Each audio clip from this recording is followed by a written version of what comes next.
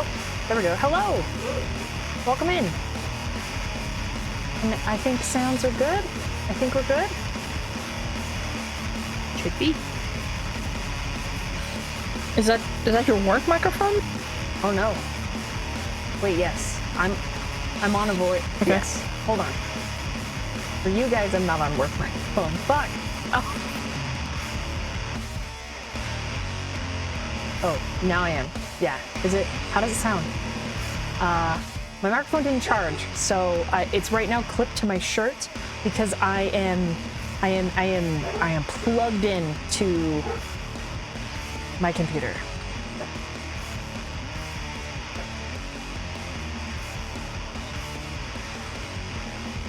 And just to test.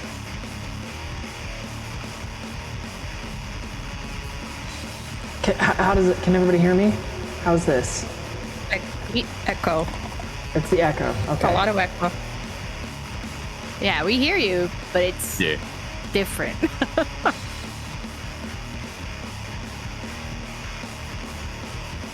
Oh, even chat was like, holy echo.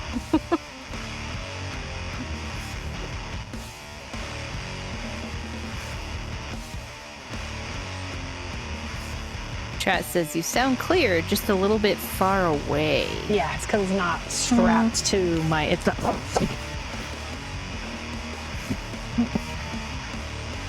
Now it's right up against my mouth, but before it was pinned to my shirt. Okay. The music is just a tad loud. Oh my God, Spencer! What the fuck are you doing in here?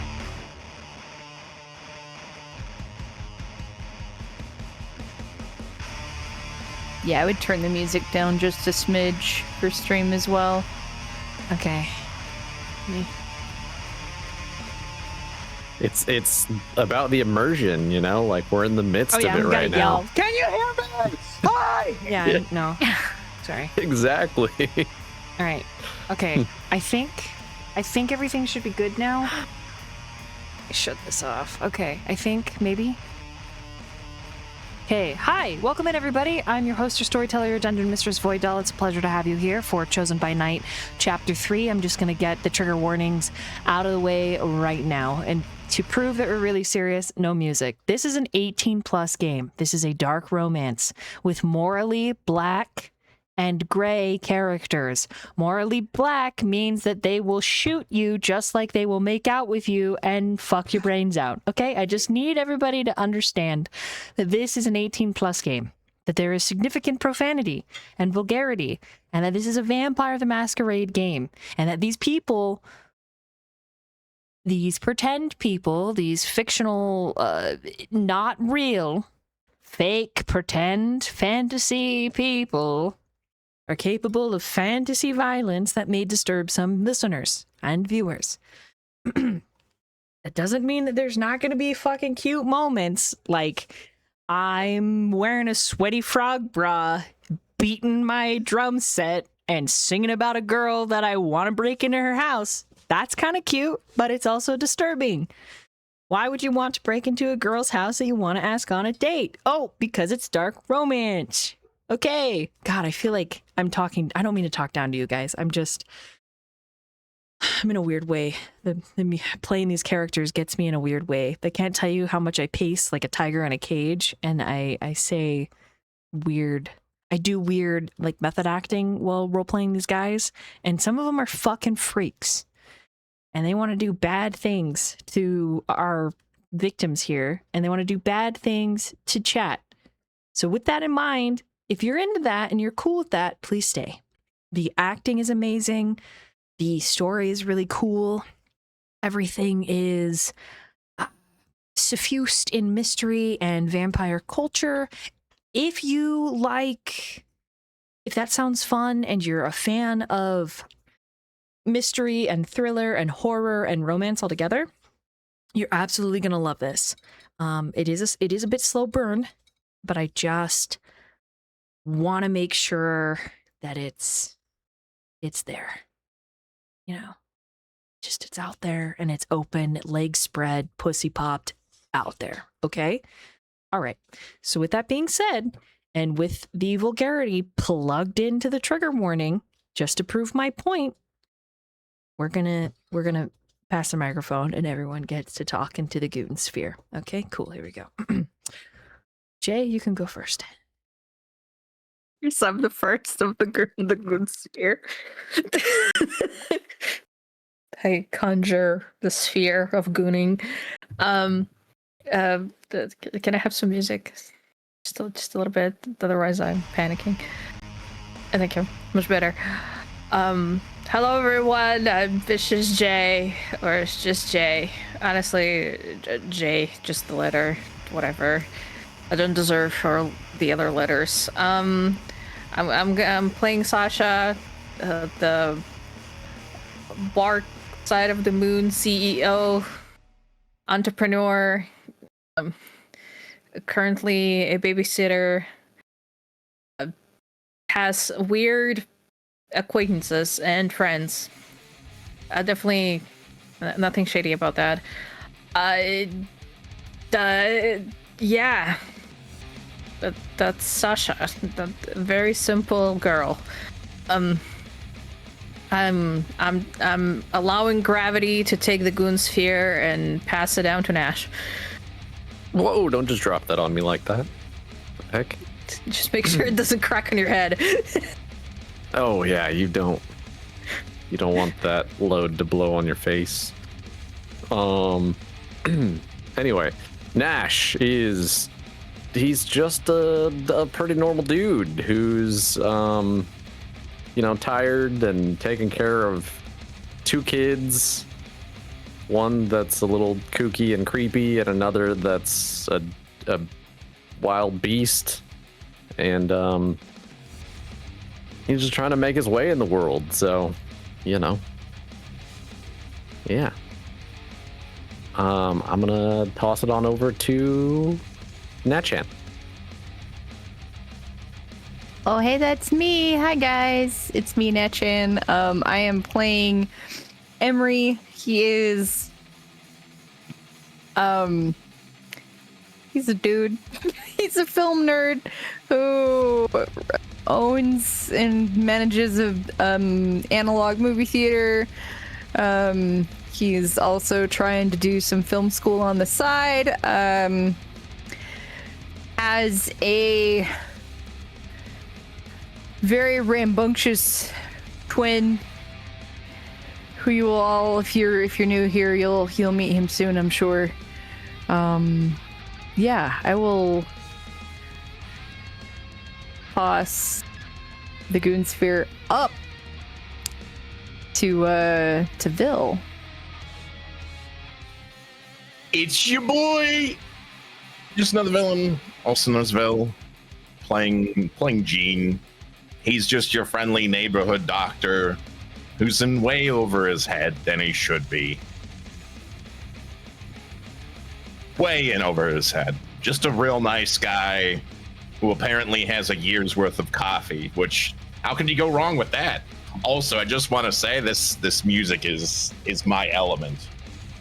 Like before this, we had like some butt chugging metal. Now we got like some thrash shit going on. So I'm like, yeah, fucking go. I'll toss it on over to Lalo. Lalo. Thank you. Hello everyone. I'm Soda Pup. I am playing Lalo, who genuinely wants the most peaceful life in the world. He wants to live in a cottage and be whimsy in the woods. But currently he needs money to do that, so here he is. All he wants is peace. And then I will also pass the buck over to whoever is left. I'd be back to Dolly. Yeah, the goon sphere would return to Dolly. I take the goon sphere, it's pretty wet and moist, and I set it on my trophy shelf. Reviewing later. Sticky. It is sticky. We like that. And if that didn't gross you out, then welcome to Chosen by Night. What do you guys remember from happening last time? Also, Nightwind, thank you so much for those gifted subbies. Thank you. There's there's cool stuff that's gonna happen from gifted subbies from like last time and for this time. So thank you. That's for you.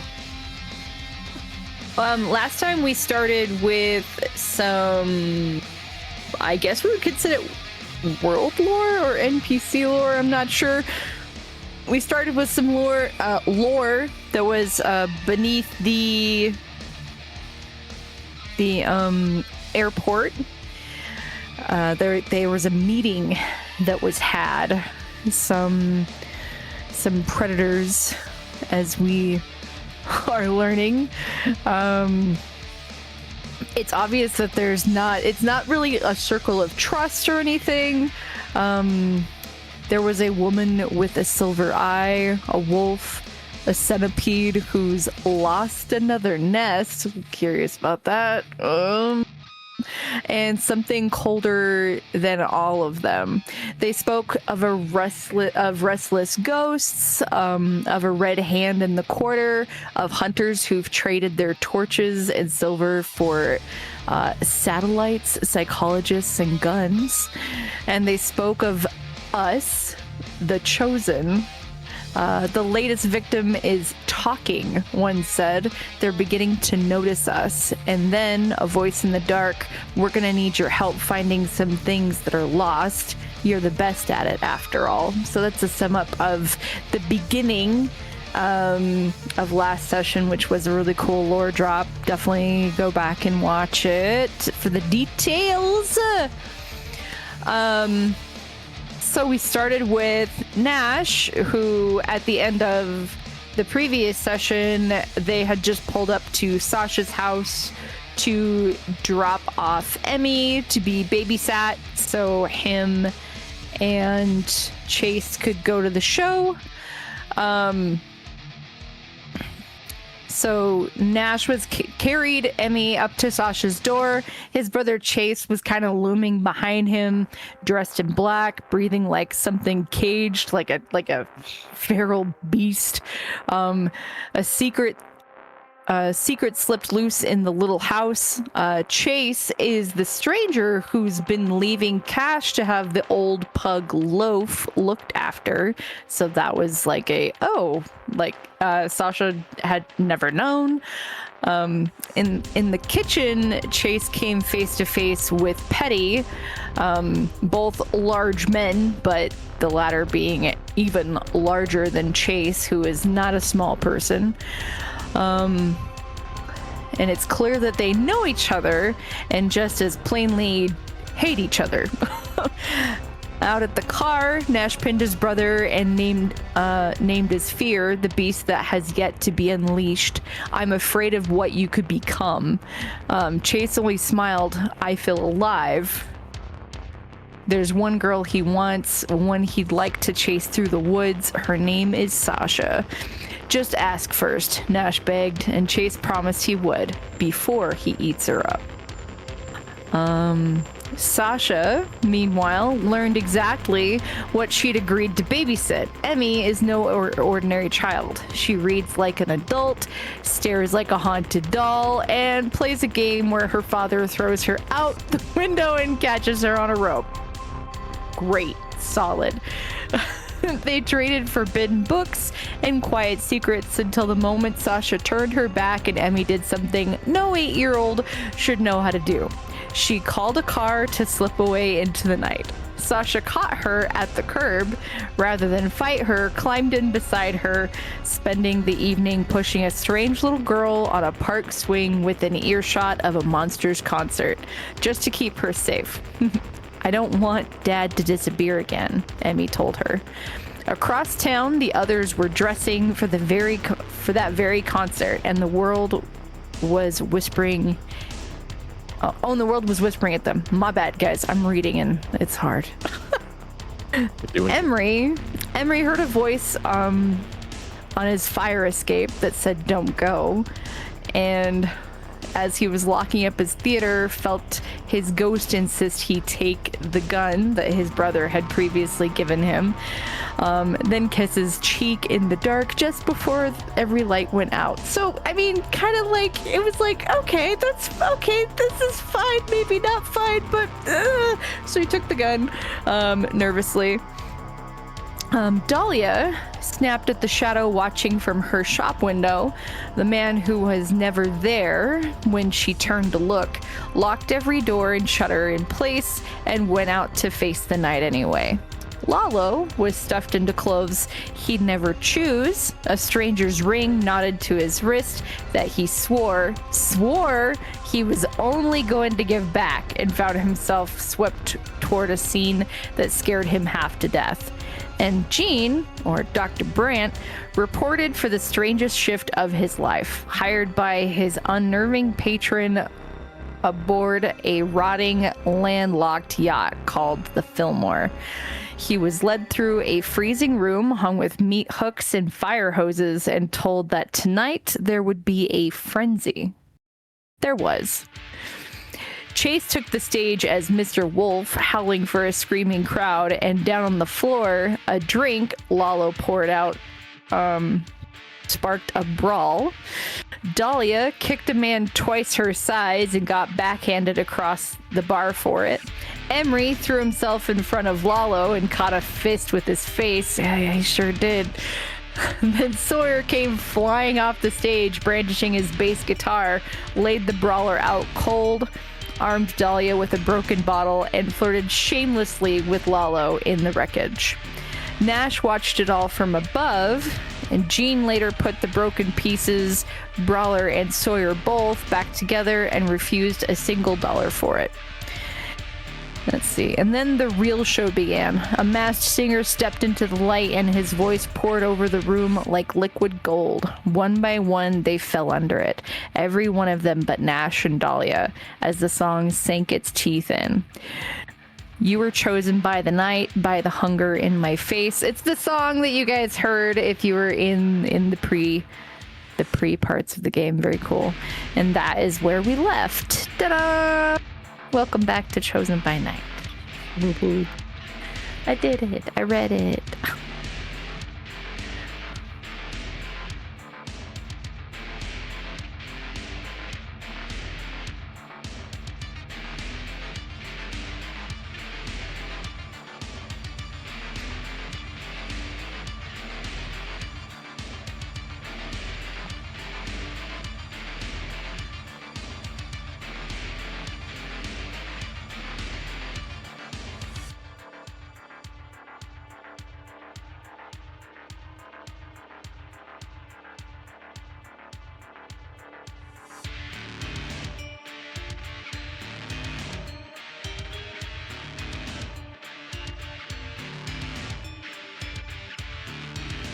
Storyteller says to keep talking.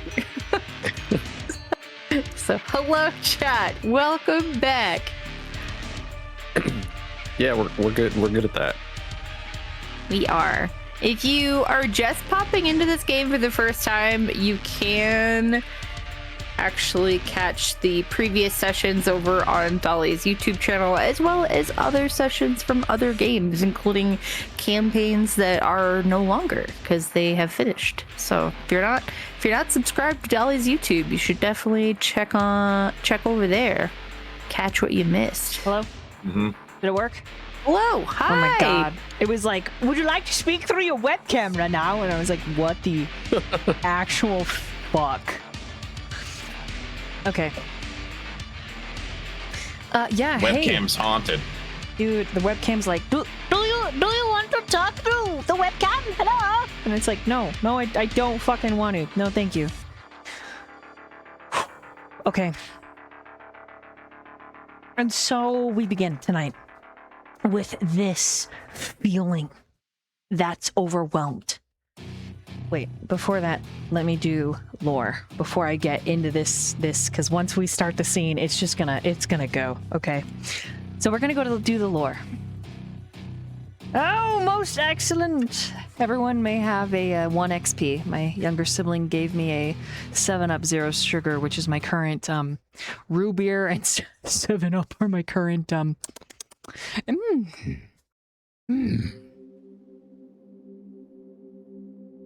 my issues, addictions. Yeah. Vices. How about that? Perfect. Okay, so with that being said, I'm gonna try to make this a very streamlined lore drop. Usually I do them heavily narrated, almost like I'm reading an audiobook. But for this one, same vibe, but I'd like it to be... Well, you'll see.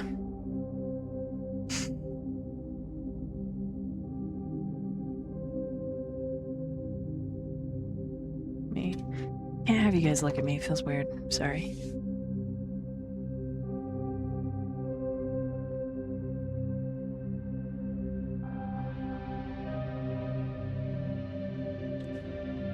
People think that caretakers are strong, that they're born that way, that their backbones are infused with steel,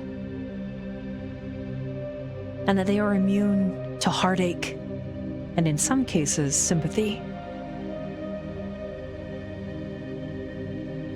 They don't see that sometimes a caretaker is the last person left standing. And it isn't necessarily that they are inept or unable for these great acts of compassion, of kindness, of love.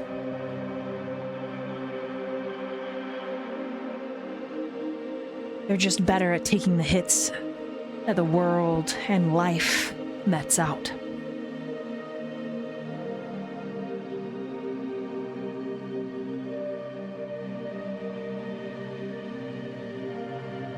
This story does not begin with the caretaker. It begins with a young girl who is left. No words, no apologies, no distinction, no reason why or how, just one moment there, showing up, excited. Every sport event, every family outing, every dinner, every moment with 2 pillars. 2 figures that raised and created this little life with a promise that they would be there. And instead, 1 pillar left, stepping down with a purposeful distinction and selfish reasons.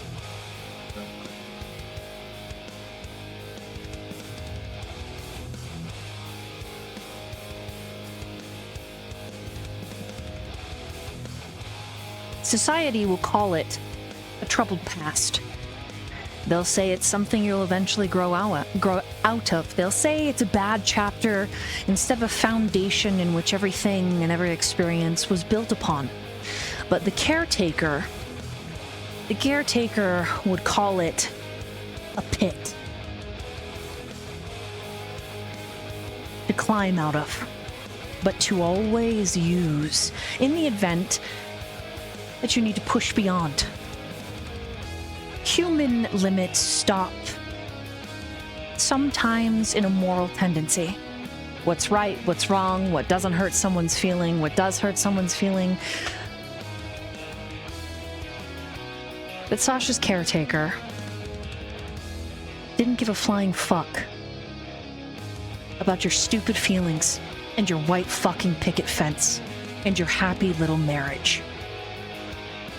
She gave a fuck that her granddaughter grew up stronger than her useless son.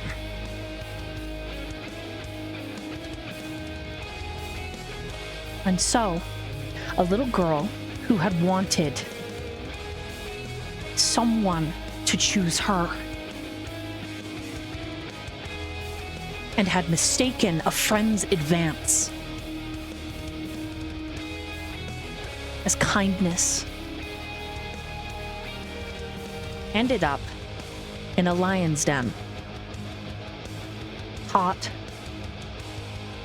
by the wilds how to be decent, how to be strong, and how to tell people to go fuck themselves, in proportionate to exactly what they deserved.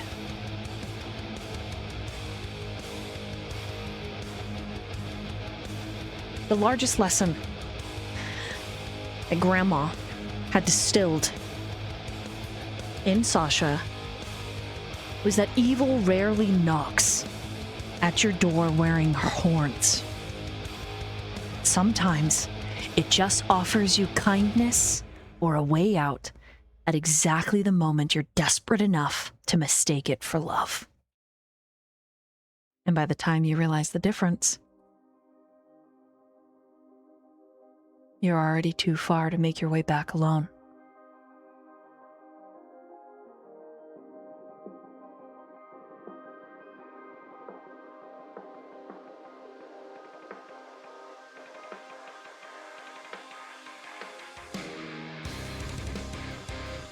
Sasha's grandmother didn't save an innocent little girl. She saved a person that had a chance to become a lion. Just like her. Someone not useless.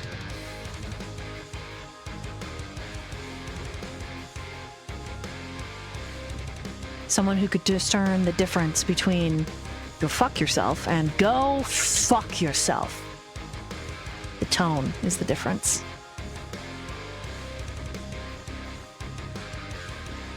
And there are still days, mornings, that Sasha wakes up and she can smell the slim cigarettes that her grandma used to drink every morning with her coffee, and the cigars that she would take every night with her boyfriend, some 30 years her junior. And she can still hear them laughing on the porch and on the swing.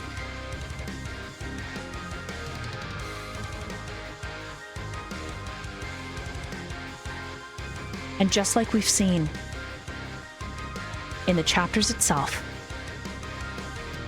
Grandma always leaves a light on. Because you want the pit. You want to be able to be angry when it's time to be angry. And you want to be able to discern when evil comes knocking at your door. And in order to do that, you have to understand what evil inherently is.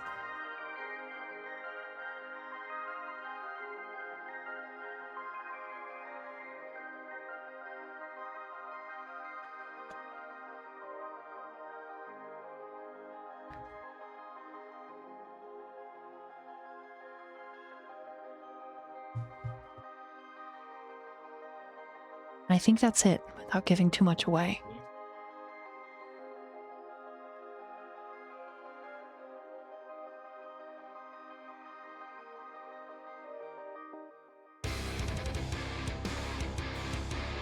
Unless there's anything you want to add, Miss J. Nope. Grandma is the best. Vague enough without punching anyone in the nipple.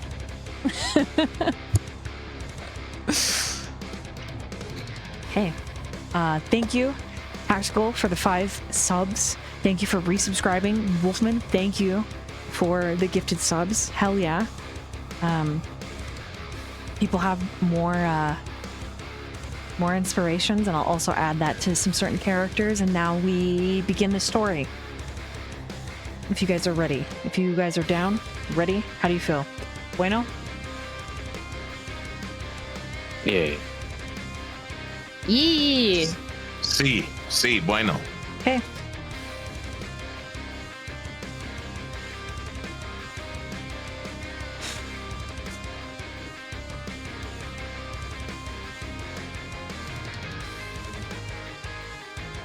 For chat, my little voidlings, that's your chat, Sona. Yes, we're on cameras.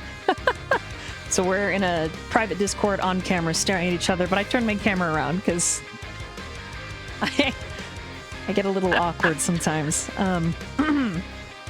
But with that being said, the sound, the crooning, the screaming, the heavy beat of the music is like a string and a hook that cuts and grips and stabs into your heart, and it pulls you into this ethereal place. This place that is beyond sight and scent. It's all feeling like a blindfold that has heightened all of the other senses. Your skin, the music feels like a caress, even though it is this screaming, heavy beat. There's something about it that is sexual and primal and drawing, and you want to drink and dance and make merry, even though some of you are simply squirming, rubbing your knees together, feeling that moisture in between your thighs, the hardening as your blood draws south as it pulls you under.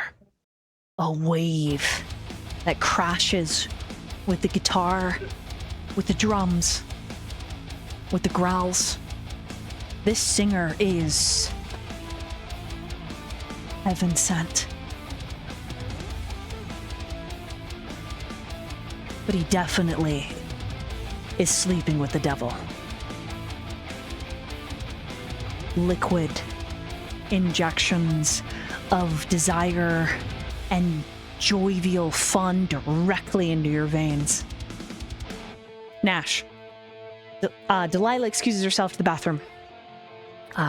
Doesn't feel well. There's bathrooms on the Fillmore. She ensures everyone she'll be fine. She points at you. Keep everybody safe. And then she disappears through the crowd. With that being said, she doesn't go back downstairs towards the pit or the open venue. She stays on the balcony, which is this metal rig that's been built on the interior of the Fillmore yacht. With that being said, it's moist in here, Nash. It is. Not just sweat. And it causes you to reach up and sort of rub your nose. It's uncomfortable. It's literally like your brother when he gets too into the drums and starts screaming, like he is now. Standing up, screaming into the microphone, smashing the drum set until he breaks a drumstick, and then he throws it into the crowd. He throws it so hard, you watch the force of it strike someone's shoulder through their jacket, causing them to bleed. And the person cheers after ripping it out. Like a frenzy has fallen over the crowd. This heavy metal, violent and sexual frenzy. The bodies that are not bouncing together are probably actually having sex there in the flashing lights, smog, smoke, and darkness, or punching each other, bodies brushing against each other, kneeing, elbowing, headbutting, and it just keeps increasing. The longer Viper Pussy continues to play. The little carved out corner that you have of the balcony is its own distinction. There's a heavy velvet curtain that you could close to cut yourself off from the other balcony guests, but it's wide open to the stage. There's no denying them, there's no looking away, and even though you made your save, you keep looking at the singer, the lead singer, in that chrome-like fox mask that changes colors depending on how he sings. His lower jaw is a bit exposed, and every time he cups the microphone, it makes you a little uncomfortable because it's like he's cupping the sides of your face, or he's unbuckling your pants. Even though there's nothing happening, it feels too intimate and too close despite 100 or so feet between you and him. The last thing that you catch of significant distinction is your choice.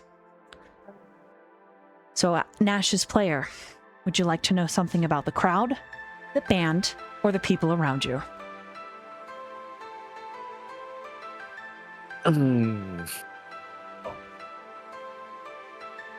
That's a tough choice.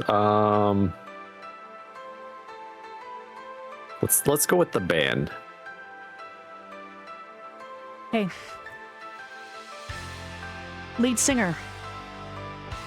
His teeth have diamonds encrusted in some of them, and they keep flashing the way that he sings. And when he opens up his mouth really wide, you can swear to God it's just a hole that's going to swallow everyone and everything, even though that's impossible.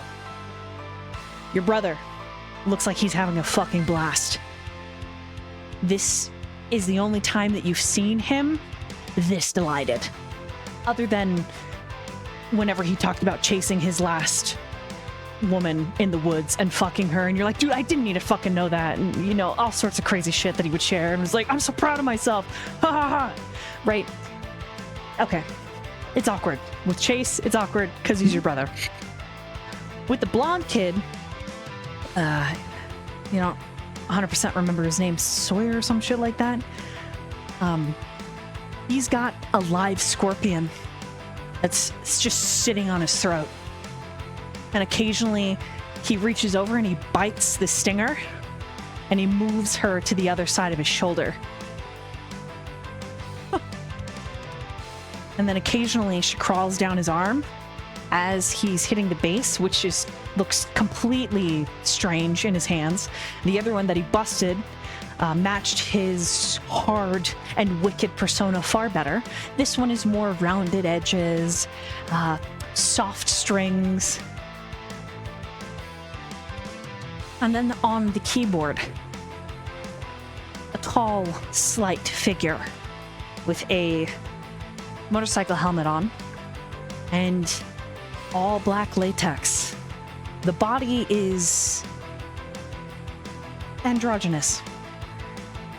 Could easily be a woman with small breasts or a man. It's very slight. Either way, they are covered head to toe. The latex even evolves into latex gloves and leather boots that latex socks are plugged into.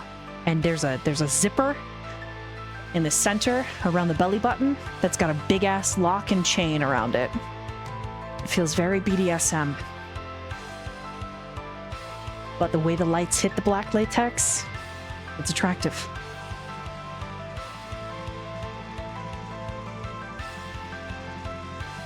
The last thing that you notice about the band is they don't seem friendly to each other. But I need you to roll a wits and awareness. All right. Let's see.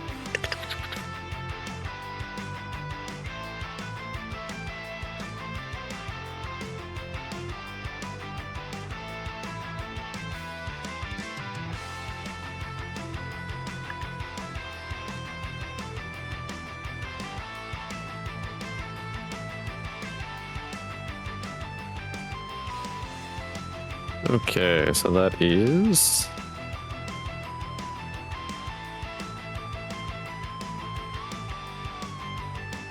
2 successes. The second time your brother breaks a drumstick, he throws it at the back of the singer's head. And the singer grabs it out of his hair and like mid-chorus turns to him and points the drumstick at him, and Chase is like, what the fuck are you gonna do, bitch? And the singer, you don't know what he says, but you can tell that Chase is squaring up, kicks his little stool to the side, and then Sawyer starts laughing and starts riffing on the bass, which continues this magic that's like a spell that's been cast over the crowd. But there is a sustained moment where the singer and your brother look like they're about to go hands. And then they don't. There's a flash, like a light from backstage, but you don't know who or what. It's just a bright beam, almost like a flashlight click, and then the two of them, like dogs called off, return back to their posts. Until your brother literally headbutts his drum set and he busts a hole in it. And the lead singer says, and that's gonna be about where we take our little break. But in the meantime, all y'all gonna be entertained by our little street right here. And a different group takes over the stage. The lead singer stops to look at Chase. Chase has the drum on his head. He pulls it off, flips the singer off, and then does this weird humping motion on the drum and throws it into the crowd. And they all file off.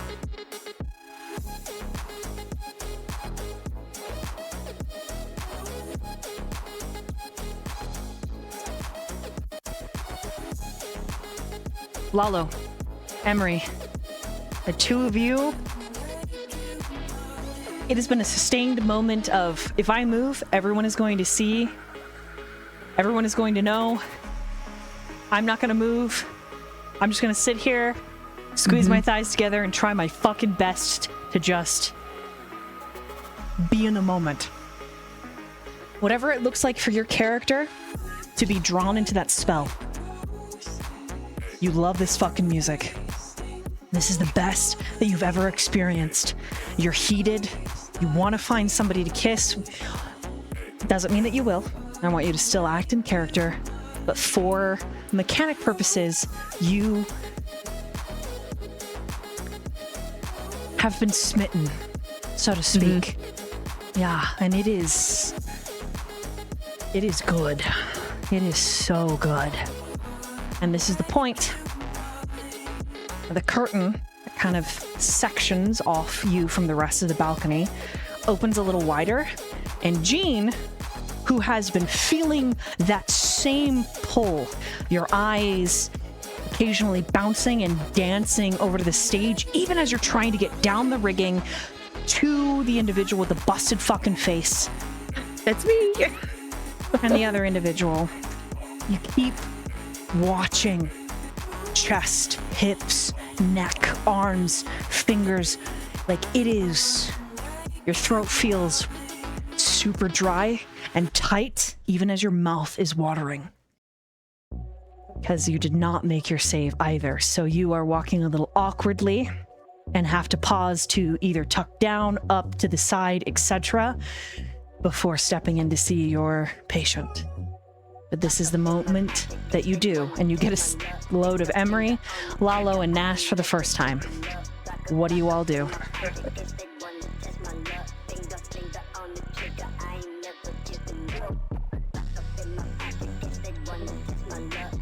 I'm trying to think, like, I don't even, let's see, I think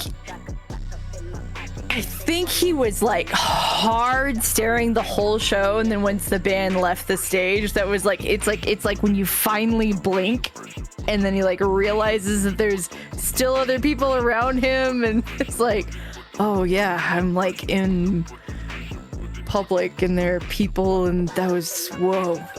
And then he sees this new person and is like, who are you?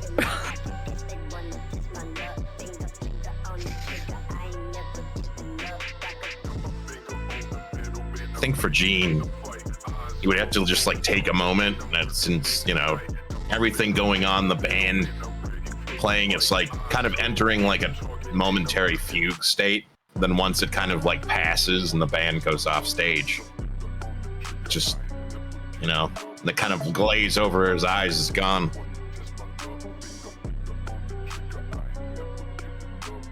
I'm your doctor. He looks slightly confused for a moment and is like, oh, right, my nose. My face. Totally forgetting about it for that whole set. Unless you don't need a doctor, I can just let that continue to bleed No. profusely. Please look at it. I think the last time I got punched in the face was like a decade ago. Please.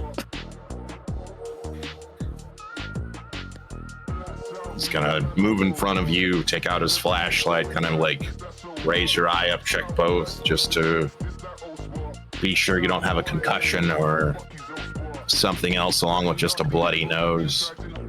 And then from a large duffel bag, he's gonna take out like a giant like trauma med kit. And they'll begin to patch up. And I think hearing them. up, did you get this? Right before the show started is when I got hit. We had just got here. We were getting drinks, and then there was a mad guy, and he attacked. My friend attacked him because he was attacking us, and then he was trying to attack Gestures at Lalo, and so I was gonna attempt to fend him off, but I did that with my face because I'm not good in combat situations.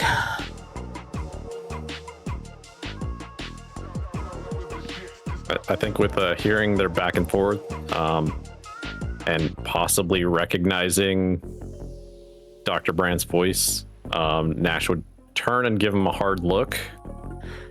He was wearing a mask, right? Like a Face mask, medical mask, presumably. Yeah. Am I able to recognize him?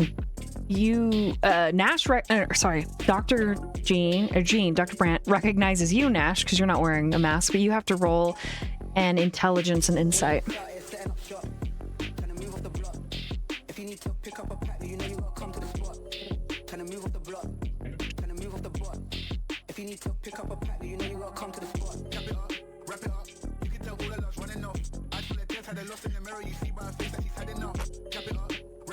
Also, a poll is up. Feast, Frenzy, XP, or Kisses.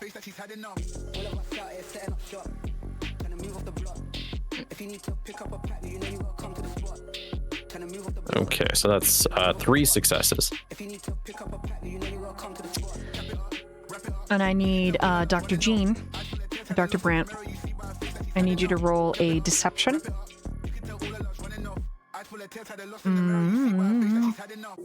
And manipulation. So subterfuge and manipulation? Yeah, so let's do out or subterfuge and charisma. Either one will work. Dr. Night Shift. Yeah, for sure. I did give myself a name of sorts, yes.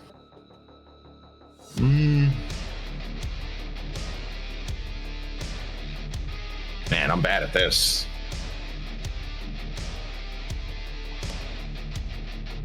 Zero, nothing. Yeah. Hell yeah. You know who he is.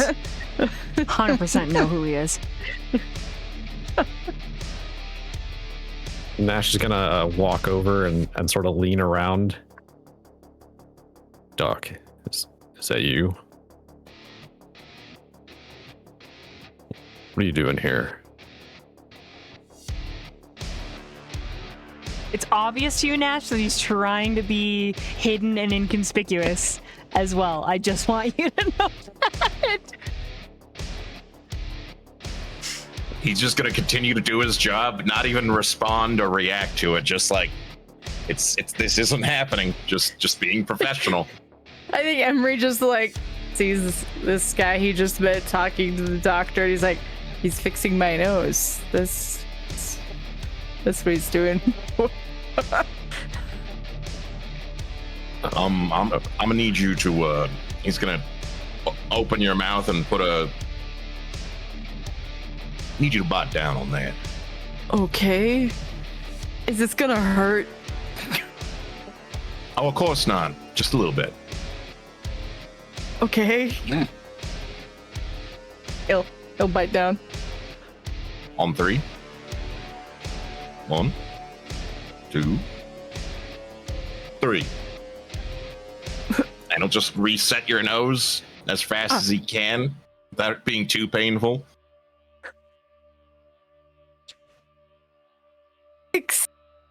I think. Thank you. He's gonna pull like a bottled water out, and he's just gonna take this, and he's gonna give you a pill for pain relief. Nice. He'll take it. He's like, right, this is a doctor, right? It's a legitimate doctor. He's giving me something legit. I'll take it. It's gotta be right. Do not take any sort of alcoholic beverage while this is in your system. I don't recommend. You can. You're just playing with fire.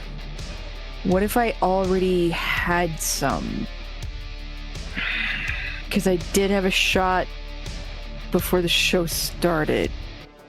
I think you'll be fine with just one shot. You have eaten, correct? I ate before I came to the show, yeah. Then you should be fine. Okay.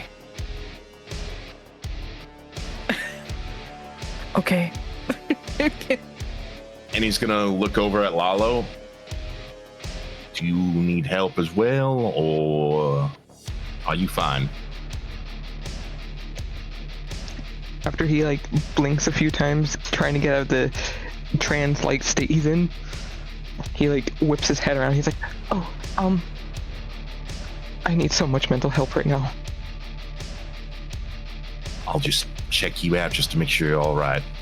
He'll do the same thing he did to Emery. Light to the eyes, make sure you don't have a concussion of sorts. Just doing his due diligence to make sure you're all right. I can't help. Oh, man, this fucking music. I can't help. I can't help any sort of mental problems you may have. No disrespect, but hopefully a little bit of peace is what you need. Lalo would look up at him like a puppy that's just been kicked, and he's like, "Are you sure there's nothing you can do? Like nothing?" You could probably go get another drink. That might at least calm your nerves a little bit. I don't drink though. I mean, there's a first time for everything, I guess. Do you not drink by choice, or you just haven't? I've tried before. It's the taste. The taste is disgusting. Oh. That's fair. Lalo would take a deep breath and go, if and he rubs the back of his neck as he like looks off to the side, and he's like, if you really think that a drink is gonna help, I can give it a shot.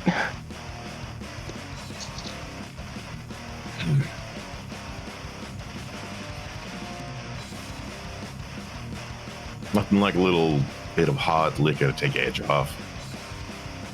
And you, sir, as he turns around, any sort of issue, concussion, injury of any sort? Nothing for me. I'm just accompanying these as the request of one of the band members and a friend of my brother. You know what? I don't think you look quite right. Something looks a little off. Do you mind if we have a little sidebar, if you will? Sure. And he'll accompany Jean.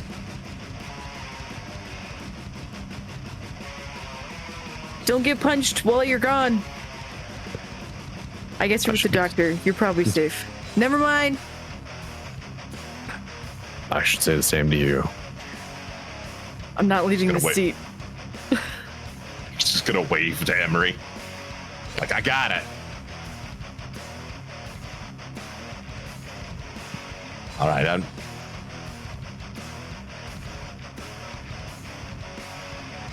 Follow you back out into the hall or just outside the VIP area? just outside, yeah.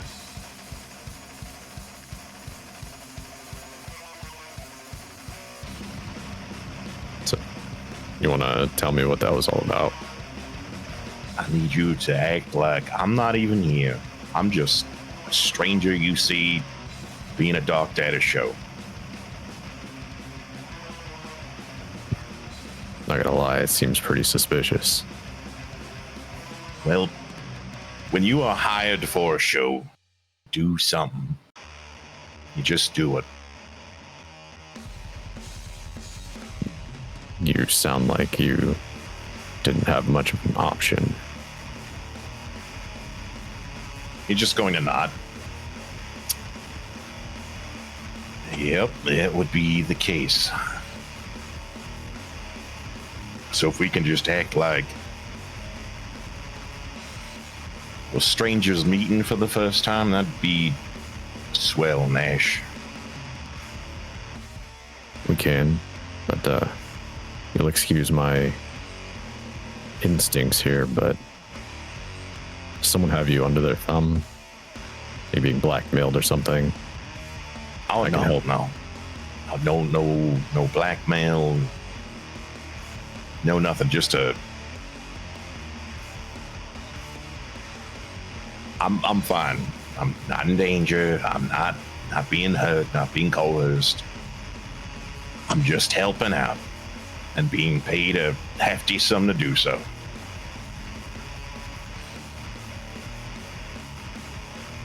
All right, well, seeing as you're not being held to the normal doctor standards, I'm sure that you have my personal information on record, but I'm going to give it to you outside of the office. And he's going to hand you his card. If what you say changes or you do need any help, just let me know.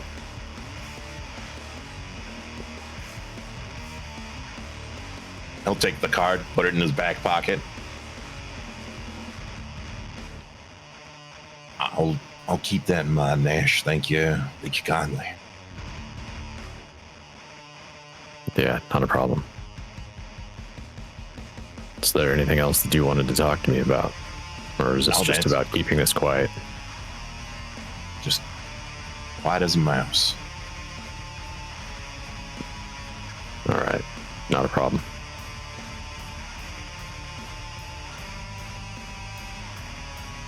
He's going to give you like a pat on the shoulder of appreciation for the situation. Then he'll make his way back to his patient.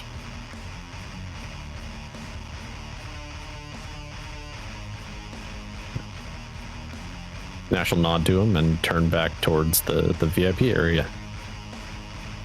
While the two of them are gone, is there any role play between Emery and Lalo?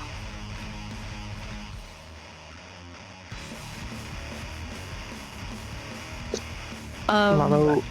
Oh, Yeah, no, go ahead.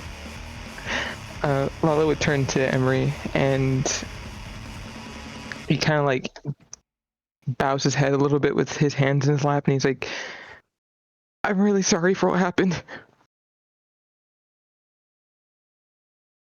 You mean downstairs? Yeah. Oh, it's fine. I mean, you couldn't have known what was going to happen, but hopefully you learned not to just randomly dump drinks in crowded places. Right. And he like kind of like makes an awkward face. And he's like, can I buy you a drink as a thank you?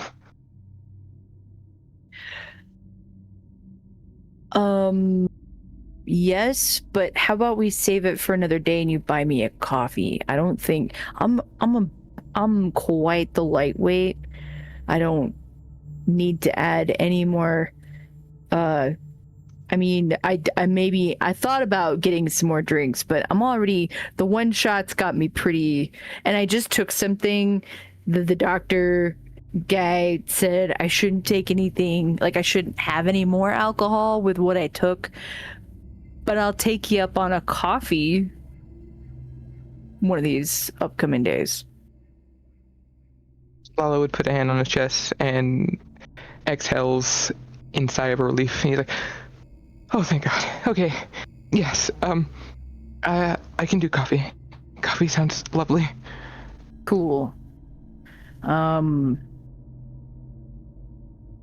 But yeah, it's fine. I mean, it hurts. It did hurt, and I haven't been hit like that in a long time. I try really hard to avoid situations like that. Yeah, just be careful in the future in crowded, questionable company situations. Yes. Again, I can't thank you enough for sticking up for me. It was really nice.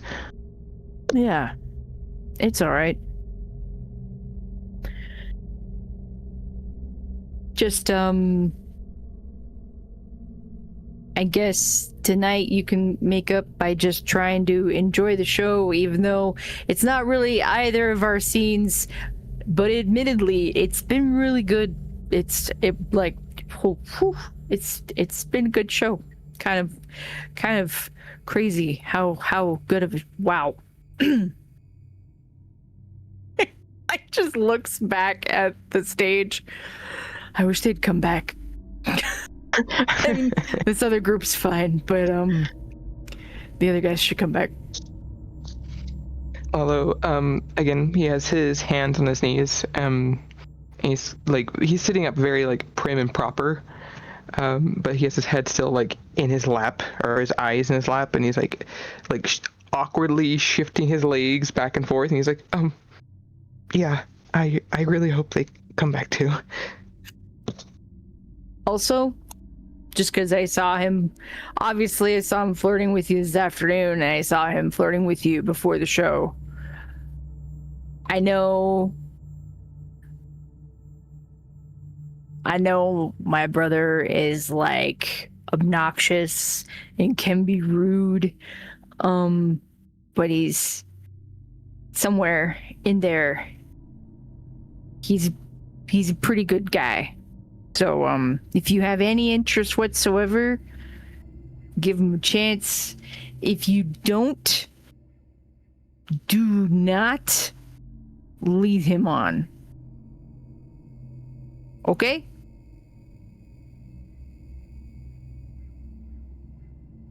Lalo blinks a couple of times and kind of like in disbelief for a minute and be like, right. Okay, yeah.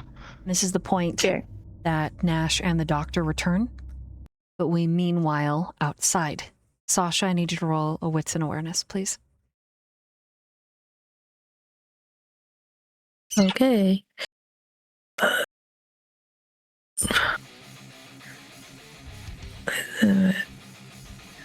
That's where, and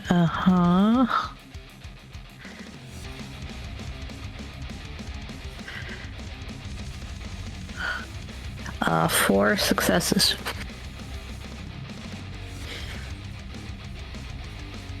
You and Emmy you're pushing Emmy on the swing, and then she gets off of it, and you unravel it, and then you go again. You do this about 3 times, and then help her climb up the slide, and she goes down the slide and then jumps off into your arms. And then the heavy metal music stops with this big, like, clang, clang. And then both of you look over. And then you proceed, like, oh, maybe, did you hear that? Yeah, I heard that. Oh, weird. Yeah, weird. And then the music starts up again, and there's a little bit less stress or worry that there's something indicative of violence or an issue. And Emmy decides that she wants to run the perimeter of this old park.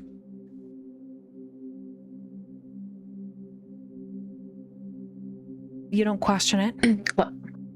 She says she's got an imaginary friend, and they're racing. And so as you're watching, standing off to the side, just to make sure she doesn't fall or hurt herself or anything like that, you hear a sound. And then all of the hairs on the back of your neck stand up on edge. And a lamppost not too far goes out. And then it sputters back to life. and then it goes out all at once again. On the lamppost just over the jungle gym, right after Emmy runs past it, sputters and also goes out. The ambient light strung across the landlocked yacht's top and sides is enough of a glow that you can still see, but it is effectively pretty dark.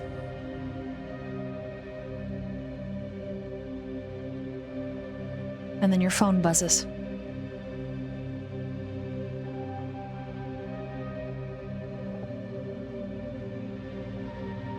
I mean, I think initially when even like the first like blinking started happening with the lights, she would like call out to Emmy and like at least slowly shuffle towards her, not to lose her out of sight.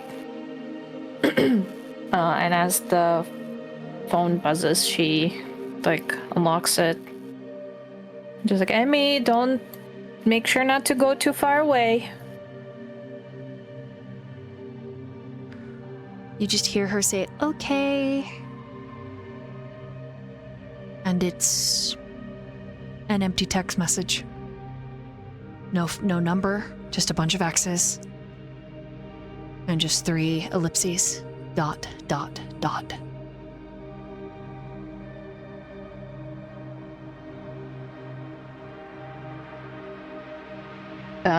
She takes a screenshot with her phone. As you take a screenshot, you feel someone blow on the back of your neck.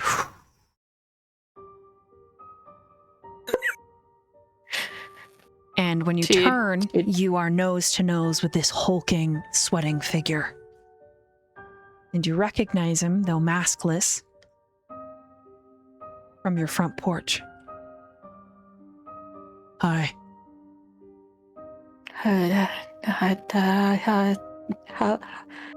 Hello? In one smooth motion, he lifts his phone and he taps the screen that's cracked. I got your text message.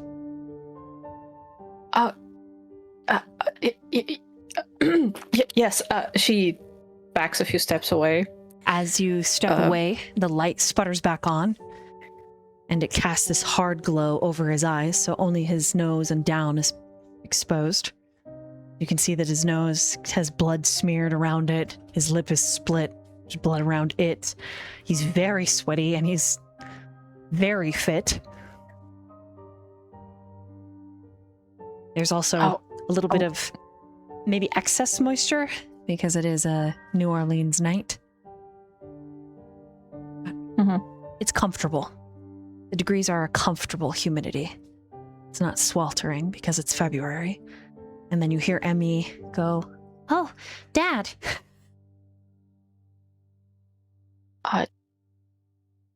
You okay? Shit, I don't have anything on me. Emmy, do you have any napkins in your backpack? She pulls out a pair of extra socks. Uncle Nash makes me bring these just in case there's any puddles. I mean, I guess it should work. Yeah, it'll work. And she hands them to him. So she's not like afraid of him, but she's like startled. So like there's a little tremble in her hands. I'm really sorry we ended up here. She just really wanted to. Still your phone. Got a lift. Yeah. Yep. But I mean, I can't be angry at her for it. Just wanted to support her dad. He pulls out his wallet from his back pocket. It's pretty thin. And he pulls out a couple of bills. And he hands you $200. Sorry for the trouble. Oh no! It's okay. He uncomfortably quick grabs your hand and puts the money in your palm. I mean, again, you shouldn't have. Um, And then he looks down at Emmy in the way that he tilts to look down at her. It's like his body shifts, his hair kind of coming across his forehead. It's unnerving the way that he moves. It's very fluid for how big he is. It's very comfortable in his body, which is quite a juxtaposition from what you're used to. Emotional damages. He gives her a look. You're gonna get caught. Don't steal shit. Sorry. And then he straightens. I mean, don't steal stuff that's bad. Just. Mm-hmm. Yeah. That. Mm-hmm. And he's really close to you, Sasha. She like because like technically she also has been affected by the music, right? Yes. Because like my initial idea was her like doing fucking push-ups or pull-ups or something like that. She's like Okay.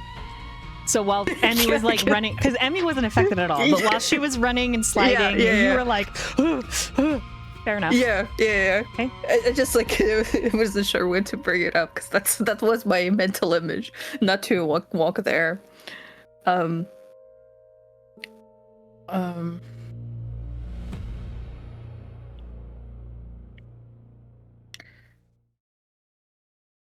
Again, this whole car and up here, it's really no trouble. Like, I'm not emotionally disturbed. I might have done worse thing than using stranger's phone for an Uber. One eyebrow kind of lifts, and there's a tiny tick of a smile. Oh, yeah? He hasn't blinked the entire time. You should take care of, because she didn't see him like use the sock on like the blood. He undoes the socks, and he shoves one in his nose.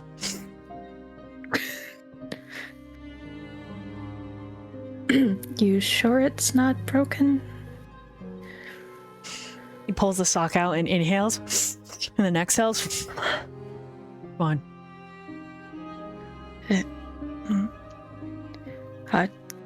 Hey, but okay.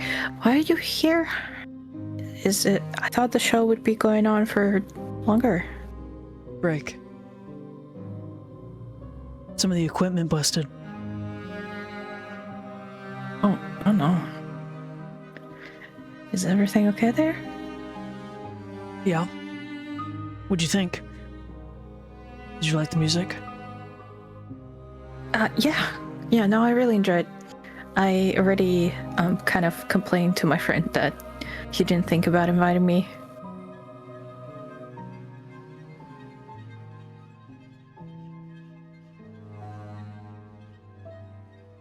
You see him calculating? Because to say thinking would suggest that he was normal about this, so calculating. And he files that information away. You can like literally see the light shift in his eyes, and they're really, really dark. But when there's that shifting in them, you can see that they're very, very deep blue.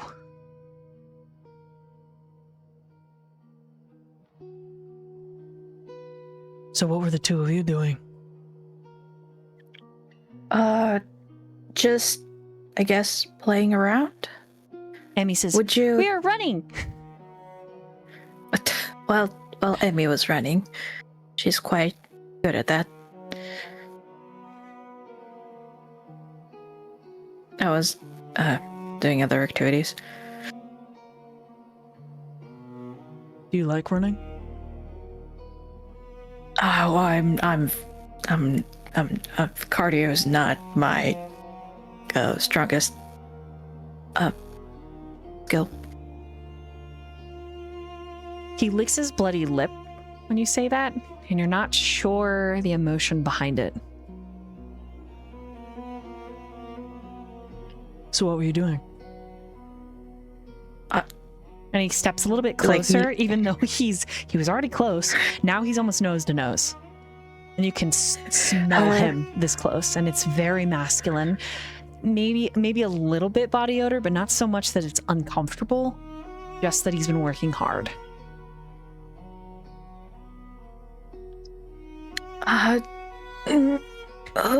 Too close. She shuffles again.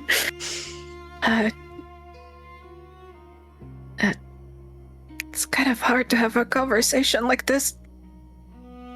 It is? Yeah, a little bit. He looks at his phone, and he dials your phone number and holds it to his face. Your phone rings. No, I meant the... Hello. Is this easier? I meant more of the distance between breathing out, because usually you don't tend to feel your conversation partner's breath on your face. He grins, and it's very feral. And then over your head, he says, "Emmy, I'll give you a 10-second head start. Start running." And she squeals and is like, "I'm waiting!" and starts running. And then he looks at you. It's really dark outside. No, that's a bad idea. Emmy, no! Emmy, Emmy, come back! You have a concussion. He grabs your wrist. Should be fine. Emmy told me about the adrenaline games you have been playing. You're really sure it's okay? He tugs you really close to him. And he exhales.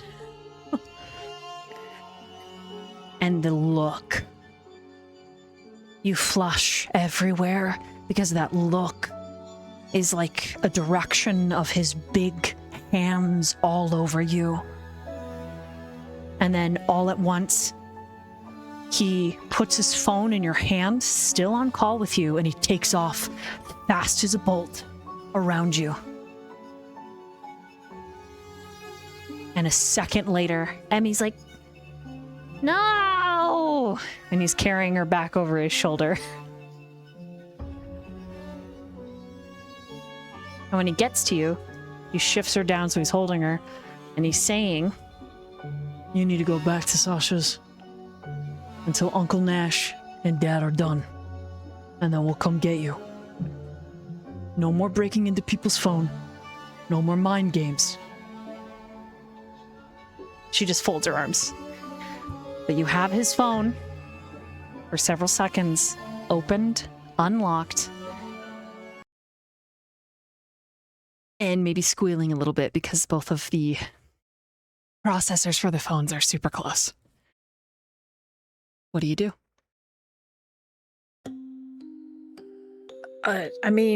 Because of the conversation kind of stopped, she would probably hang up the call on both of the phones. And probably just either click or press the home button just to kind of close it off and before she hands it to him. Okay, so you click the home button on his phone. Mhm. You see a picture. His back screen. It's blurry. But it looks familiar. But not without actually swiping and looking. Beyond that little crack on his screen, can you really make it out? So it would be a choice to look at his screen. It looked familiar. So I guess that interest is kind of peaked. As stupid of an idea that is. Do I know one?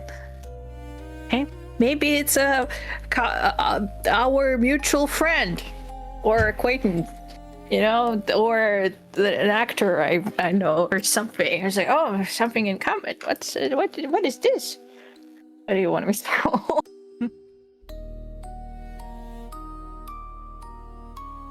What do you want me to roll?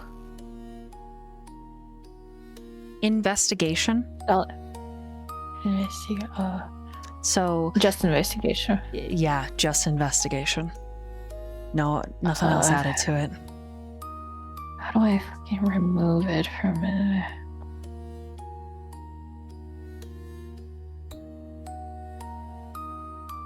I literally have nothing in investigation. So what do I do? Like just one die? One die.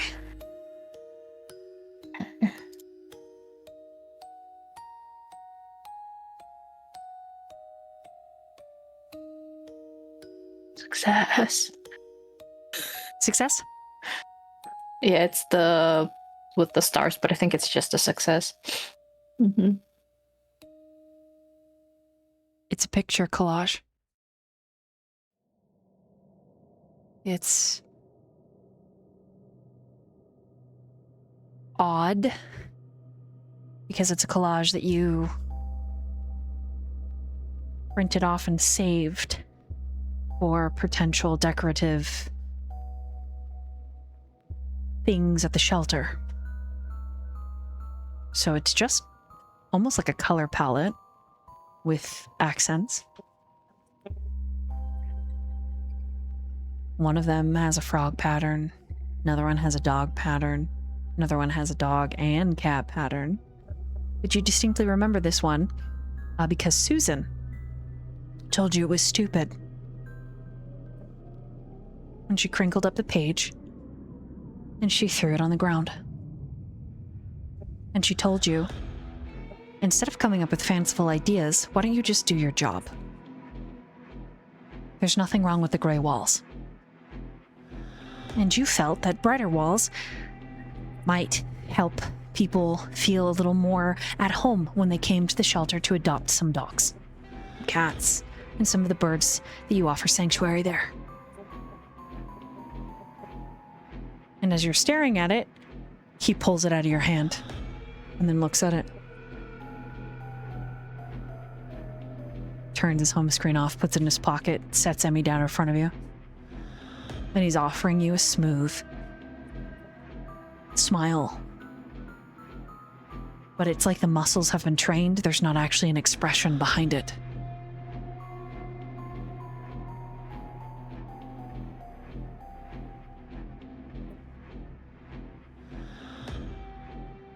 Sasha.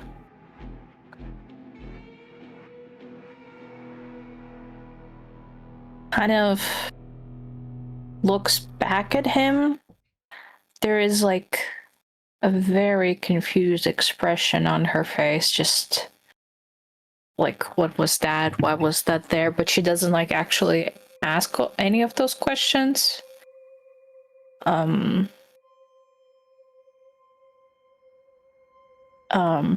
It's kind of like a debate between herself that I shouldn't apologize for that. That was weird, but still, she just, I'm sorry, I shouldn't have pride. And then kind of, I guess, looks down at Emmy. Emmy gives you a genuine smile. And Chase just says, next time, why don't you check out my photos? No, again, I'm sorry, I shouldn't have.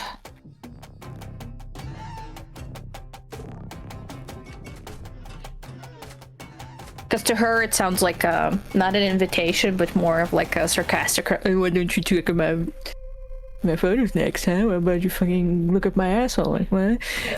Type of shit. So, so she's just like, I'm sorry.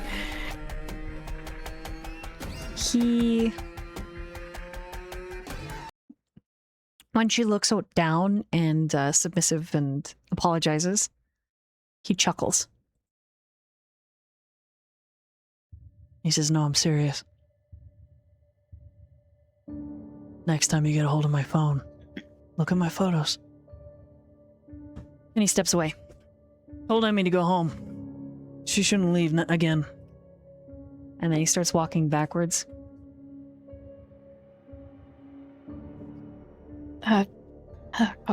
Okay, good luck with the rest of the show. See you soon, Sasha. Be good, Emmy.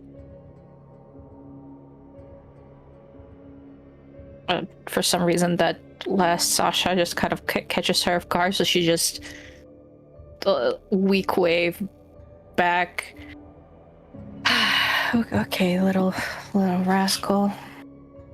Did you at least have fun? Yeah. Thanks. And the light turns off. And in between looking at Emmy and then looking back up at where Chase is, the light switches off and he's gone.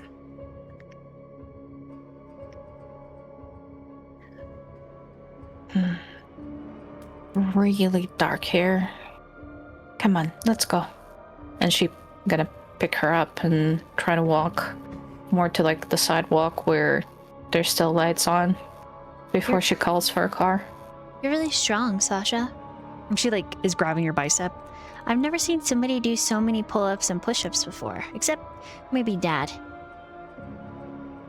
It's adrenaline and a little bit social anxiety can, push you to the limit. And you're very light. That's not difficult to carry you around. You see? And she's gonna like throw her up a little bit and catch her. She giggles. Thanks. For what? It's my favorite game. Uppies? She nods. And she's like, Dad likes to try to play it with Uncle Nash, but Uncle Nash hates it when Dad gives him uppies. I see. There's one time Uncle Nash passed out on the floor, and Dad picked him up under the armpits and threw him. And his head hit the fan. She like thinks about how Uncle Nash was also not a small man, so she just... Oh, that... It broke the fan. Cute. I would be surprised if it didn't have.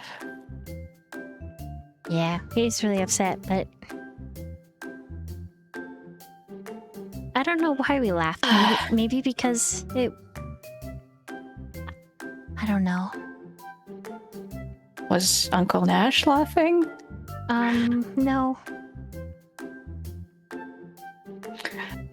Well, maybe he wasn't really happy afterwards. Maybe he even got hurt. He got a bruise. But that's all. He said he was okay.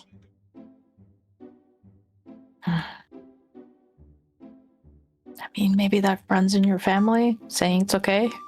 And she like taps a little bit on her bandage. But it's really not.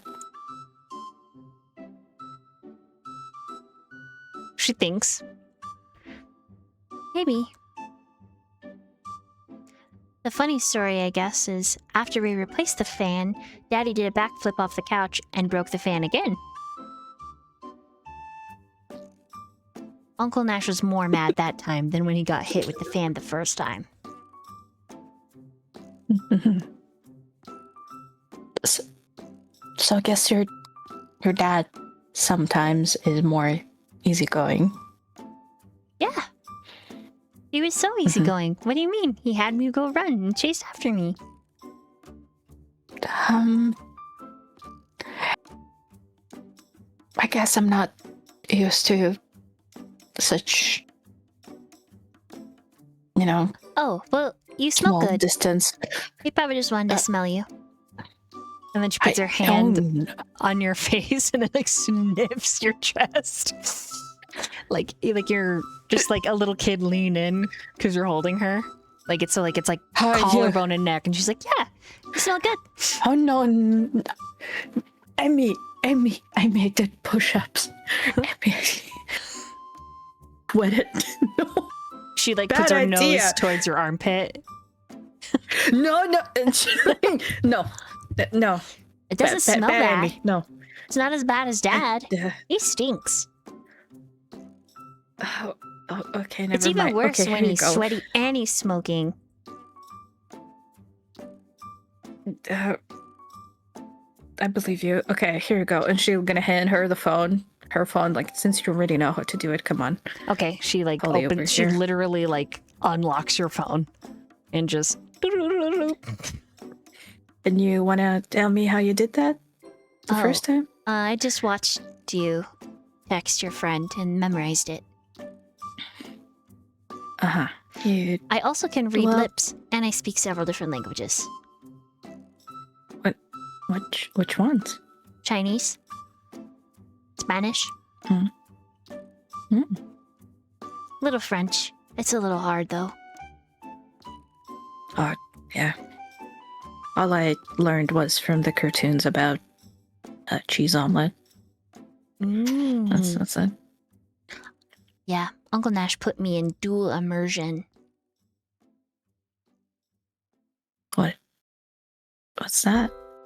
It's where all the weird kids go to learn extra stuff because they have extra brain real estate. Oh, I mean, yeah, you gave me the impression of being very clever. It And sucks. she like, Everyone makes fun of me and thinks I'm a freak. oh well, they're dumb. They are, yeah. But I would say they're more Mhm. average. Well, look at it this way: they will end up probably nowhere, miserable, and you're gonna thrive, and drive past them, and maybe throw change at them, and I don't know, laugh in French as you ride away on an expensive car. I want a Like, motorcycle or a skateboard like yeah, Dad. of course you do. I mean, once you learn how to safely fall and use all the safety gears, why not? She points at her head. Yeah. Don't worry about that. I have some ideas what I can already teach you without you hurting your head. I'll be unstoppable. Well, you should only be... Well, any move I will show you can only be used if they attack first. She clenches So- her tiny little fist. And the same like file cabinet feeling you got from her dad, you get from her. And we'll meanwhile from there. Back inside. Lalo and Emery, I assume the two of you have exchanged numbers. Yeah. Yeah. Okay. Nash and Jean have entered back into the VIP lounge. Any roleplay among the group of you?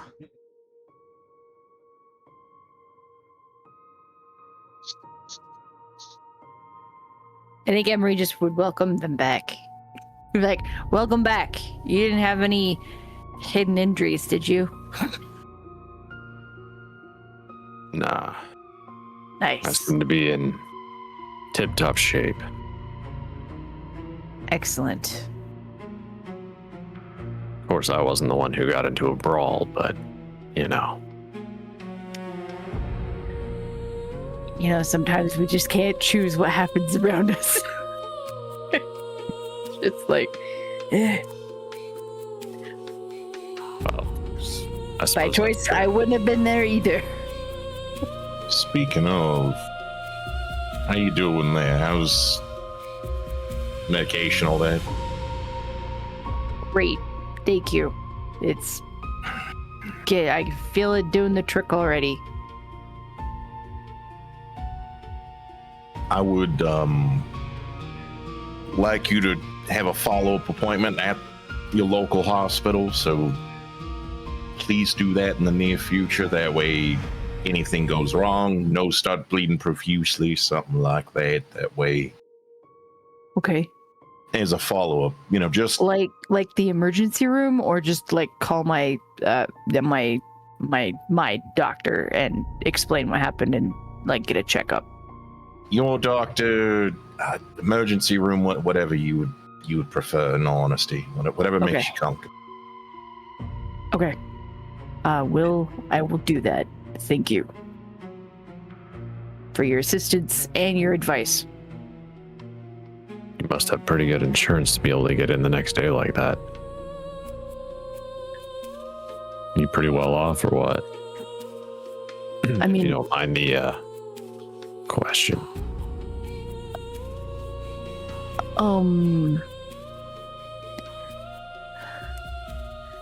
He shrugs. He's like, I'm okay, but unfortunately, it's because of a passing family member and life insurance, not because of anything else. No, I just try to make sure my family has really good insurance. Due to circumstances, I am the quote-unquote man of the house. Even though I don't live in the house that I am the man of. Sounds like you live for interesting circumstances. I could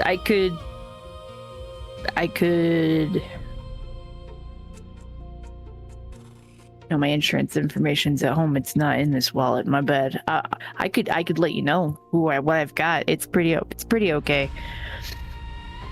But yeah, I mean, I don't know if I'll get in next day. If I need to get in next day, then it will probably end up being the ER, which will be a chunk. But we do what we have to. Anyway. Apologies, I didn't mean to get too personal. I was old habit. Oh no, it's whatever. It's whatever. Doesn't bother me. Curiosity will get us every now and then, I suppose. That's true, but you'd be surprised what a good nugget of information can be worth. At this point, I need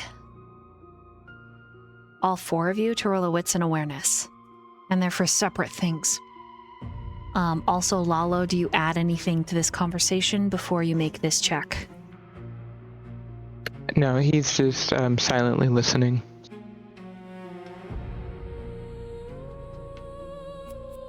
You said wits and awareness, right? Mm-hmm. Okay.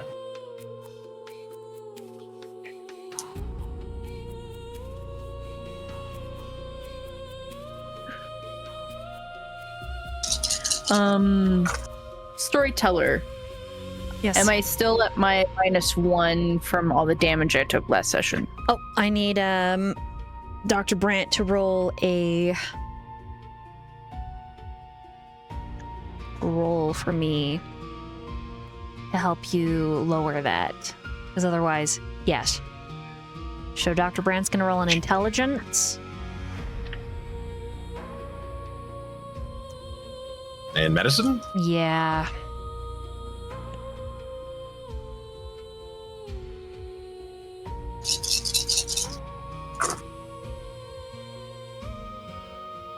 And all that dice, and that's all I get.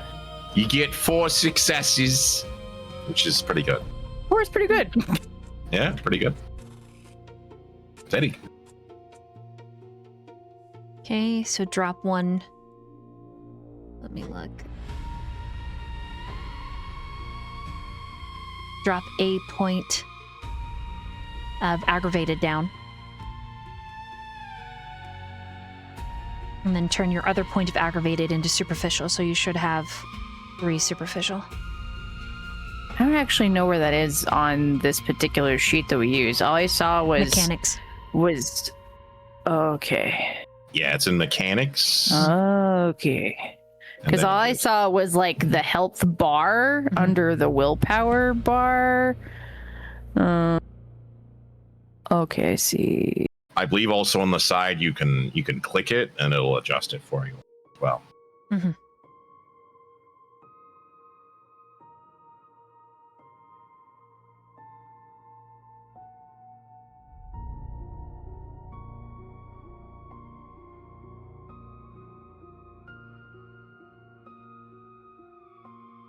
Nope, hold on.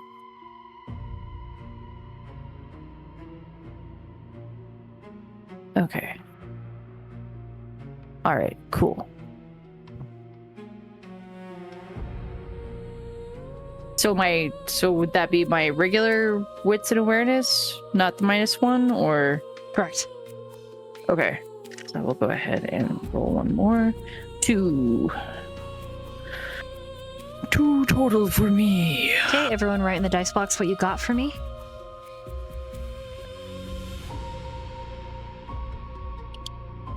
Does anyone want to use any willpower? Now would be the time.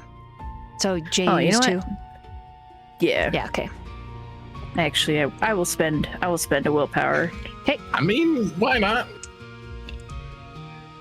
Okay, that brings me up to 4. I tried really, really hard to get more than 3. I didn't.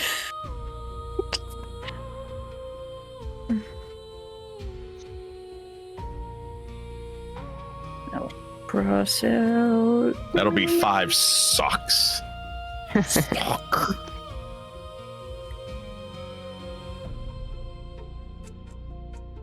Hazard, did you want to roll? Or Yeah, I got 3 on there. did you want to Or did you? use any willpower? No, I'll stick with the 3. Okay. All right. So, in this moment, it's not so much that your conversation is interrupted as your conversation gets diverted. There becomes a blanket, like a comfort, but also like a curtain through your senses. And then this warmth moves between and among all 3 of you.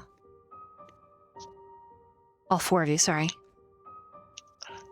Jean, your gaze is pulled to the stage. A different band is playing, but adjacent on the pit floor to the stage, that tall femboy figure. Though the helmet itself is reflective in nature, and the black latex that they are wearing also reflects back at you all of the flashing lights, and it's a little hard to see them through the diffused smoke throughout the venue, you know that they are looking at you, and it is a beckoning. And then just for you, there's a little spin and a hip hop. A tiny shift of the hands up the waist. And then they look back over their shoulder, still wearing the helmet. And they walk to the left of the stage, out and around. To resist this compulsion, this compelling draw, you can roll if you would like to try. Or What do you? you can Yes. simply give in and go along with it. You know what? Now that you gave me that option, I'm just gonna do that because I could just give in. Yes, let's go for it. Okay. There's a slutty waist. It's out there. I'm ready.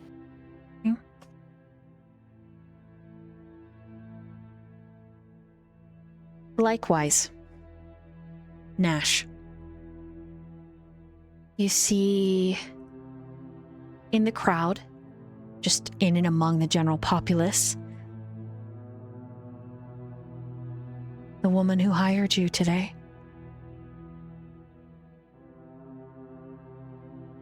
You can see her being brushed against by other aggressive, violent individuals. She stumbles a bit on her heels and then finally makes her way to the bar. And the way that she's holding herself is... puts you on edge. You wonder if she isn't injured or afraid.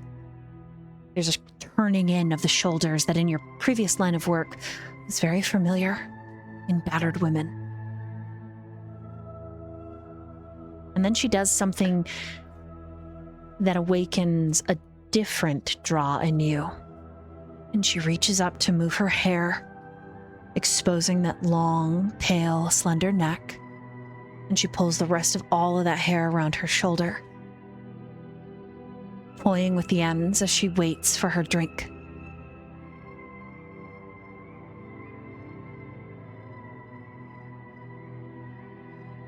You're drawn to her. The question is, do you go or do you resist?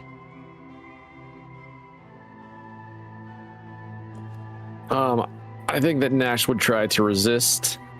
Just professional courtesy. He doesn't want to be interacting with a client outside that he's got like a contract with.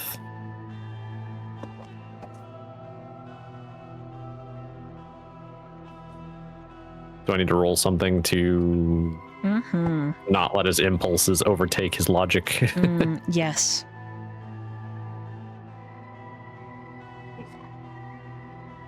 Give me just a second, and I'll tell you exactly what you need to roll.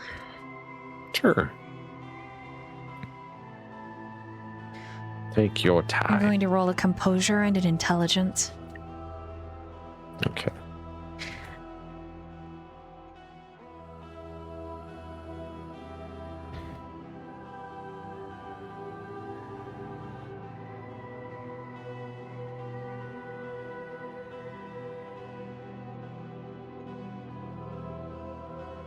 Okay.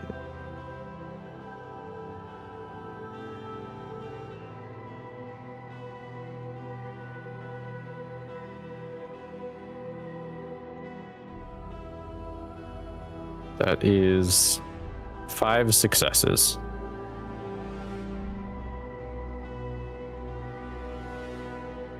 You resist for about 5 minutes.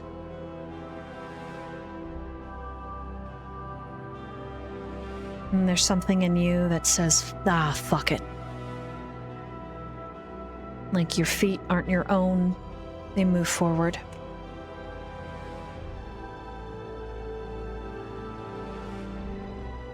Would you like to use a willpower?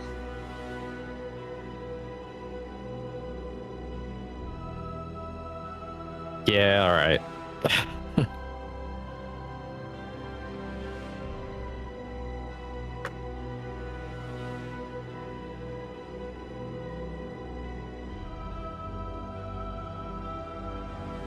That is significantly worse with 2 successes, so I guess we're gonna go with what we got.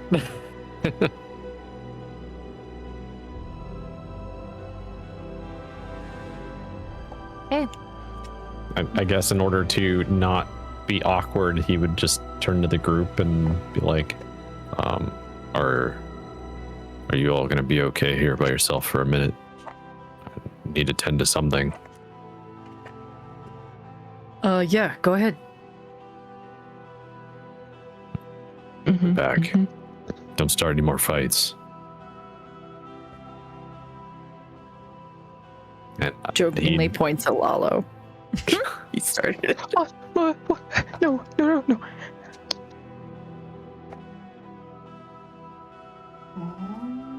He'd smile and walk out the door, I guess. Hey, Make his way. you head down into the crowd. Yeah. All right. Emery. Yes. And Lalo. I'm assuming Dr. Brandt has left. He's excused himself and he's left, right? So it's just Lalo and Emery? Mm-hmm. Okay.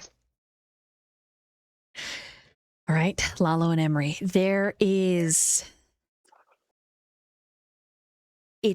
like straight liquid desire shot directly into your veins.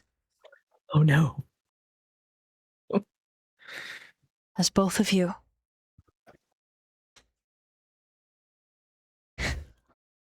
maybe like 3 minutes here, just don't even remember the conversation that you had started. Been left alone. It feels like just a second. And the lead singer, impossibly tall, wide-shouldered, beautiful, and still wearing his mask, steps in to your little alcove.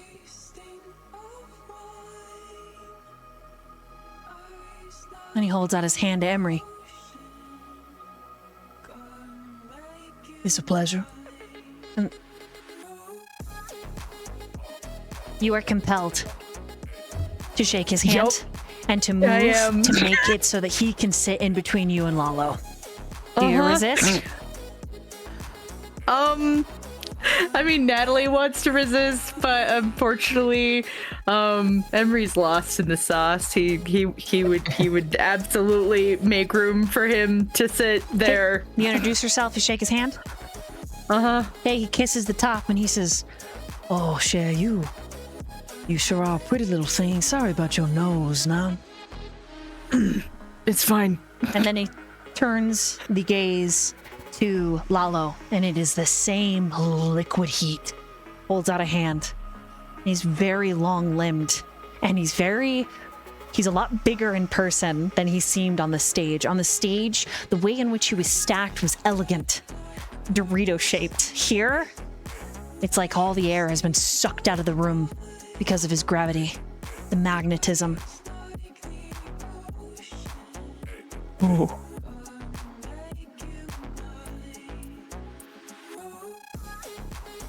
You shake his hand? Or do you resist? Can I resist? Yes. You're going to roll an intelligence and I believe composure.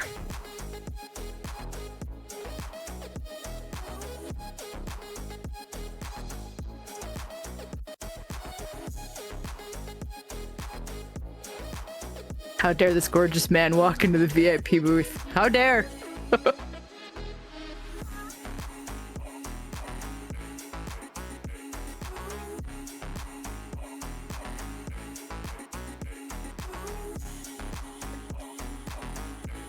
Can I use a willpower to reroll? You sure can.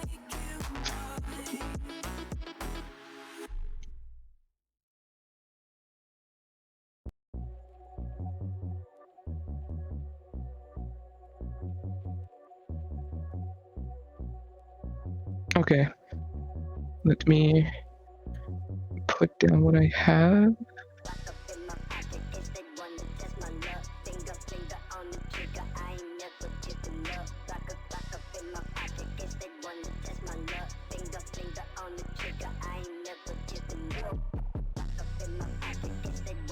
Five success? Yep. Still a failure. Oh. It's this man's presence is all consuming, and you slide your hand into his, and he kisses your knuckles, and you goose flesh, and you feel a shiver. And then he slides in between the two of you. And he sets, you didn't even see it, he was carrying them, but he sets some drinks down on the table, and they're all like glowing. And then there's an ice water that he sets down as well, and it's got a ball that's just like flashing, and he slides that towards Emery, and he slides this pink drink towards Lalo, and he says, So how are you liking the show so far?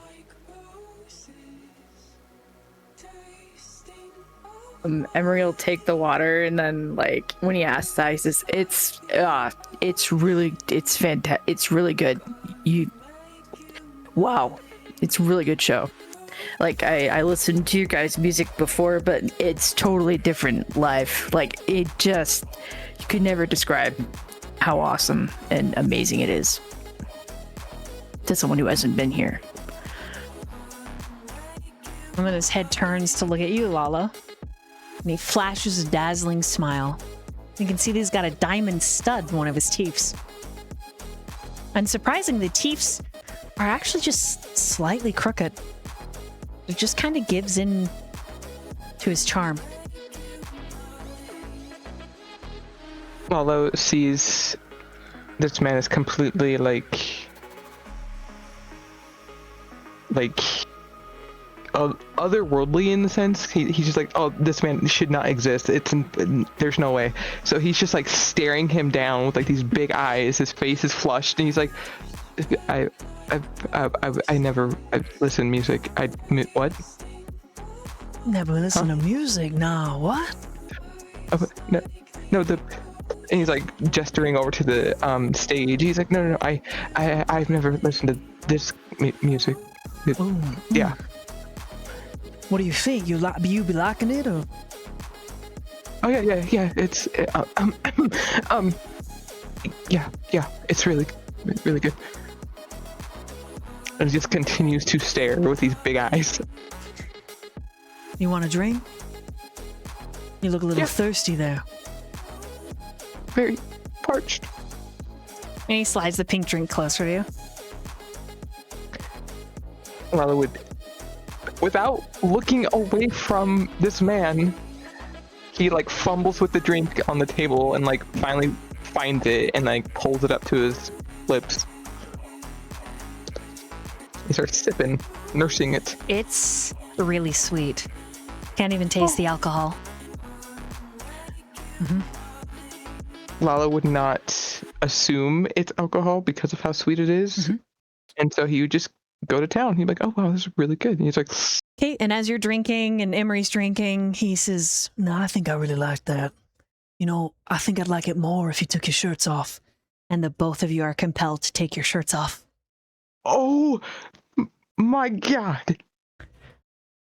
And he leans back and man spreads and says, And I think I actually would like it a little bit more too if maybe you danced a little.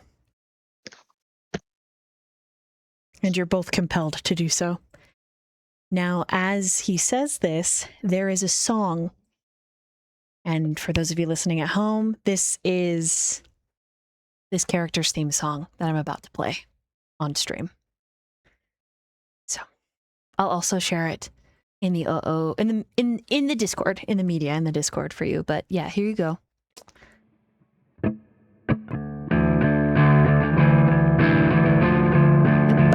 Do you guys resist?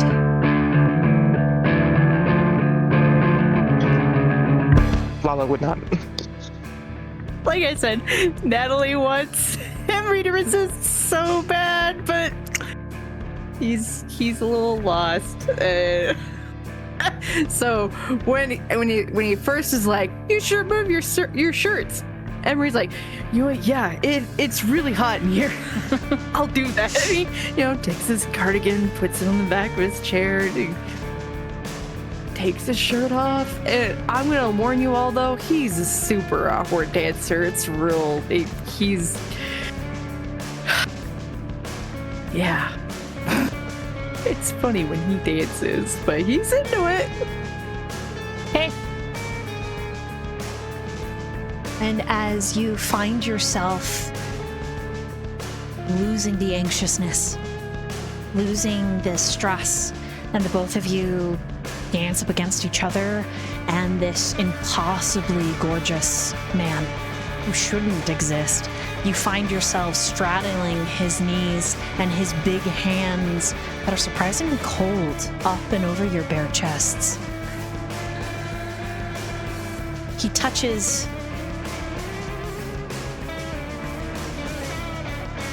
both of you in the sternum with his thumbs, just flicking the pad back and forth. And he says, Now, which one of y'all would like to go first and give me a little kiss?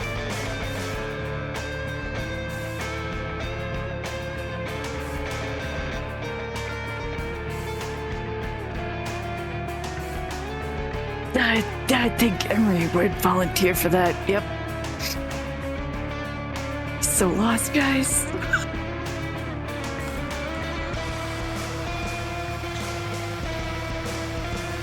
Okay.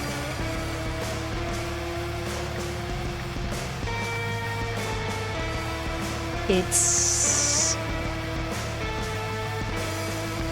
exotic, slow, and the whole time his hands are all over you, Emery and Lalo. In fact, he grabs Lalo's hips and grinds them into his thigh and up against his body. And when he's done kissing Emery,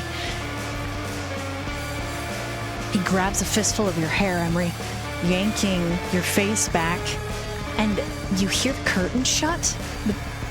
You just assume maybe he pressed a button. After all, it is just the three of you here.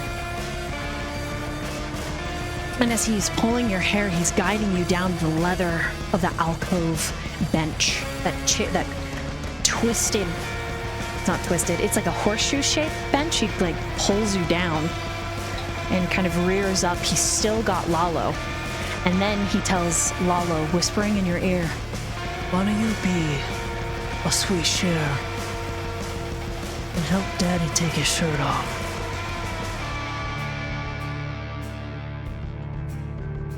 Do you resist?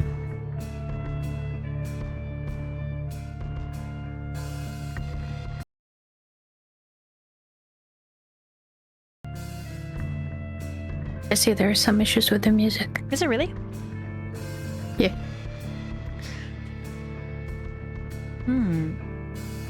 Sorry for to interrupt. I figured you're not at your PC. Both So the B theme and G. music, yeah, playing twice, and there's nothing for us in Discord.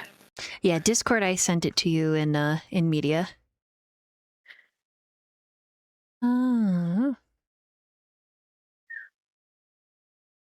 I don't actually know why it's playing twice.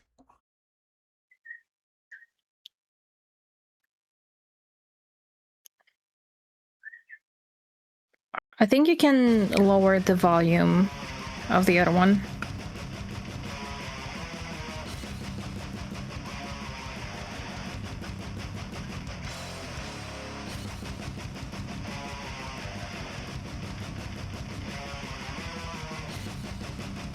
Okay. Usually they have like volumes adjusters for every media file that you have.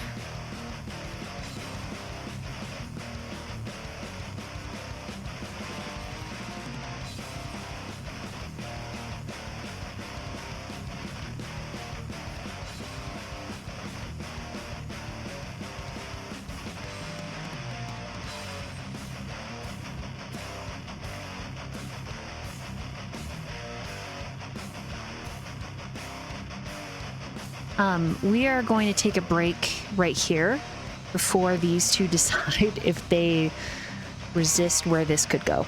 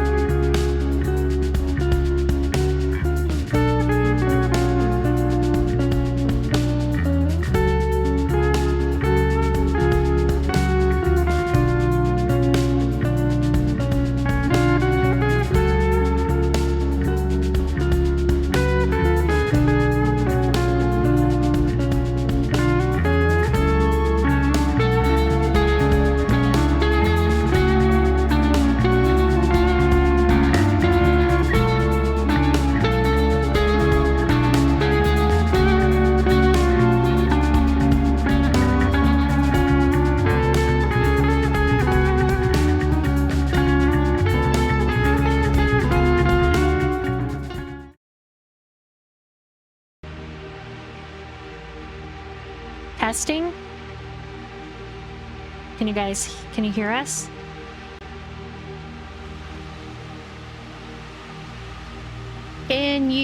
us? I'm going to Hello? pause the music for a second and try Okay, to I put do. in this theme again, but have it. Give me just a moment to fix it. Okay. Is it fixed now? Did that fix the theme? Muy bueno. Okay. Motherfucker. Okay. Right. Sweet. Sweet. Sweet. Mother? I'll play it for myself on my media player. Sweet. It's like I can't listen to those for a minute. Don't worry, I can change. I can change the stream so that it plays, but it will be on YouTube very soon, which will make just playing it and letting it play with you. Yeah. Actually, if you guys want to play it on your own player, it is in media. That might be best, and just put it on repeat. Just put it on Put it on repeat. repeat for this. I already have been. Oh yeah, good job, Jay. You get an experience point for that.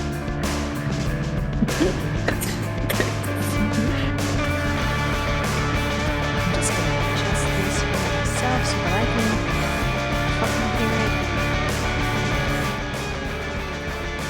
it. Okay. So let me know if it is too loud or overshadows any voices, etc., because I know that it does get pretty loud. Wolfman says we're drowned out by the music. It should be different now. Yeah, because we're quite a bit louder than it. Yeah. Yeah, I'm checking. It's still pretty loud in stream. Is it really?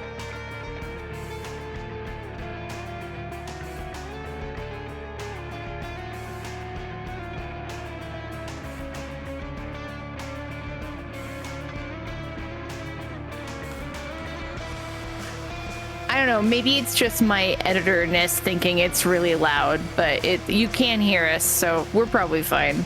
If chat says it's fine, then it's fine. Yeah, I commissioned this for this character. Mm-hmm. This is chosen only. Mm-hmm. I commissioned it from the music artist that's in the pinned message above. Okay. So, Lalo, you've been requested to remove his shirt. Do you resist? Yeah. Okay, I need you to roll a wits and composure. Okay. And I am gonna roll for him. Don't mind the sound of my dice if you hear them, okay? Okay.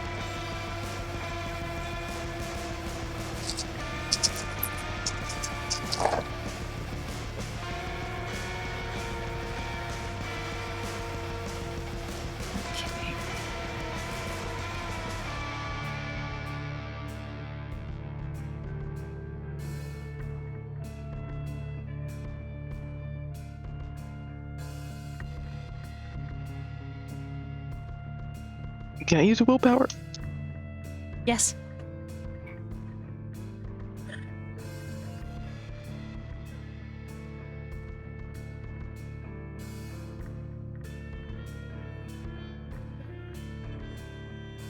Oh.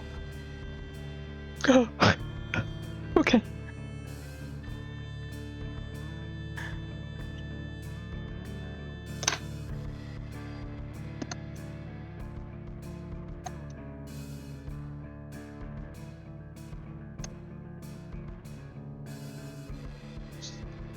With 2 successes, you fail, and you begin to unclasp, unzip, and unbuckle his shirt.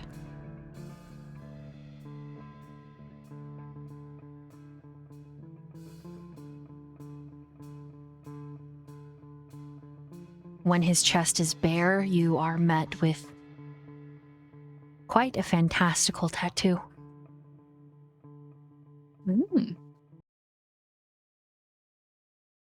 Chiseled chest and abs. A wide shoulder width that narrows down to his waist and his hips that plug into his leather pants.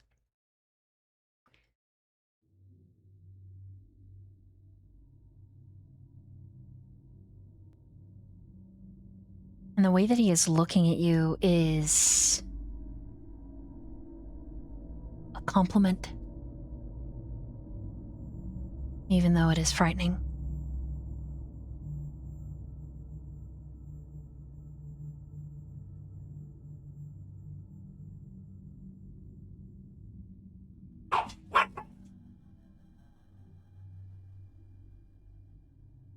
Bark, bark.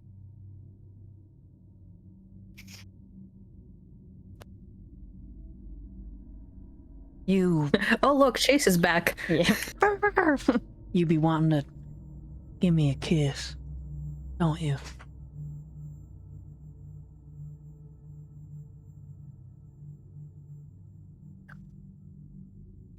I think Lalo would very much aggressively like nod his head and like let a very small like yes. He sits up a little, putting his chest flush with yours, and he thumbs the scars on yours, sliding from the sternum out and around so that his hand is not in the way of the two of you touching, while his other hand is fingers in Emery's mouth. And Emery is grinding against him. But his attention is on you. We'll go on ahead, share.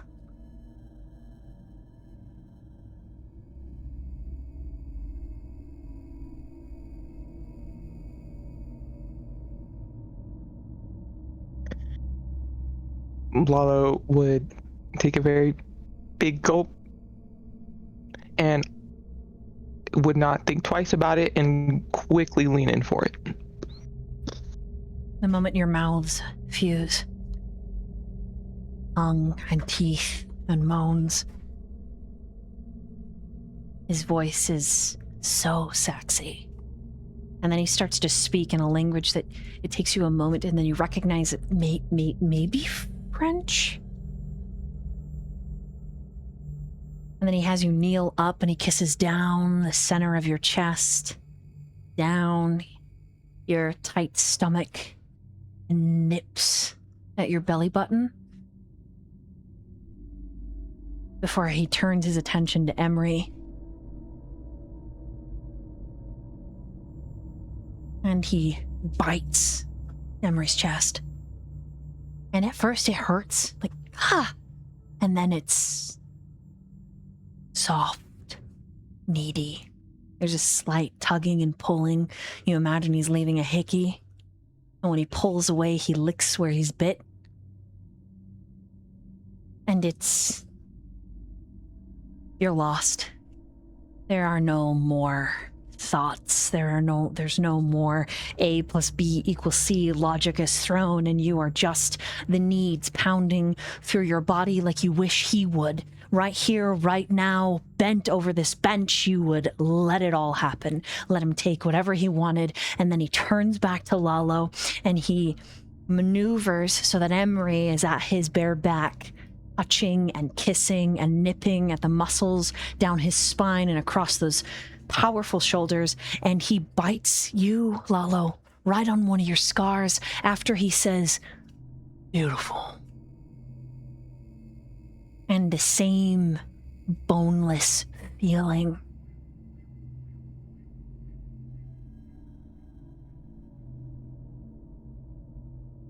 Gasps and shivers.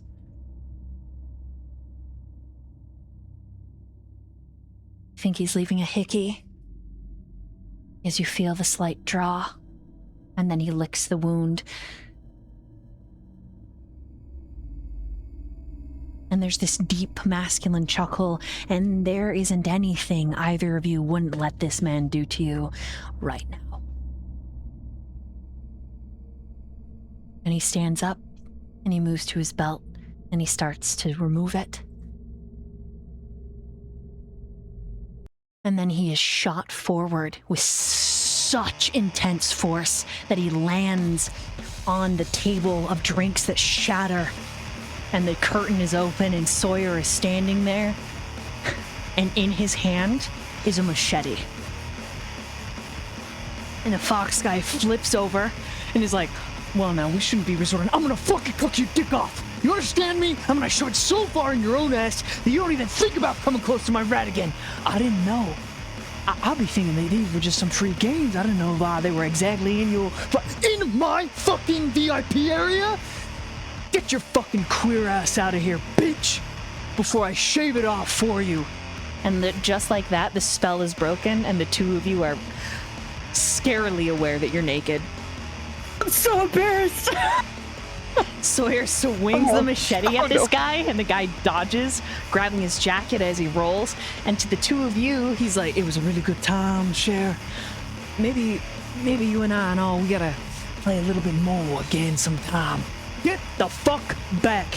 Come near my rat again, and like I said, I'm gonna fucking shove your dick so far in your own ass it comes out of your mouth. Now get out, or I make you a eunuch. And he swings the machete again, and he actually clips the curtain, like just cutting it. It's so sharp. And he chases this guy out, swinging the machete. Someone else screams, and it's just the two of you. Sawyer's gone for like a second, and then when he comes back, the two of regained you my are... clothes. Okay. Emery's hurry up and buttoning and putting his shirt back.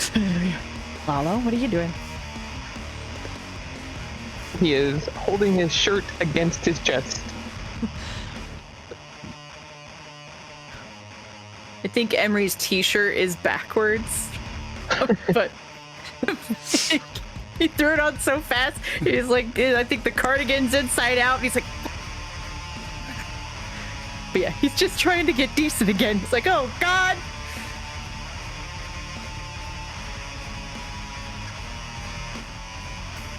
Okay, Sawyer comes back in. There's blood splashed up on his chest. His chest is bare as well.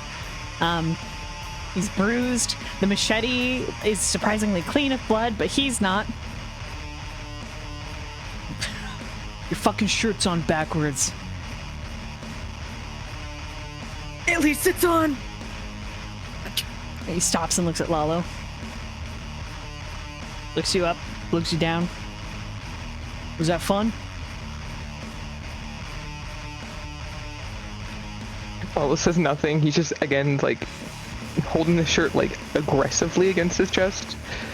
But, like, he kind of, like, frowns at Sawyer, but continues to say nothing. He's still holding a machete, and he, like, steps forward. And the way that he moves is just very aggressive. And he's like, let me see. And he, like, goes to grab your shirt. Let me see. No, it's okay. I can get dressed by myself.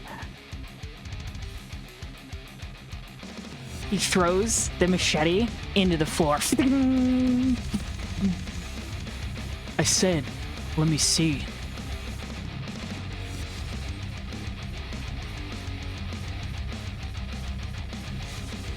Lalo would flinch at the machete being dropped to the floor and reluctantly just slowly move his hands away from his chest.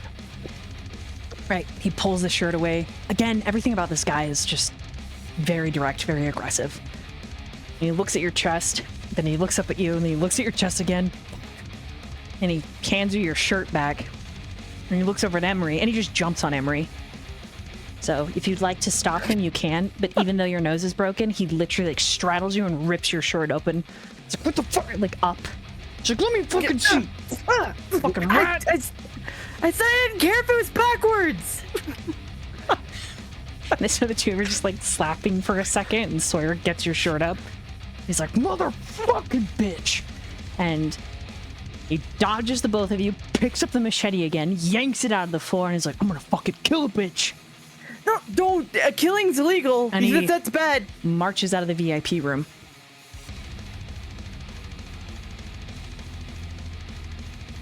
What do you do? He thinks a second about going after Sawyer because part of him is like, nah, he wouldn't really kill someone. But then the other part of him is like, maybe. But he thinks twice because he doesn't want to leave Lalo alone. Mm-hmm. So he stays. I think since his shirt got like shoved up anyway, I think he takes the time to like fix it so it's straight, and then he just, are you okay, Lalo? Lalo grabs his shirt from the floor and actually starts putting it back on, and he's surprisingly calm for once. I would assume it had something to do with that one drink he decided to down. But he's surprisingly calm, and he's just like, you know, that was kind of fun. Is that wrong? Is that am I weird? Oh my god, I'm weird. No, I mean, if you're into that, I mean, I'm not gonna say it wasn't. I mean, it was. It was.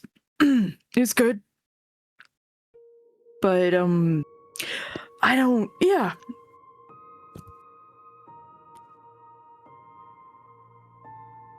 Not something I would normally do. You hear the crowd outside scream. Uh-oh. You go look. Shit. We should go. Yeah. We should go check that out. And he will go to move, but he kind of gives that maybe come with me look, but he doesn't say it outright. Looks at him, says we should go check that out, and then he will go find out. Okay. Yes, Lalo's like he picks up what Emery's putting down and he follows Emery. Okay. You see Sawyer has leapt off the balcony onto the fox's shoulders and is brandishing the machete. The fox has a hold of his hand and is like screaming. They're both yelling at each other, but the fox is a little like smoother and quieter. And Sawyer's just pulling his hair and is just, you stay away from what's mine. I already fucking called dibs. You son of a fucking bitch. Go fuck somebody else. Go be with anybody else here. You slut. You fucking whore. You bitch. You liar. You liar. And on stage, Chase is clapping and he's like, leans over, talks to someone, maybe a manager, maybe a stagehand, you don't know. But he's clapping like, and holds up like 6 fingers. And Sawyer's like, fuck you. This is way cooler than 6. And Chase just shrugs and makes a motion like, I jumped up on the yacht. I mean, you just jumped down a couple feet. Yeah.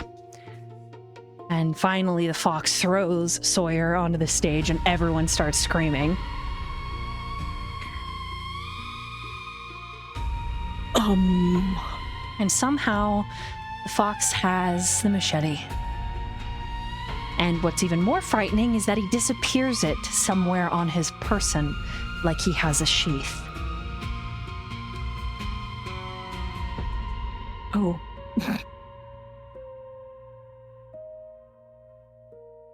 Well, at least it's put away, right? I mean, as long as it stays put away.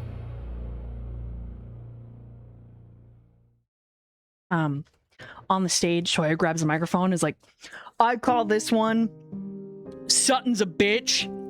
And he just starts singing really bad.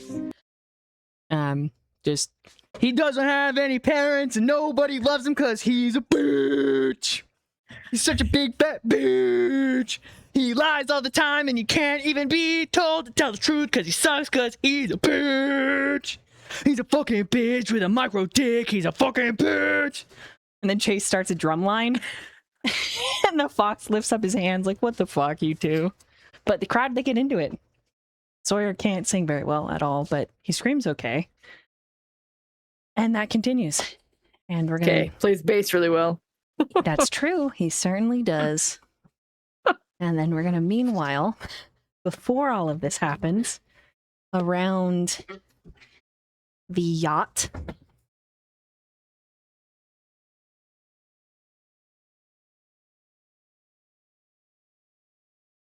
Who would like to go first, Jean or Nash?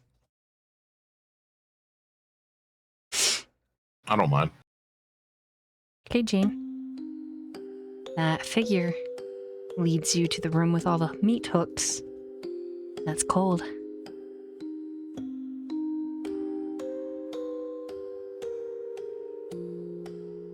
But luckily, he brought a jacket.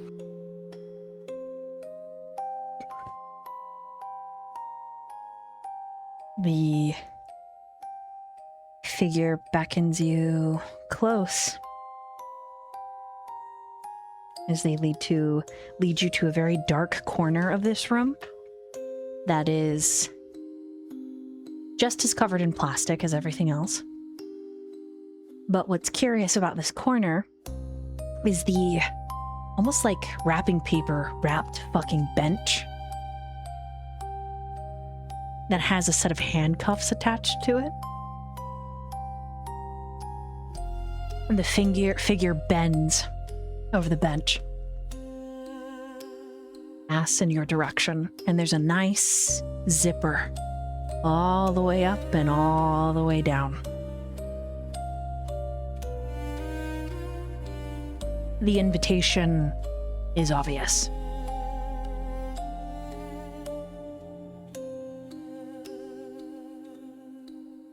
He's going to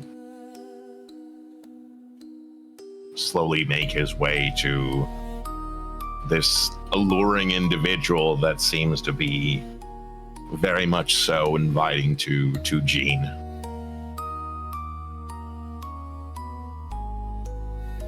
As he is trying to have some sort of self-control, but he kind of just feels it slowly like slipping the closer he gets. Try to resist. I need you to roll a composure and wits. Composure and wits, okay. Mm-hmm.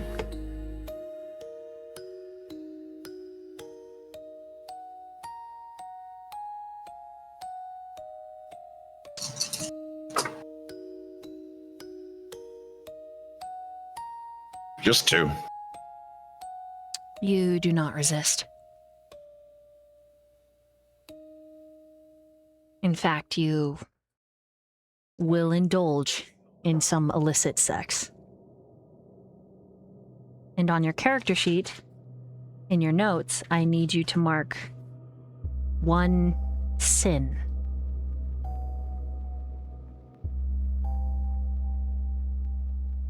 I need Emery and Lalo to also mark 1 sin.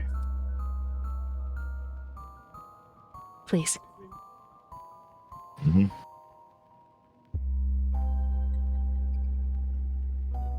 The figure as the smoothest ass you have ever experienced.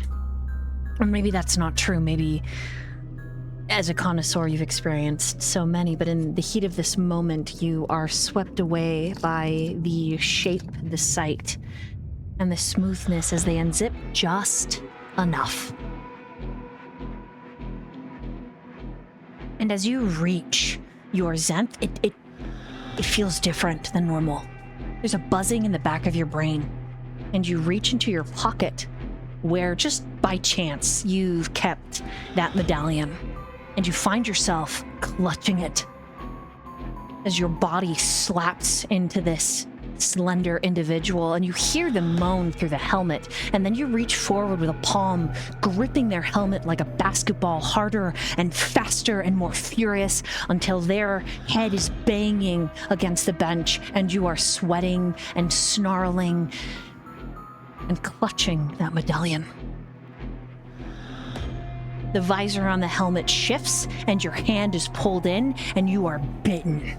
And it is fierce enough, but you pull back on a swear, and you feel yourself descend back into your own awareness. Even as the figure turns, the visor is half up. They're still exposed. You're exposed. You're clutching the medallion. Your hand is bleeding quite fiercely. And you can see their pretty little mouth and a pink tongue snap out and around, licking all of that red stuff. And then they stand. And you can only make out a portion of the face. And they advance upon you. And I need you to roll to resist frenzy. So this is resisting fear. Composure. Okay.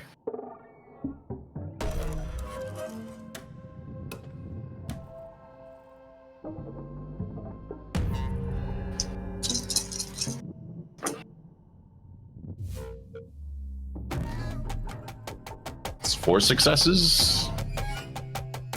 Okay, let me roll.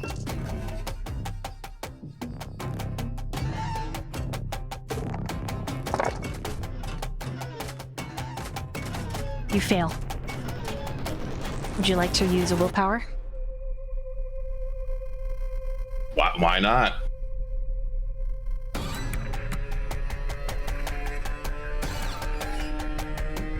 What about 5? It's literally the best I could do. Okay, meets it, beats it. As this figure leaps upon you, bringing you to the plastic-covered ground, they take you for a ride. And your hand is still bleeding, and they bring it up to their mouth. And you are not afraid, you are more enthralled. And the best orgasm of your life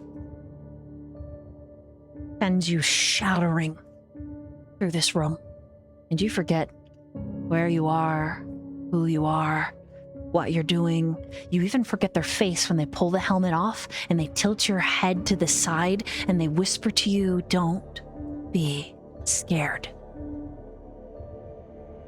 And when they bring the pocket knife up your carotid and they cut it open, you're happy to bleed out for them.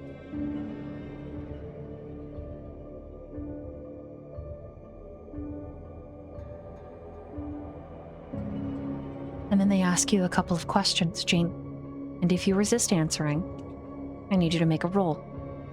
You're not sure what they're doing at your vein. There's a fluttering feeling there, and your vision is getting indigo and blurry at the sides, but at the same time, they're still fucking you. And so it's this commodity of feelings, and you're not sure that you can even keep going, but for some unexplicable reason, despite emptying yourself, you are still rearing and ready to go, which is just not natural for someone your age and someone who's losing a lot of blood. But despite all of this, your body surprises you, and it continues. And they ask you, "Where's B?"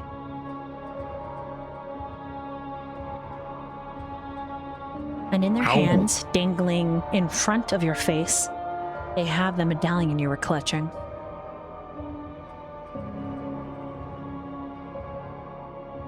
How cut open is my carotid? Is it slightly? Is it somewhat? Is it almost completely cut open? You have no idea. Enough so that you're losing consciousness, but somehow you're still drawn to acuity. It feels inhuman, the means by which it holds you on the edge of this knife.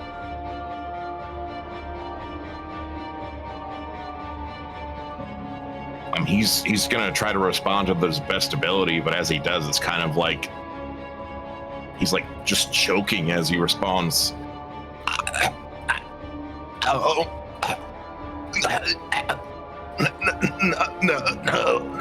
no. You feel their finger in your vein. They just plug it. And they start grinding and riding you harder. You can hear them moaning. You can feel their slight bodies shuddering, their thighs clenching. And then they lean in. Where's B?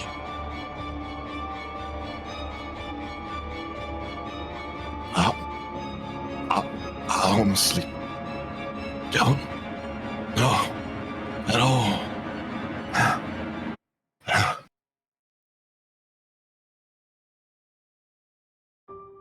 I believe you. And then in one powerful thrust, they climax on top of you and completely withdraw. And when the next moment you blink, because it feels like just a fucking blink, you are all put together, clean of any excrements, blood, etc. Face down on the bench, but you're handcuffed. One wrist and the other handcuff is open, laying across your belly. And they are nowhere to be seen.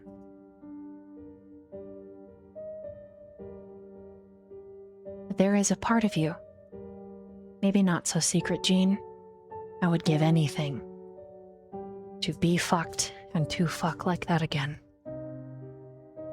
Your body is high on the sensation, the blood loss, the need, the desire.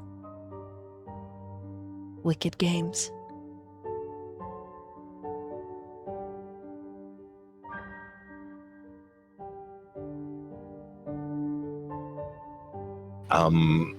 Question. Mhm. As he tries to gather himself and he picks himself up kind of in a crouching position of his right knee in the ground, his other knee up.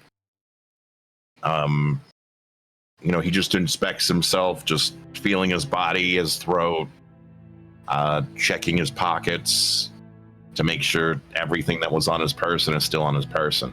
Is anything missing? Any sort of theft or robbery? No, you even have the medallion still. Everything is where it should be.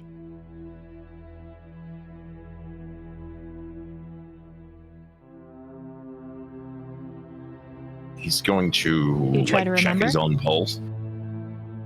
I need you to roll a Try to remember what? Just everything that's happened, because it's like a blur. You just know that there maybe it was just a fantasy of really illicit things happening in this freezer. I don't know. Is it going to give me a fucking heart attack? It might. You want to roll?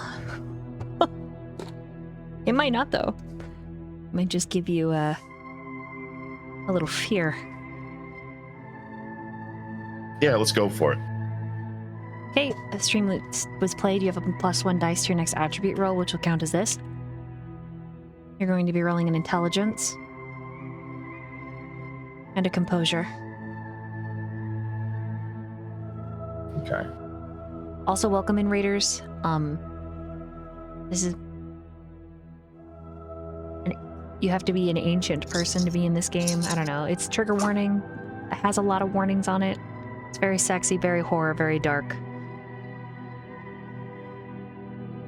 Alex, I appreciate you, but I got ass on that. Only 2 successes. You just remember you would give anything to be able to do that again. The taste of the bruise on your mouth, the smell of your blood and sex. Oh man, you don't know what it was about that whole thing, because even when you check, right, you feel there's no cut in the skin, there's nothing. Everything is smooth together. Not even a scar? Not even a scar.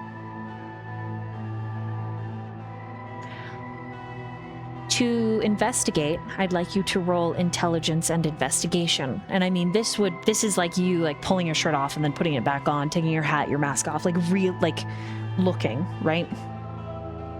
Is there anyone around me in this room? Am I alone? So far, you're alone in the freezer. And you said intelligence and investigation. Yes.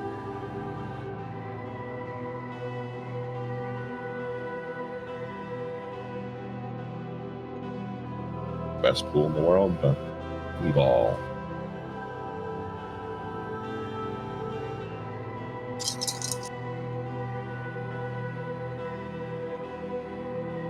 Just one.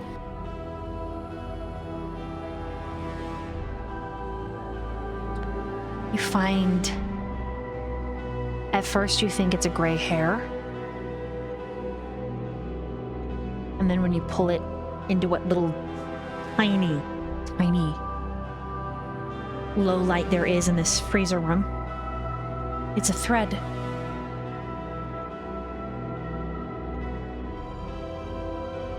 Right on the back of your neck. Could be someone else's hair, but it has a strange texture to it. And even though you roll it in between your fingers to check, it breaks apart. Disappears. But you know what you saw.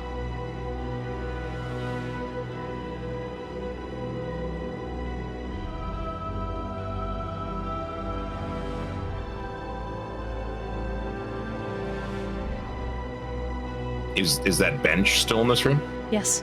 And your hand is cuffed. But it's not cuffed to Oh, is anything it? else. Mm-hmm.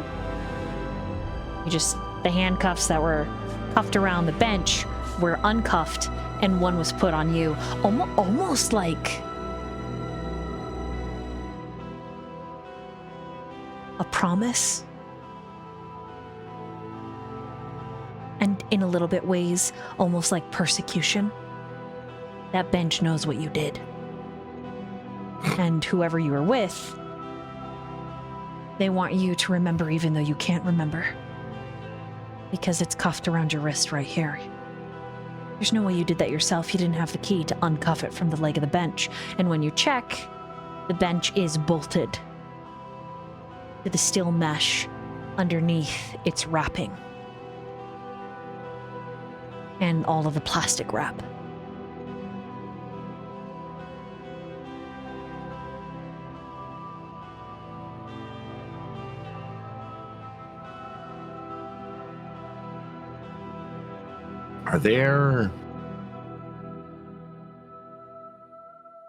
Is there any like discoloration with like the plastic around the bench and the areas that Jean interacted with this individual? Nothing. It's pristine.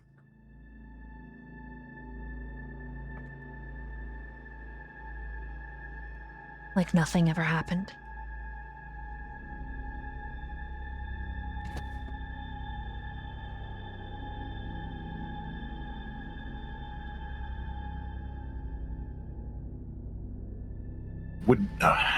This is probably a long shot. Would this room, since it's probably been messed with, probably someone's messed with the lighting, would there be like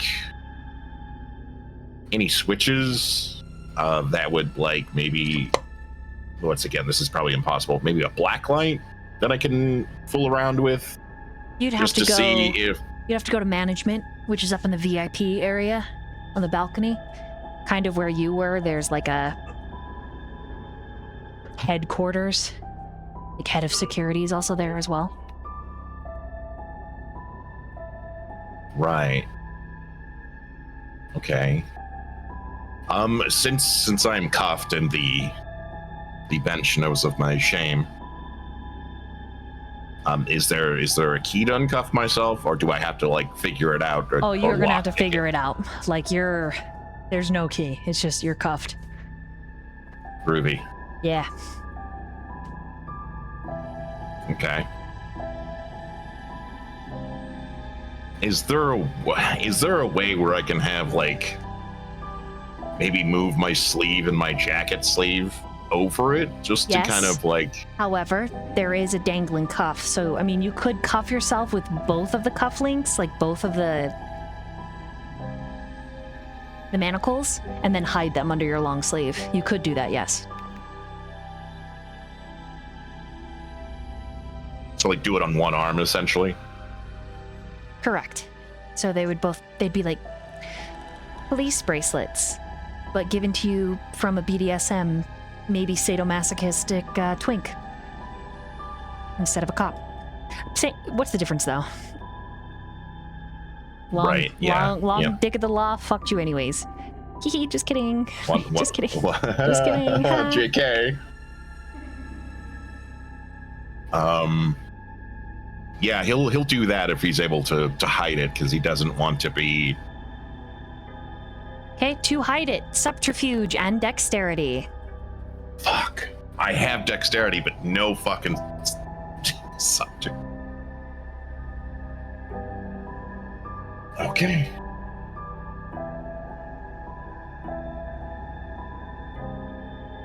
Old boy, let's hope the dice are good with me on this moment. Okay, I lucked out. 4 sucks, because I quit. Okay, it's hidden pretty well under your sleeve. And if anyone asks, you could always make up a story. Right. But this is the point that you hear someone scream from the main room.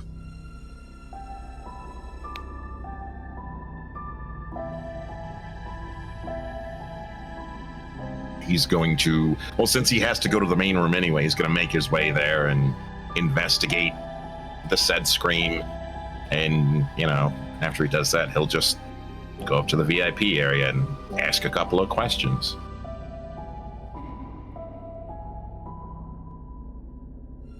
Also see the guy jump off the balcony with the machete and land on the other guy that's really tall with a fox mask. You see the whole debacle seems to end pretty abruptly, pretty quickly. Security doesn't get involved at all, which maybe isn't that surprising. And then the blonde who's singing starts a riff on Sutton's guitar, which he plays well, just like he plays the bass, but he's singing, "Micro penis! Sutton sucks! He's only 6'4", 2 different measurements, 4 inches when he's grown." And Sutton's like, "All right, now come on, that's enough." Yeah. "Tiny pencil dick, can't get your mama in a twist. He's a bitch, Sutton bitch." Yeah. And then Chase is like on the drums, just like, like he's into it. He's into it. And you see, as you make your way up to operations, that slutty little waist in all that fucking latex on stage.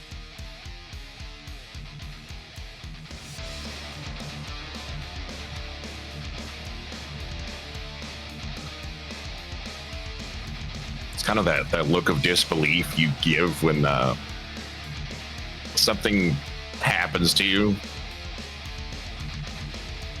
It's like this. No, this isn't real. This is real. It's real, but no, this isn't real. Okay. As you descend like the really narrow steps up, you can't help but your eyes be drawn back to the stage, and little slut McGee has turned, putting their palms on their keyboard almost like it's a bench, and press their ass outward like a stretch. But you know what it is.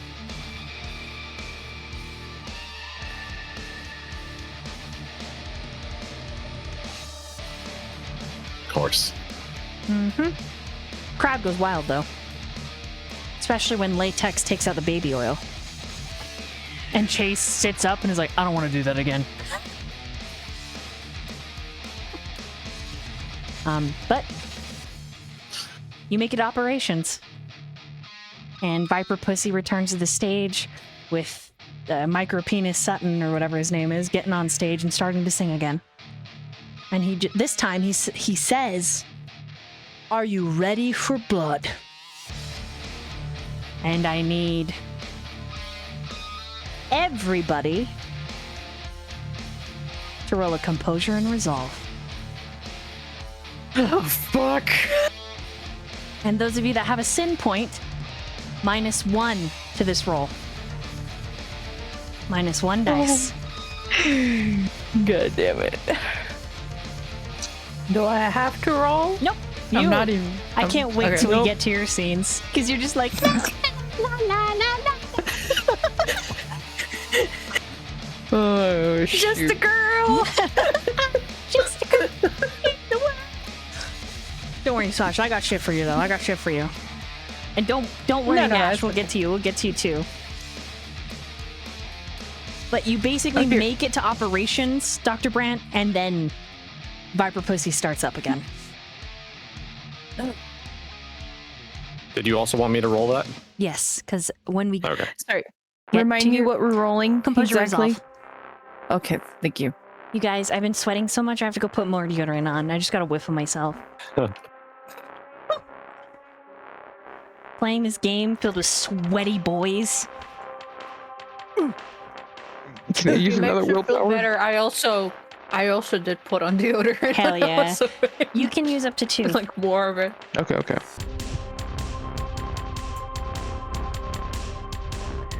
Oh, that -1's gonna hurt me. Nice. I'm ready. Give it to me. I would also like to use willpower. Yes, you can use up to 2. Oh, fuck. I'm gonna use 2. I got as high as I can without critting. It's not amazing, but there it is.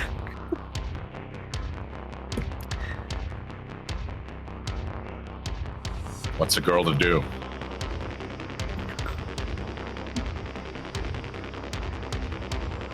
I was Should have ran out to my car. Put my headphones on. I don't want to be seduced by these sexy darkness wielders. I mean, Natalie, it's like, no! 3. All right, so Jean got a 3. Emery got a 3. Lalo is typing. 3. All right. Nash. I got 5. God damn you, Nash. It's me remembering I wrote this character this way. It's my own fault. It's all right. right there with you, Nat. Hey. The crowd. okay. The crowd shifts. Like the stage. Hold on.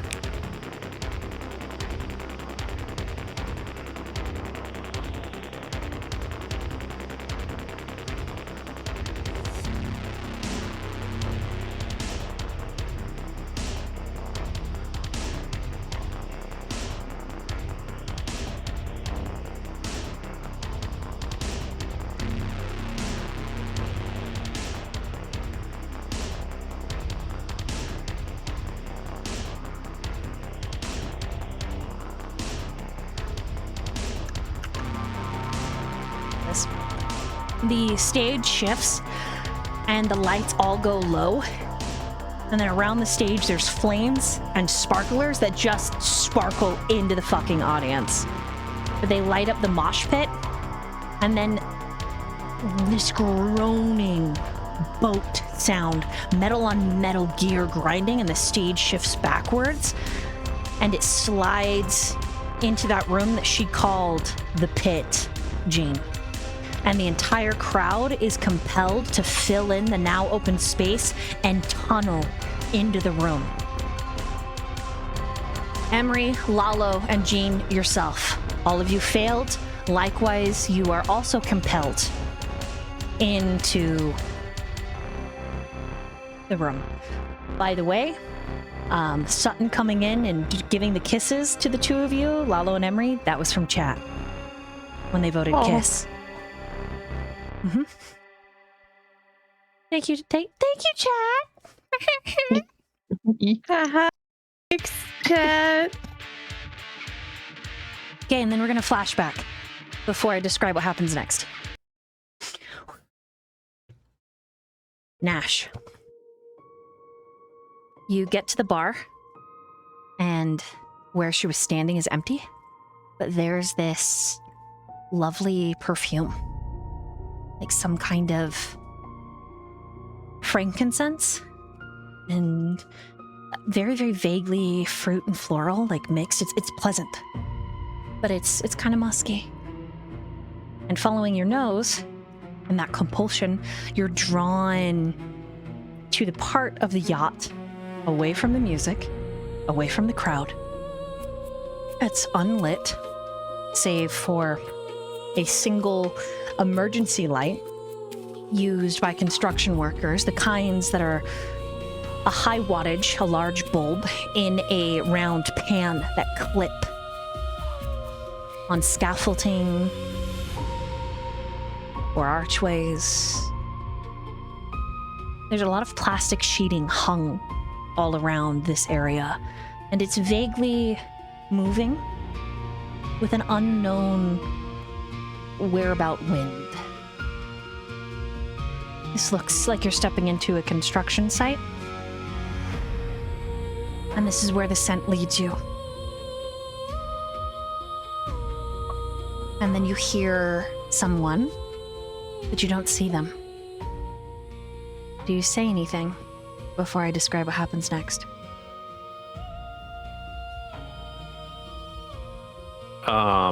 No, I think he's just being very curious, but also really vigilant. Seen a lot of violence tonight, and so he's kind of on edge.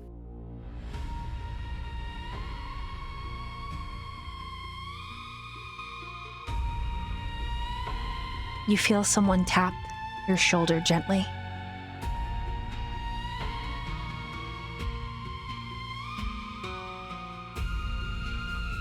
I think he might jump and quickly grab their arm. She also jumps. And the two of you are eye level. She's a tall woman. She's just barely a little bit shorter than you. And her hand is cool and soft. Very decorative nails. Long, sharp. Looks like they're false, kind of clawed. Pretty. Her hair is two-toned. She's got a little bit of pink makeup around her eyes and glitter on her cheeks. She's just as pretty as she was when she came into the office, but she looks dressed for this kind of place. And even though you don't look directly, you naturally take in the detail.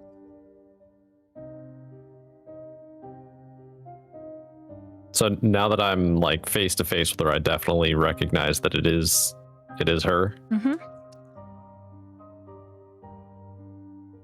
Did you get your money okay? I did. I apologize for running into you like this. It's something I generally try to avoid with anyone I'm contracted with. How come? A little worried?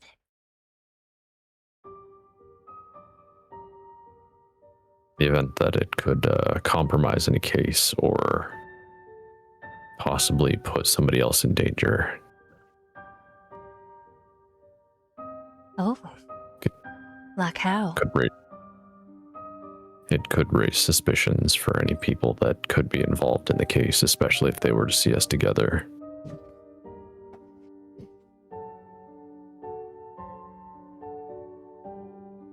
Generally, it's best to keep contact minimal, just as needed. You mean Johnny, who I hired you to find, could see you with little old me and want to hurt me? Is that what you mean? Well, I can't say that I know that for sure, but now that you've specifically said it,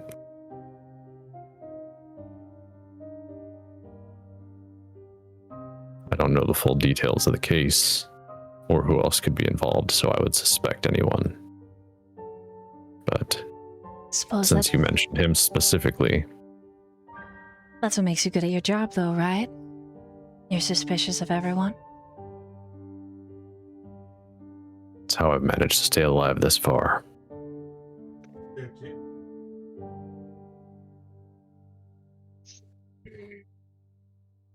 What exactly brings you out here tonight? I didn't know you liked this kind of music, Nash. I was just gonna say the same to you. This doesn't quite seem like your scene.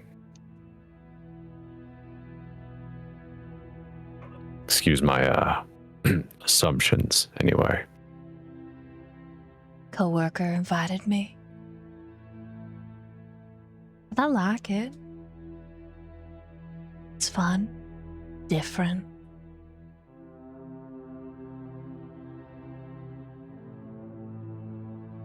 You mean the violence, the crowd, the music? Which part is the fun for you? And he's kind of just eyeballing like her general expression, trying to get an assessment of her character. Well, what part is fun for you? My brother's in the band. Her eyebrows lift. Oh, Yeah. I believe they call him the Wolf or something. Mr. Wolf. Wolf Boy, I don't know. He's popular. Seems that way. I'm surprised you're not more popular. But after the 5th degree, I can kind of see why maybe people feel like they're under a microscope around you. In my line of work, it's best to stay off people's radar. I avoid the spotlight where possible. Well, do you ever let yourself free? Or is it all just work? It's the main reason I'm here tonight, other than supporting him. It's supposed to be a change of pace.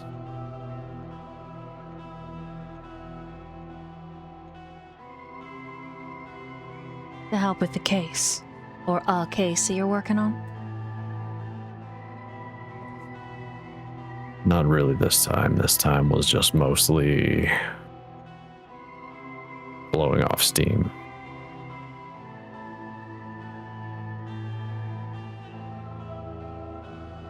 But since I happened to run into you here, I guess getting a little more information didn't quite hurt.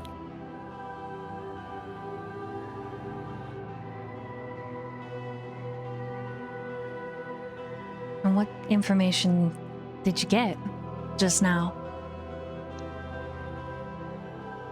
Because if you got, I don't mind.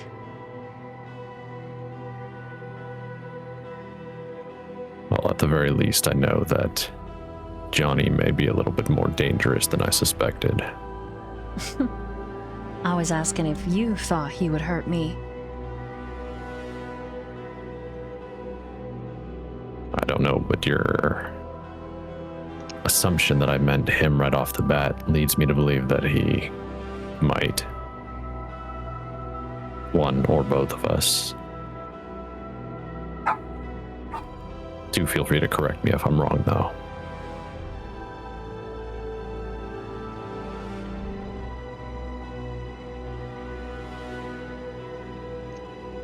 I did tell you it was a little dangerous.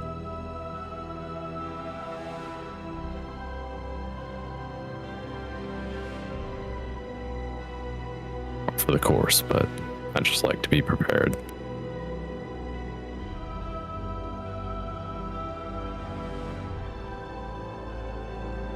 Anything else I should know, since you happen to be here, if you don't mind sharing? Depends. You want to treat me like a person, or just a client and someone to be suspicious of?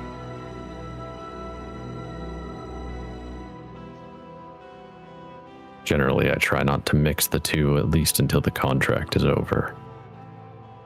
But there's nothing in our contract that says you can't.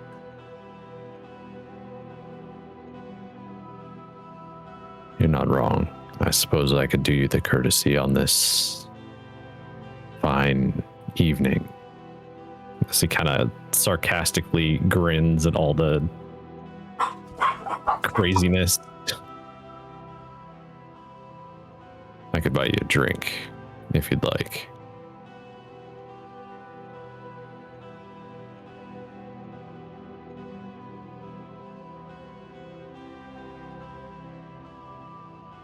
She smiles and loops her arm in yours, in the crook of your elbow. I think you could.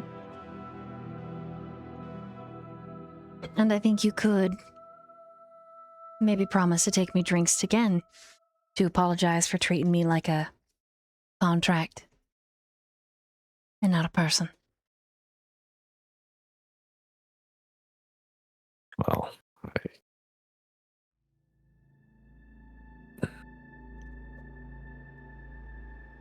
Can I make that promise for after the contract is over? I've already kind of expressed my concerns, and as much as I... And I'm the one paying, and I expressed my non-concern.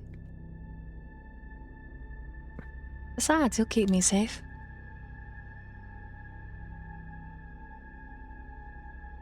Well, if you insist. I reckon I do.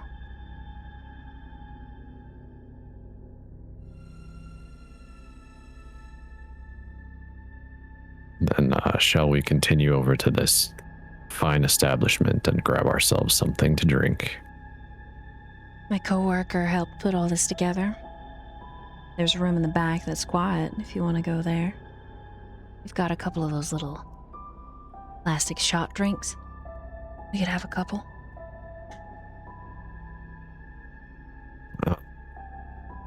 I mean, far be it from me to deny the VIP treatment. I mean, a little bit of quiet and not having to shout over all of the insanity wouldn't be too crazy. Right. And if your brother is the wolf, then he's certainly capable of taking care of himself. He just kind of chuckles, but he nods. And then she takes your hand, Nash, intertwining your fingers. And she's gonna lead you through the construction area.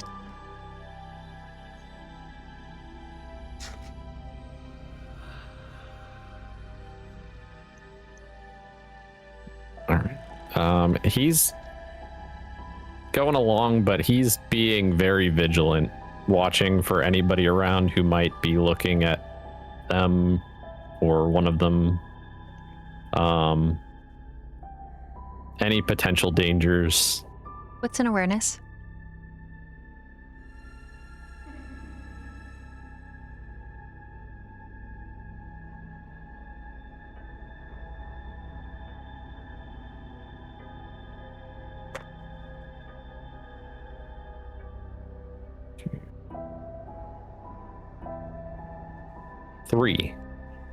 Three successes.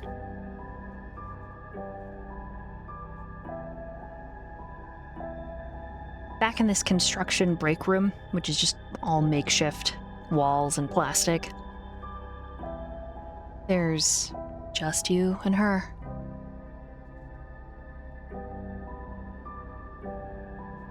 And out of the mini fridge that's plugged in to a power strip, she pulls out a couple little tiny little vodkas, hands you one.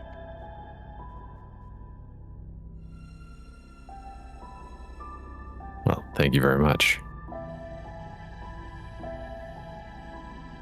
She twists open hers. Cheers. Cheers. And then she downs hers. He does the same.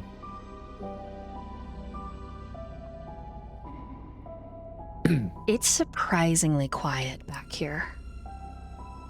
Like, you're pretty sure the band, you should be able to at least like hear the drum beat, but it's a distant like nothing. And she hops up on a scaffolding low part shelf. So her legs are swinging. You can see the chunky heels that she's wearing.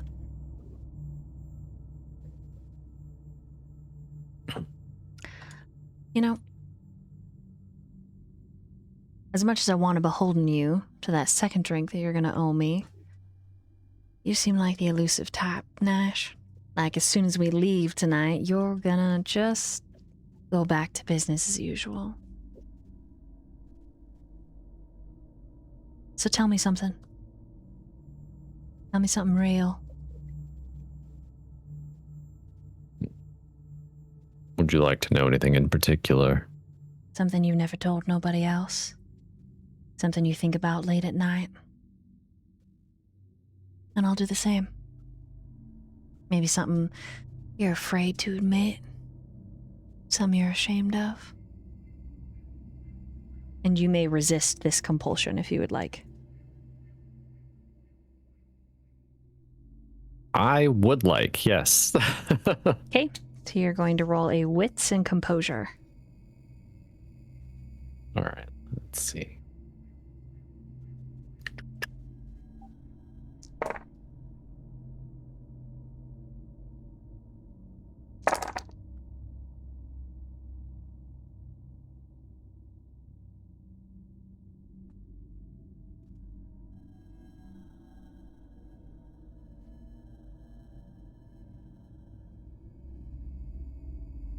That is a 4. Okay, you don't succeed. There's something about her that's disarming. You feel like you can trust her.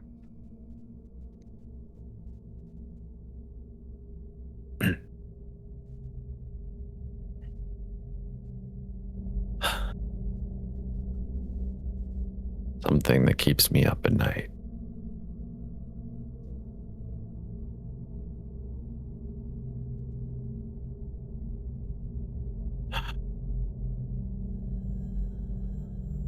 You mentioned that my brother can take care of himself.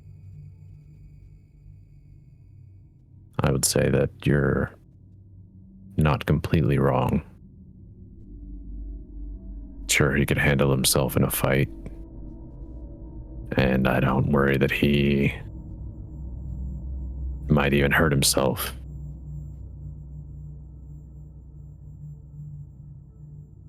But I do lie awake at night,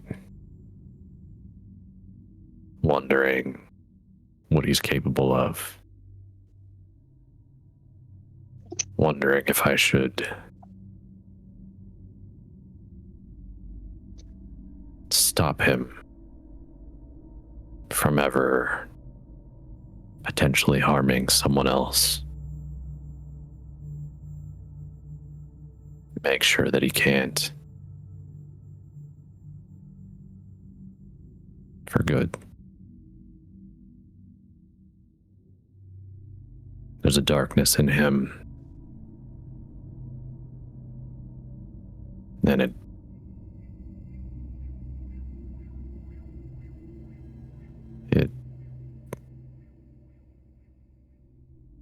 haunts me.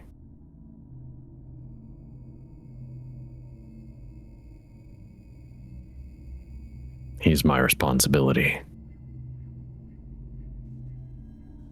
What he does,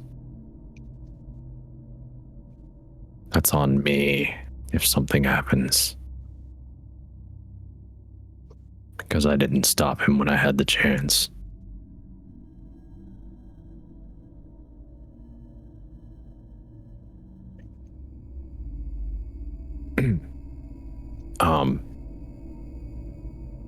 Wow, yeah. But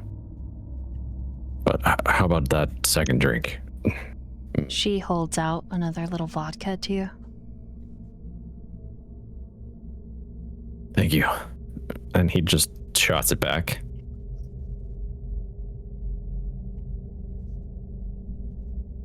You're not evil, you know, for thinking like that. Any sane person would want to stop a monster.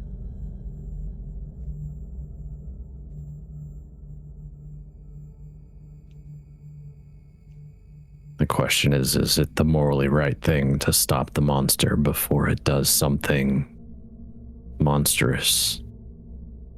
Or is it morally right to just attempt to keep the monster caged, run the risk of it getting out?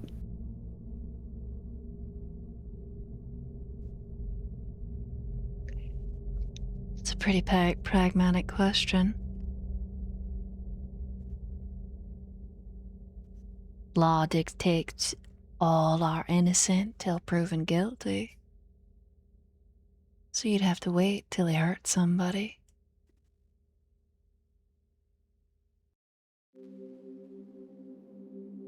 Who's to say he hasn't already?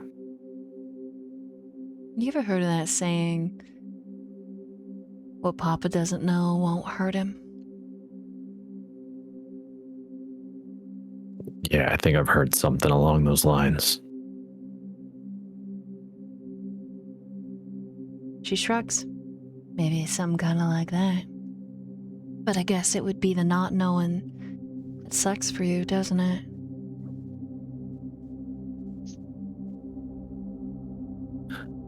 It does.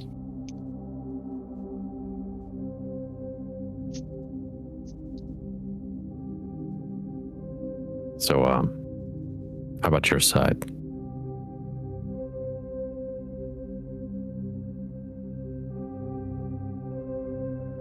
What keeps me up at night?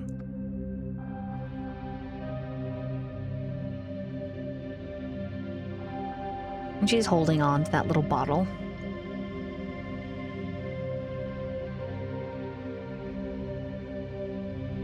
She looks up at the ceiling. It's dark.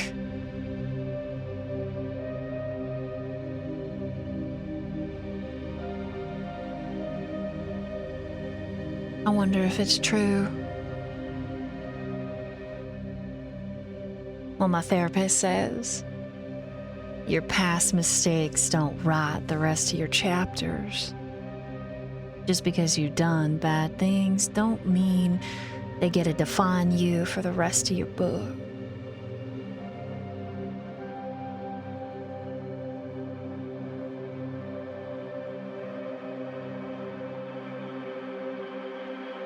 And then she looks at you. That's true.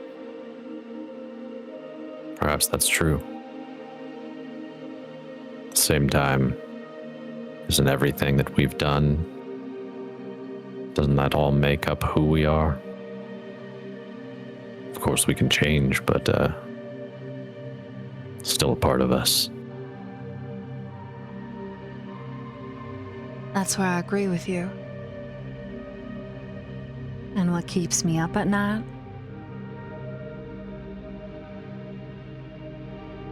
Those beasts in their cages. Those creatures that could, but maybe haven't.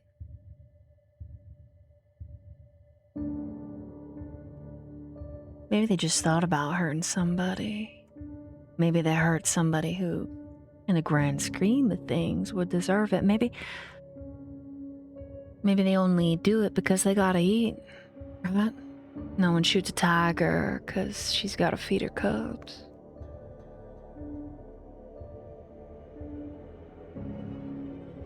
Especially when a mortal like us steps into her enclosure, right? It's just a tragedy, an accident. People still like tigers, their favorite animal. But it could be a beast in a cage. But it still ate that kid. Fed that kid to her cubs. Shouldn't it be the parents' fault at that point? Neglect and all that? I lie awake thinking, is it alright to like that tiger? Could you still love it? Does it still get to be your favorite animal? I mean, it's not the tiger's fault. It was built with teeth and claws and an instinct to eat, right? But some people would call it a monster. 18th century safarists wandering around savannah. They get eaten by lions.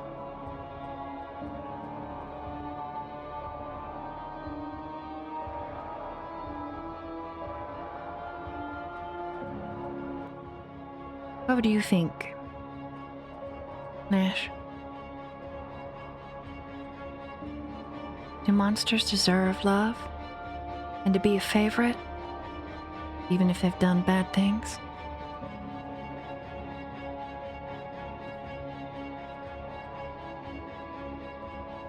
I think that's honestly the question that I ask myself quite frequently. So we're a lot alike, you and I.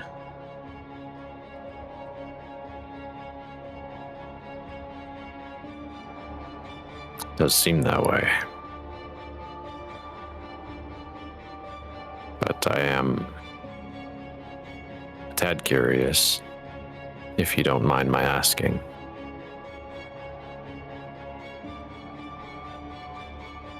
You asked me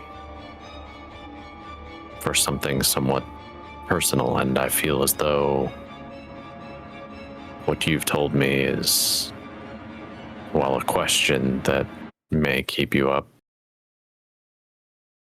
I don't feel that you quite told me much about yourself in what you've said. She looks at you, tilts her head. I killed a man. Ah.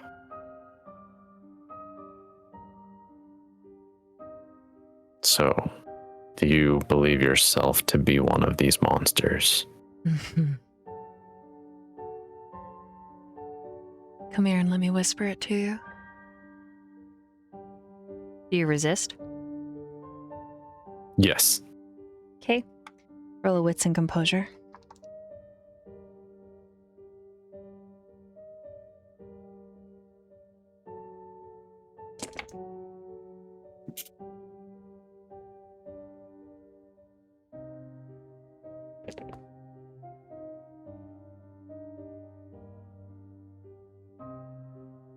That is 6. Okay, you resist.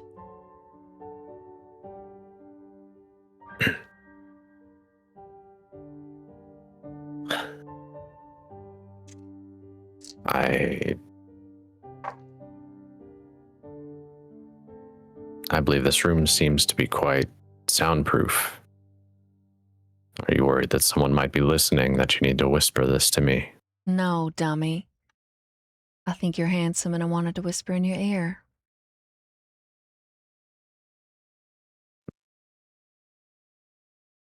Well, And she hops down, walks over to the fridge, grabs another drink, knocks it back, hands you one, and looking at the bottle faced away from you, she says, He'd had me in his camper for 6 days, and I didn't think no one was coming. I think I was delirious. Definitely tired of the smell of my own shit.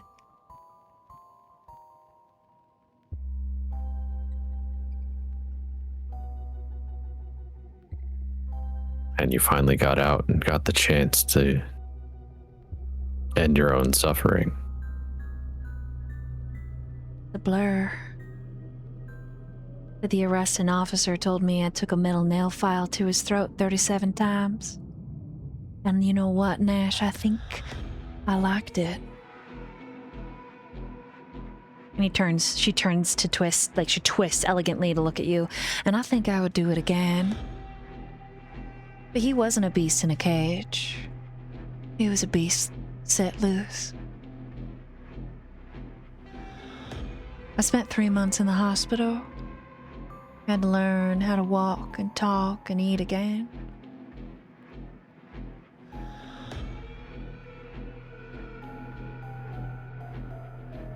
That kind of trauma would change any person.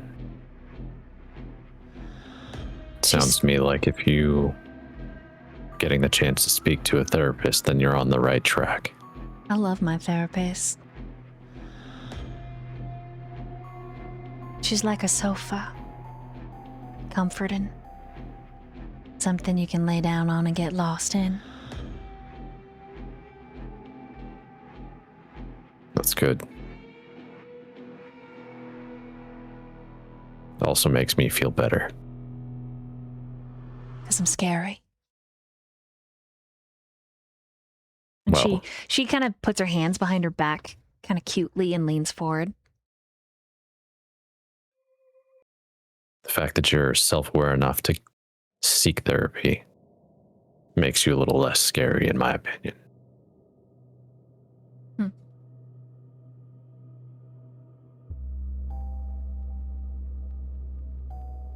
She steps close to you. Do you step back?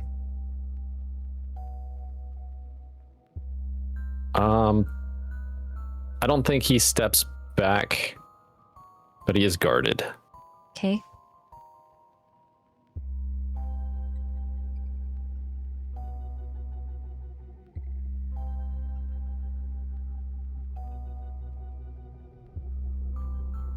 She's just a few feet from you at this point. You can smell that perfume of hers again.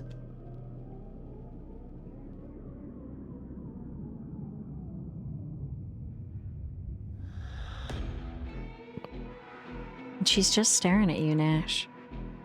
You can see that she's thinking. It's obvious that she's calculating and watching you.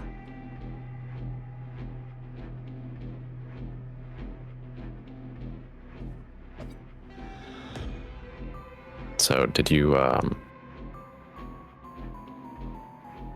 some purpose for this particular question, or were you just looking for a kindred spirit to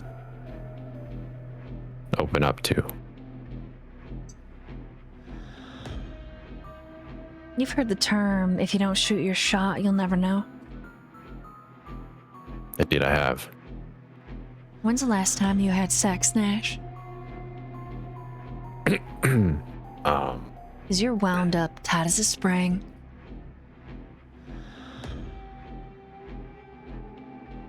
It's not been a priority as of late.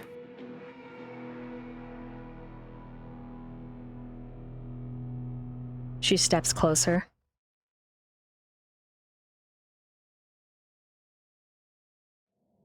I'm not seeing anyone right now.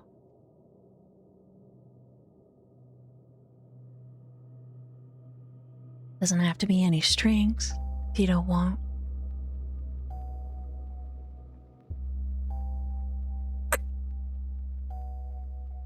Broke hazard. Like, oh fuck. Oh fuck. What Sorry, do I do? the message. I just I shouldn't have read that at the same time. Oh, Threw me that's off. good. No, I see it. I see it. Yay. Okay. Fuck. It's awesome.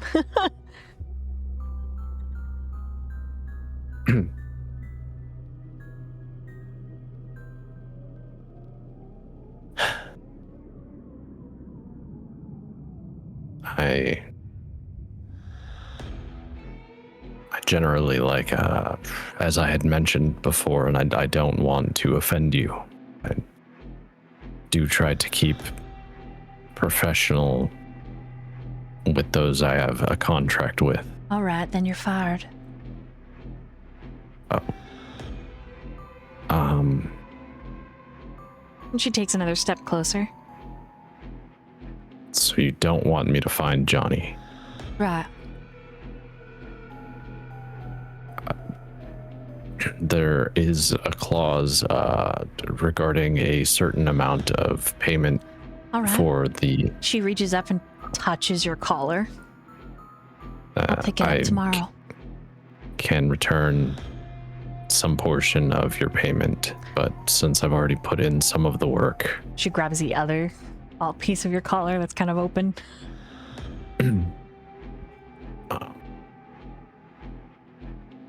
Are you sure that this seemed like it was a very important person that needed to be found? She's gonna kiss you unless you stop her.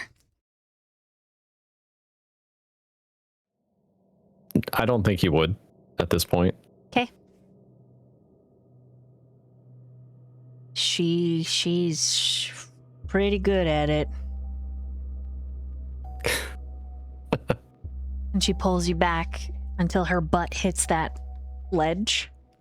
And then she hops up onto it and pulls you to her. and is just kissing you, and it's nice. And maybe the most interesting part, I shouldn't say crazy, but the most interesting part, you don't feel that compulsion. The one that you've been kind of feeling all night, where you're like, why am I doing this? You know what? Actually, this kind of it's fine. It's all you. You give in, Nash? Yeah, I mean, yeah. Okay. It's good.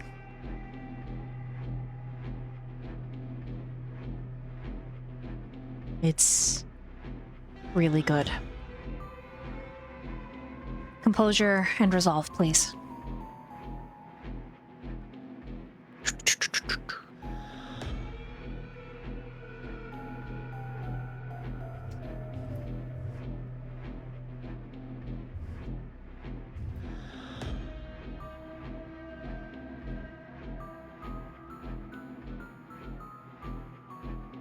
Four successes. You feel your body disassociate and your mind numb out. You gain 1 point of sin and an addiction has formed. When the two of you are finished and you are panting, she leans back, and as she does, you get this fantastic view of her breasts and this very cute tattoo right in between them. And there's a part of you that desperately wants to reach forward and kiss it again and have her all over again. But she's licking her lips and wiping her mouth and disengaging completely, and you're bereft. You are sad at the loss of her. But then she's back holding you. You instinctually adjust pants and shirt. She hugs her skirt back down, ties the little shirt she's been wearing. She doesn't put back on the feather coat or the fur coat. She wraps her arms around your middle and she kisses your chin and says, I'll be by your office tomorrow to rehire you. But it's gonna get expensive if I have to keep firing you in order for this to keep going. And she winks. Only if you want, though. No strings. But you're real good. And she kisses you. Probably the best I've ever had. Which is saying something, Well, considering you're in this dirty construction area.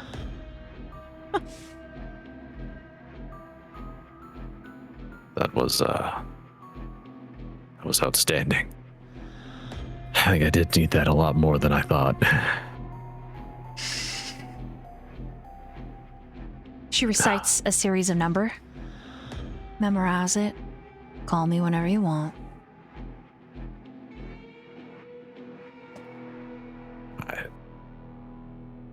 Right, no strings attached though, right? Right.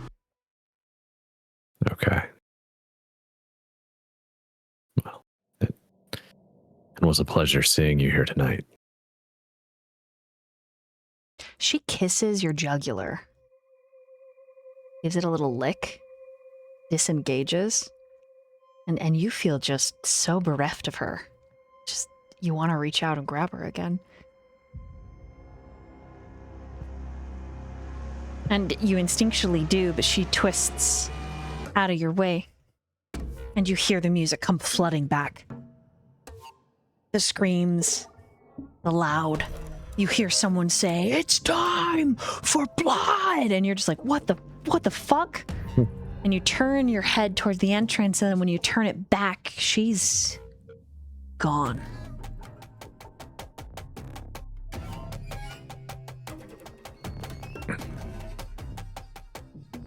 I could get up and go over to the mini fridge and try to grab another drink before. Okay. You Making his see, way back to the you VIP see a couple area. cheese sticks, like someone's sandwich, probably from today's lunch, and you're feeling like lightheaded a little bit. Just slight, like, phew. Absolutely post-coital snackage. Just, yeah. Yep, another drink, a cheese stick, that half a sandwich that no one touched, and you're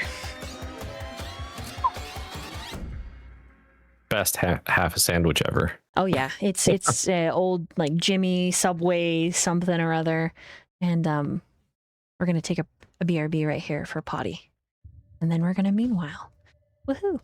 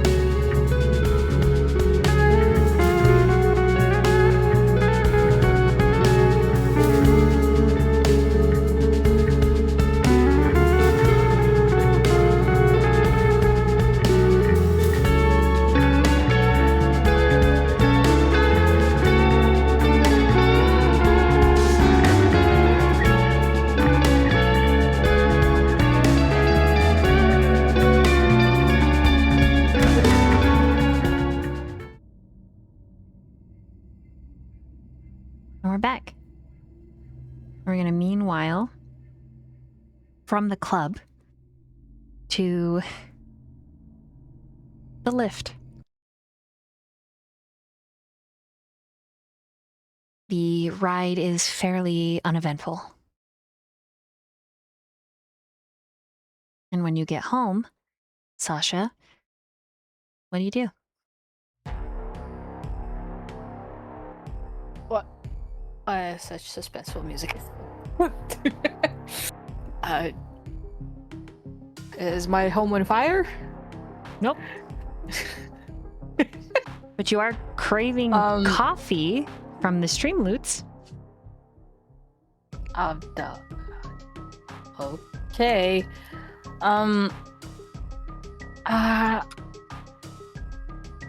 Shit, sorry.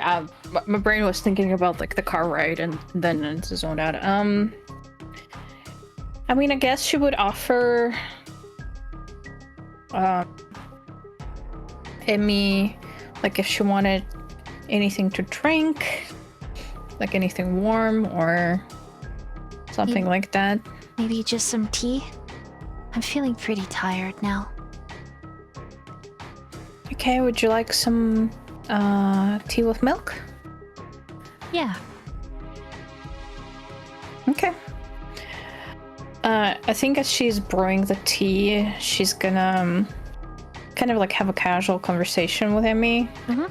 So, I've been meaning to ask, do you like have friends that you can talk to? You know, about the bully and other things? Not really. Oh, why? She shrugs. I don't know. Is it just nobody interests you in school, or people, as you said, they, you know, kind of treat you in a poor way? Some of the girls in class say that because I don't like pink, I'm an abomination. They also don't like the books that I read. Oh wow. Or that my books have big chunks where it's been whited out and taped over so that I can't read them.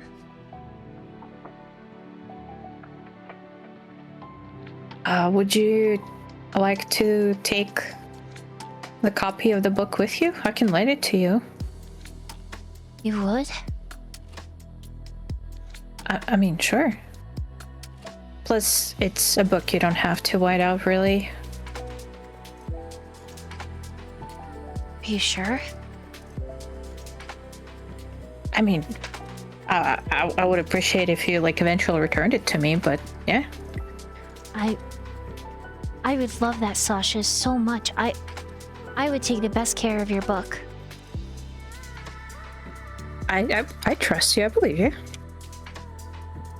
Her eyes are glittering, And even while, though her like- face is a mask of nothing. Mhm. She's so excited. I think she's gonna like casually stroll to the living room and bring the book back, give it to her. I mean, if you'd like, I can give you my number. You could message me about what you liked about the story.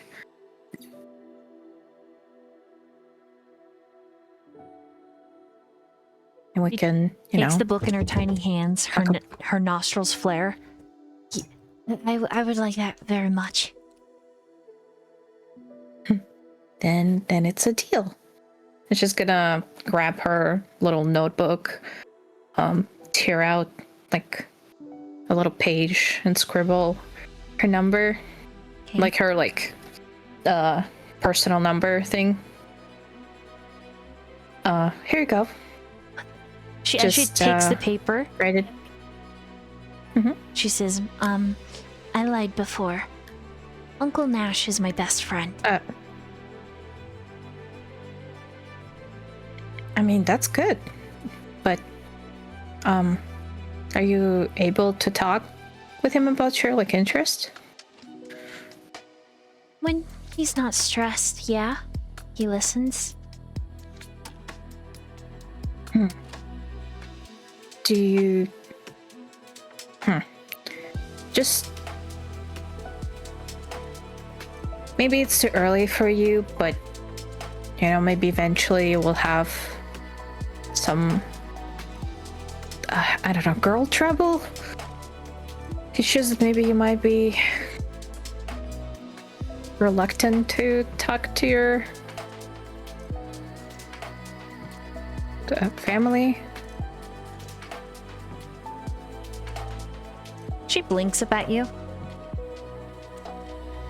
Are you offering to be my friend for a long time, Sasha? You know, we live in the same city, so why not? She starts to cry. Why? And she's like, tears out a bunch of napkins. Why are you crying? Why crying? No crying. Why? And she's like, patting her face. Am I crying? I can't tell. Yeah, look. And she looks, shows her the soaked napkins. It's leaking everywhere. I'm sorry. What's wrong? Just never had a real friend before. I mean, you said Uncle Nash is your best friend. But you're not a real friend. You're a girl, like me. And I can tell you girl things. I don't know what girl things are, but I feel... And she just puts her tiny little hands over her chest. something. Yeah, it's a good thing, right? She nods. Then, well, I guess then there's no... I just got worried. There's actually, like, no shame in crying. It's a good thing. That's what Daddy says. Mm-hmm. And he is correct. Here, let me... I think if while you take a nap before you get picked up, I can whip you up some cookies. Would you like some? Mm-hmm. Yes, I would love cookies. You have any preference? Do you have any mini M&Ms? Or Fruit Loops? I should have some chocolate dots. Would that be okay, or do you want specifically M&Ms? That'll work. Okay.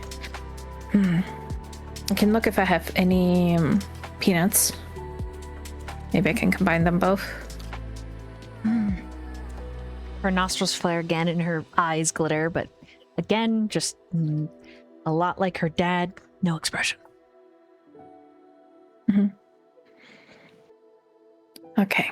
Do you want to watch something on TV while you drink your tea? Yeah. Okay. She's gonna, like, lift her up with the book and, like, everything and settle her down on the couch. Like, the blankets and the pillows, like, very close by. And she, like, just turns it on and later on brings her, like, the tea while she already started. Loaf Looking launches up. himself at the couch and you hear him go as he, like, clotheslines himself. Because he can't quite jump high enough. Before he can start bothering, like, completely, she's gonna give him, like, some kind of, like, chew bone treat so he can be, like, at least occupied. He sits at the base of the couch and he's just like... Yeah. Just don't let him on the couch with the bone. With a treat. Otherwise it's gonna get everywhere. Okay. Later on you can invite him over. And she's gonna, like, ruffle her hair a little bit. And back to the kitchen. Rolls up her sleeves and stuff. Yeah. Probably while the batter chills, she's gonna, like, change her clothing. Maybe take a quick shower. Yeah. She's so sweet. When you come back down from your shower and you check on Emmy, she's asleep on the couch. Yeah, she'll turn down the TV and maybe like tuck her more.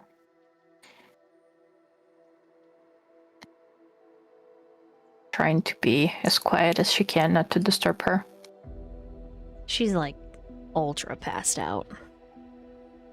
Turned in a way where her little head wound won't be disturbed or touched, so she's a little bit at an odd angle, but she looks comfortable.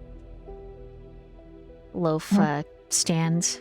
He's just doughy, wrinkly. His pug face is so collapsed, but his eyes are wide as he looks at you with adoration and not a single thought. And you can see the tail like wiggling, like he's about to bark at you because he wants another bone. Oh no. No. Come on. Let's get your dinner. Come on. Like beckons him to the kitchen. Yeah. He waddles after you, breathing heavy, like he's just run an 8K. And then just throws himself flat like a ham onto the tile. Oh, but only half a dinner. Had your treat. Cook some stuff. Oh, immediately goes to eat. Chows down. And it always surprises you the way that he eats, as he pauses midway through to look up at you for permission to continue. And that's something that your dog used to do.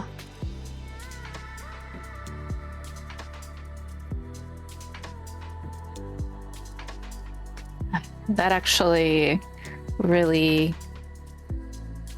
kind of gives Sasha like a very melancholic wash over her. Like every time she like actually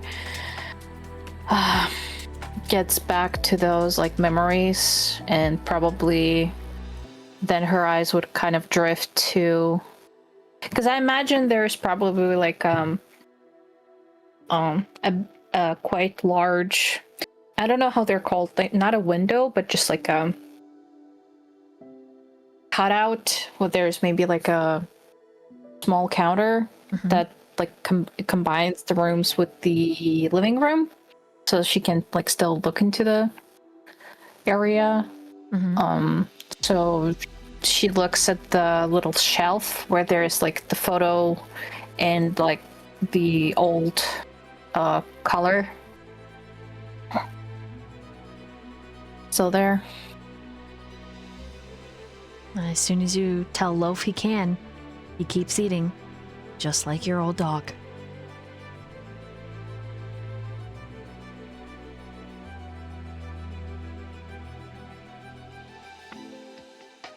Trying to kind of not allow her to tear up, because it very easily does, but she usually is so busy throughout the day that it's like she doesn't have time to think about it, or at least like it's also like on purpose that she doesn't allow herself to think about many things. So she kind of like, there's a like a loud inhale, and then she continues on baking.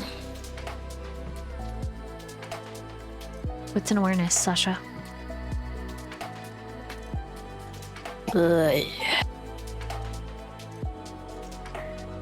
Is it what?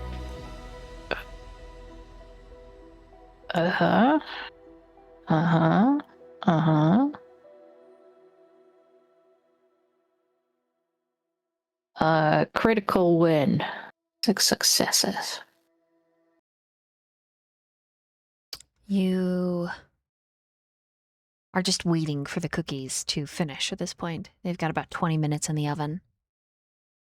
And you hear something down the street. At first, you're not sure if it's fireworks or gunshots. Just kind of based on last night, your stomach is a little bit nervous. And then your power stutters. It browns. Doesn't go all the way out.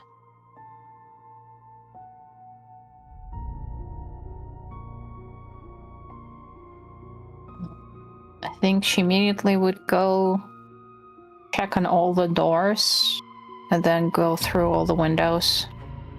All the Especially doors like are the locked. front and the back door. Mm-hmm. Mm-hmm. Upstairs window facing the street. You see the police car trundle by. But all the street lights are out. You can just see the headlights and the faint blue glow of the officer's interior computer in his front seat. And as soon as that finishes trundling by, obviously he's looking for something, someone. You see it. A man in a big coat. But the coat isn't actually on. It's dangling from his shoulders. And as he inhales on a very large, fat cigar, you get the impression of bushy eyebrows. He's right across from your house, watching.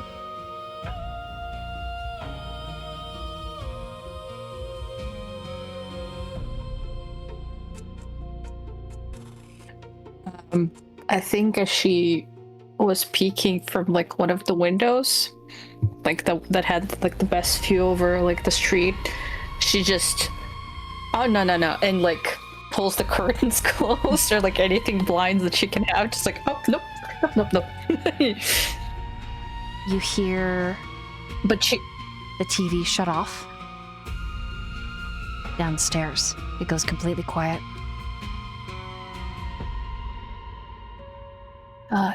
Emmy, are you awake? Goes back down She's still sleeping. and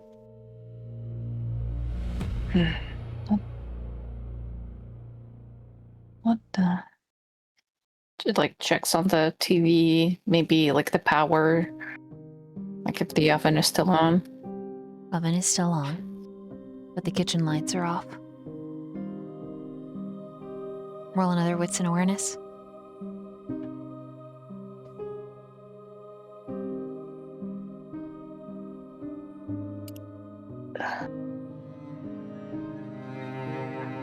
I'm gonna use willpower. Okay.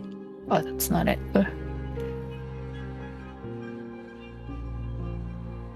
Please be better. No, you're fucking not. I'm gonna use another one. Please be better. What the fuck?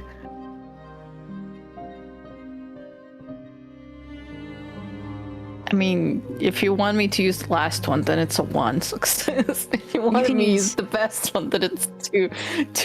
It's not that better.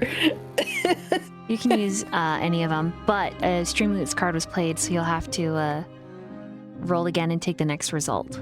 So roll another wits and awareness and take that one. Okay. That's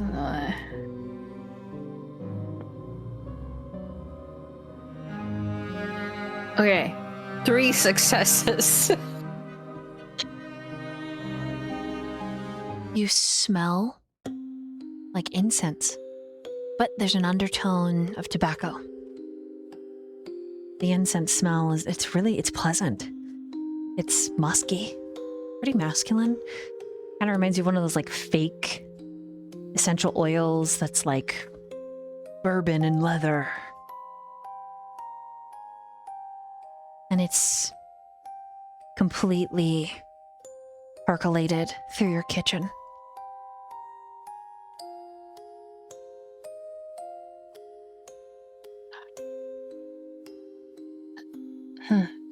I don't remember lighting any of Grandma's cigarettes lately.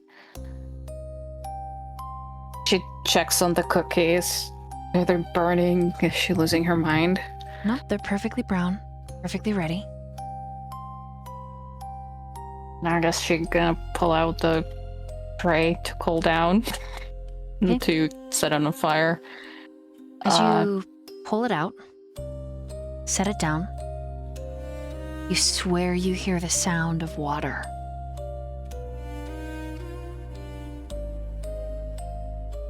It causes you to spin and turn. And you smell that scent, but it's moved into the hallway between you and where Emmy is sleeping.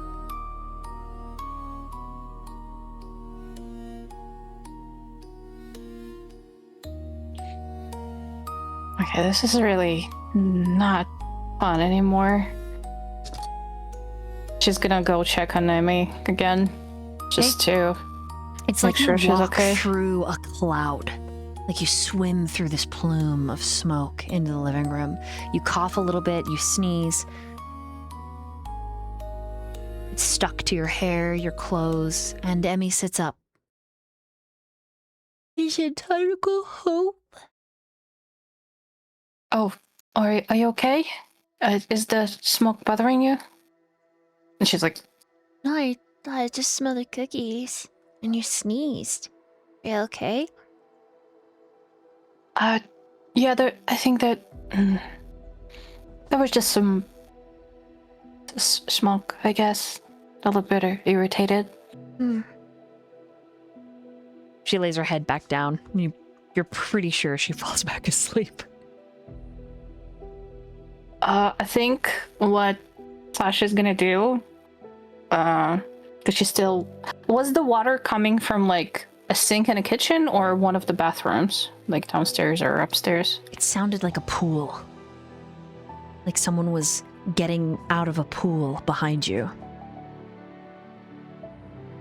So it wasn't like the sighing of a sink turned on, or the twisting sound and gargling sound of a shower.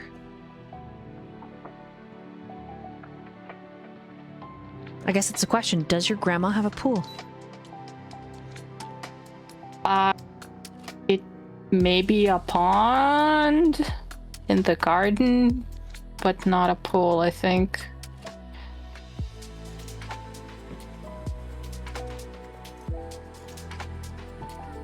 Maybe from there.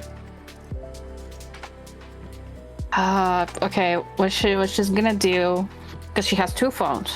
One is a work phone, like physical phones.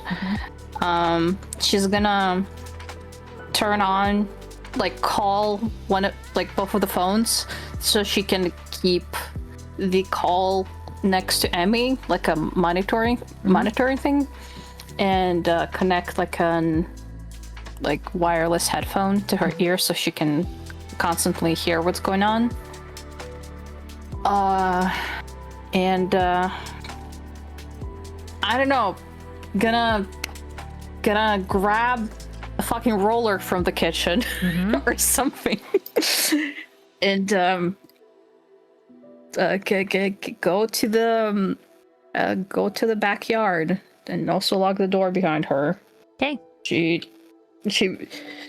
will prefer scaling the goddamn fence than keeping the house open where the child is sleeping.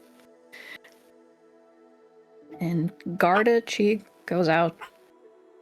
Because what the hell is happening? Roll an intelligence and an awareness. Oh, that's not high. You have advantage from the void dice, and you can have a +1 dice to this next attribute roll from Tactical Pinup from Streamloots. Okay, let me...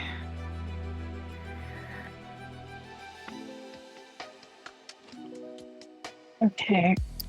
What does advantages in, like, a roll twice, or Yes, what do I take do? the higher result.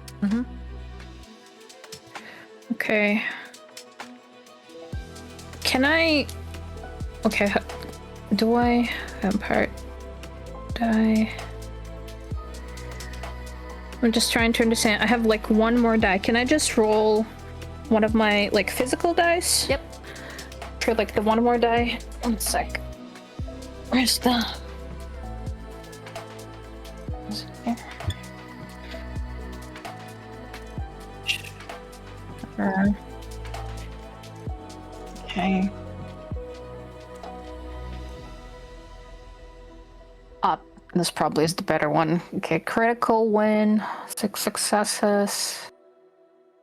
And I don't know if I'm gonna do better, but 6 successes and nothing. Did it roll correctly? I don't think so. 1 sec, sorry.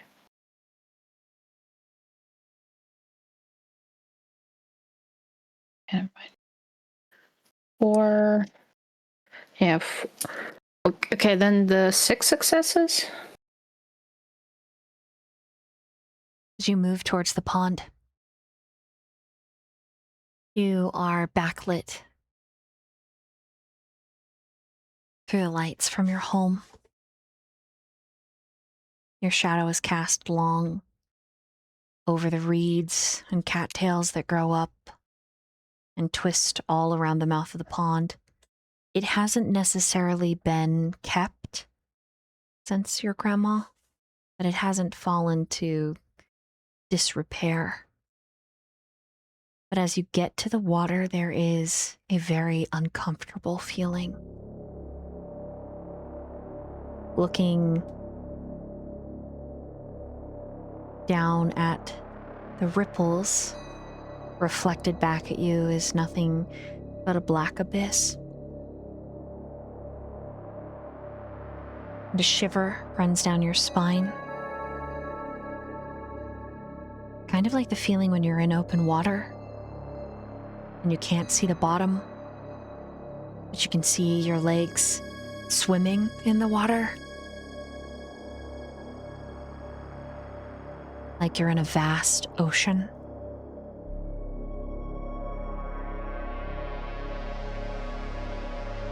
You don't actually get to the water's edge before your instincts tell you to turn around and to go back into the house.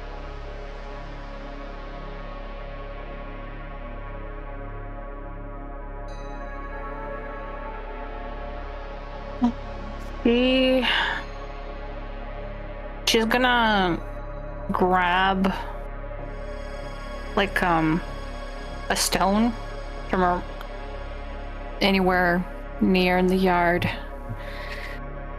and take many steps away and just chuck the rock into the water.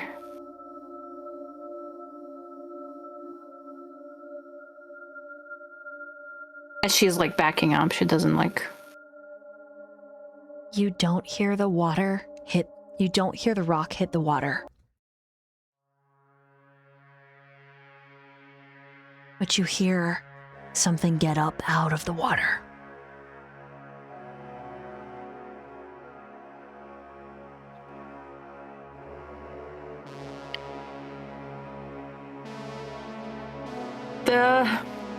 This private property, I'm gonna call the police.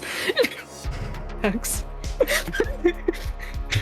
Do you run, Sasha?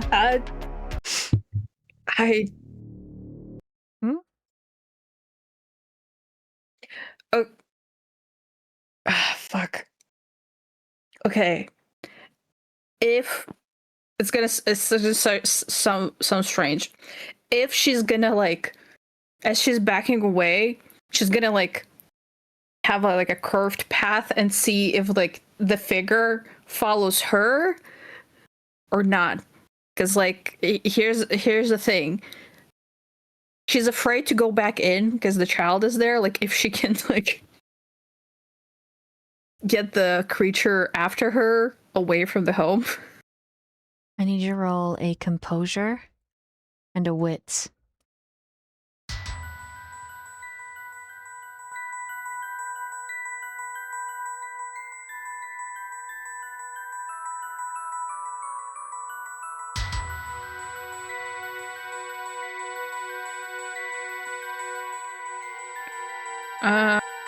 Let me.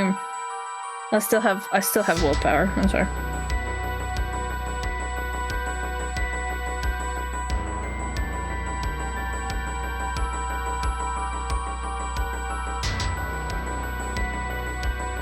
2 successes. Your body goes rigid.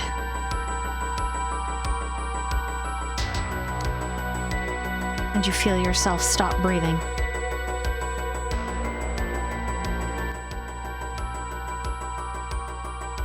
And you hear that sloshing couple of footsteps and the sound of something swimming through the water.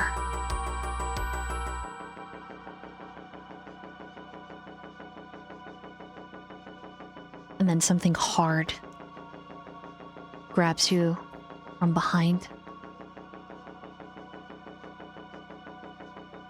You feel hot breath on your ear and your neck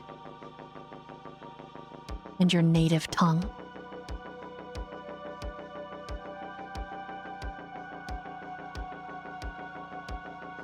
Calling you dumpling.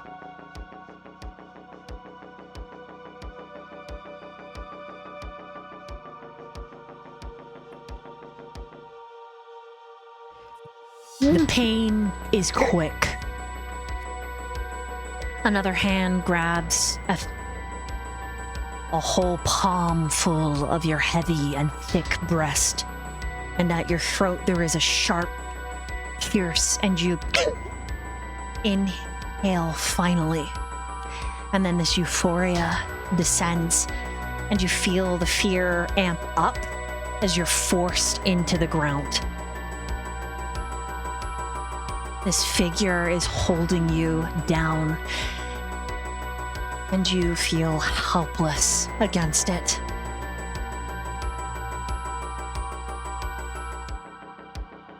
And when all is said and done, and the fierceness in which it began and then it ends, your neck is kissed, nibbled on just a little bit, and in your native tongue, you're told, "Go back inside. Everything is fine. Nothing is wrong. Nothing is amiss."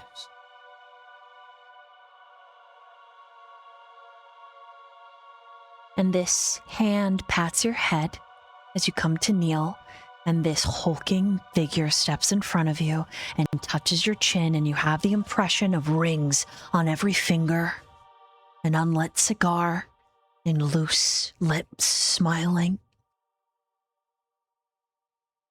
An older gentleman, hair more snow than pepper.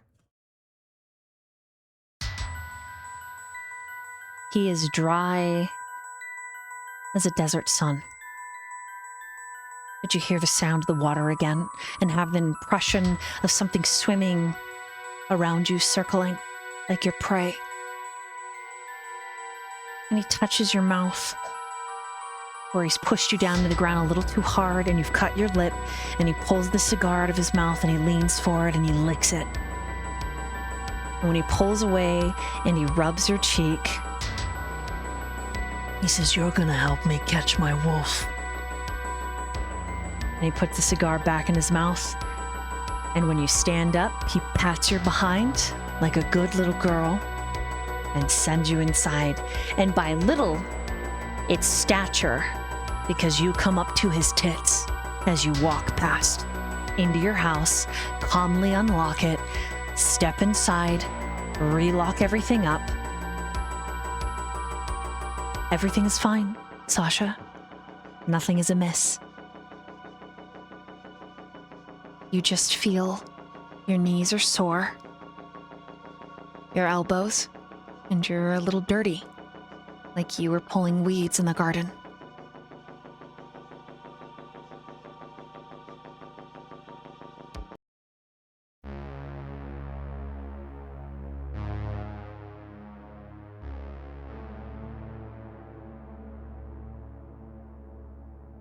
Yes, it was a frog in the pond or something.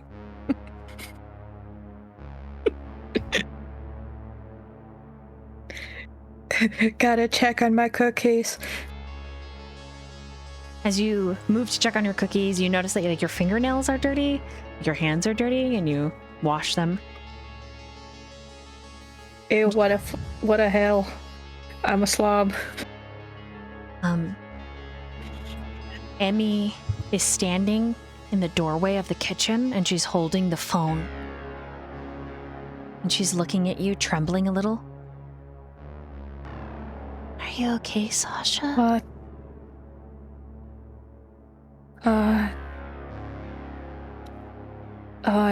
Yes. What do you mean? Everything is good.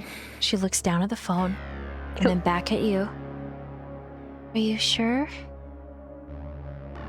I mean, I am sure. You're not? She frowns. First expression. It's really vivid.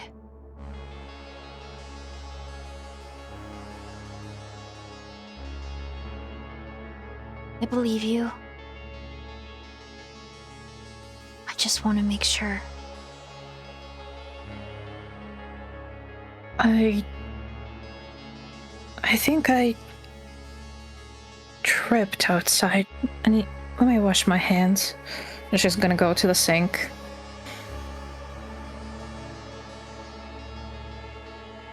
The cookies are almost ready. She hangs up finally on the phone, and you hear it in your ear. Oh. She pulls out the earpiece that you forgot about. And Emmy goes to sit on the chair. And like the very helpful but slow protector that he is, Loaf is at the door, the back door, and he's finally barking.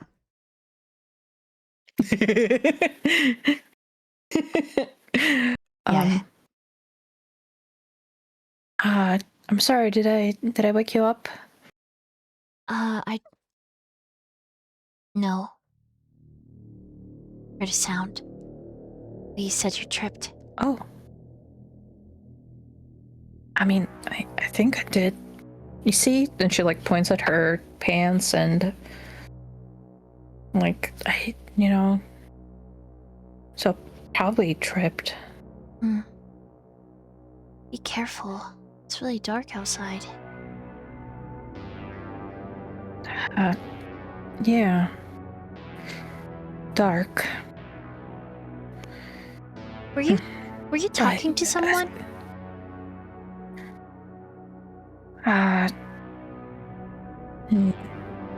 No. Does she remember talking to anybody? And the minute she attempts to think about it, warmth floods between her legs, and it's very inappropriate in front of Emmy, at least for Sasha. It's quite embarrassing. No. No. And she just goes to the sink, opens the cold water, just All over her face, like, what the fuck is wrong with me? Yeah. It shouldn't be that part of the cycle. What the hell?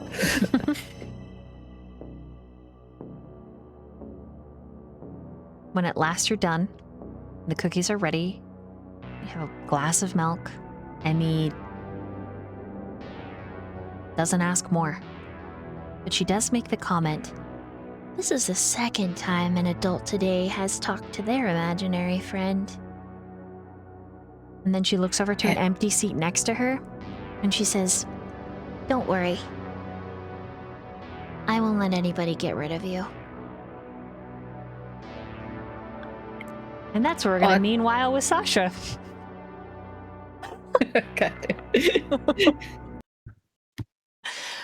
The rest of the party. Nice. I need a final roll from you. Oh, no. I need composure and wits.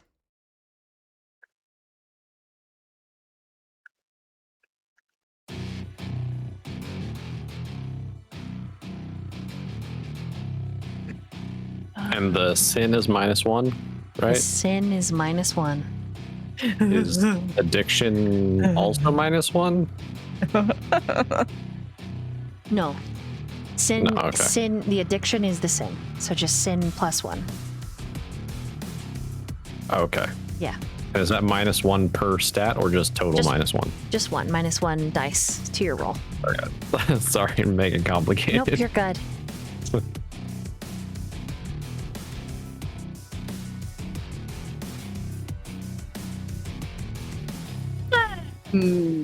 Gonna use my last willpower of the night.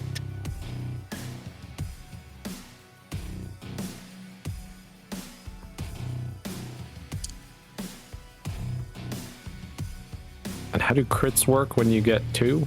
It 4. counts as 4. Okay. Mhm. Then I got 5.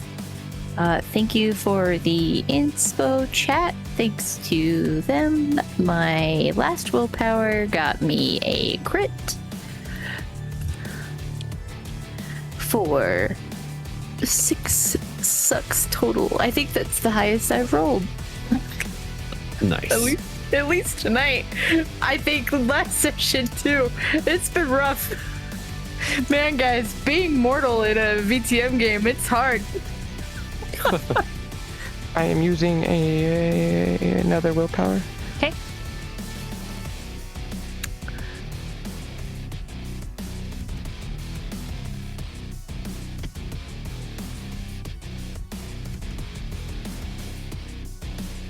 It's not any better. Okay.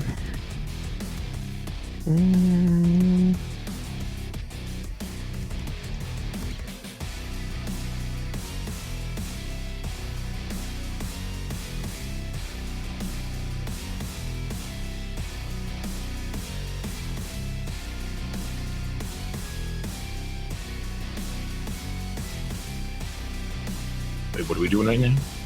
Sorry? Compose your We're wits. rolling. Yeah. All of us? Yes, Yes. except oh, for I'm Sasha. so sorry. But Sasha's not there. Yeah, you're good.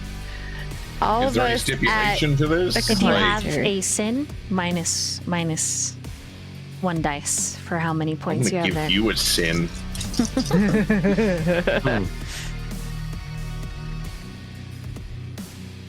All right. Obviously, we gotta.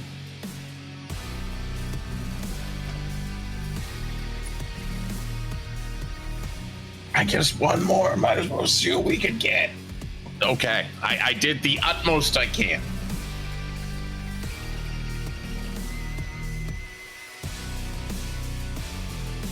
Okay, so I've got 4, I've got 2, I've got 6, and I've got 5. Okay, the only one who makes it is a 6. Oh my god, I made it! The rest of you, First time. uncomfortably turned on by what happens next. Oh no. Oh no. It is a vote by the crowd. In the freezer room, there are hooks. It is chilled. AC is blasting at the crowd. The crowd is funneled into this raised, looking down at a pit. Like almost like a stadium, but it's all like recently crafted. So it's more like the audience is on scaffolding that squares around this giant freezer. And there's several layers to the scaffolding, and your group is on top due to your VIP-ness. With that being said, the band music comes to an end, and someone plays some of their tracks. There we go. Their back tracks. And so their music is still playing, but the band members all move to the edge of the stage. And over a speaker, they introduce a couple of other people.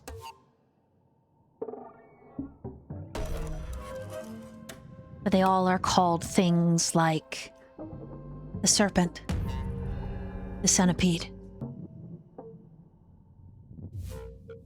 the shark,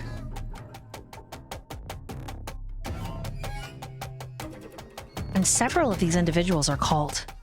And they're sort of at the very bottom of the pit, lit by this black light.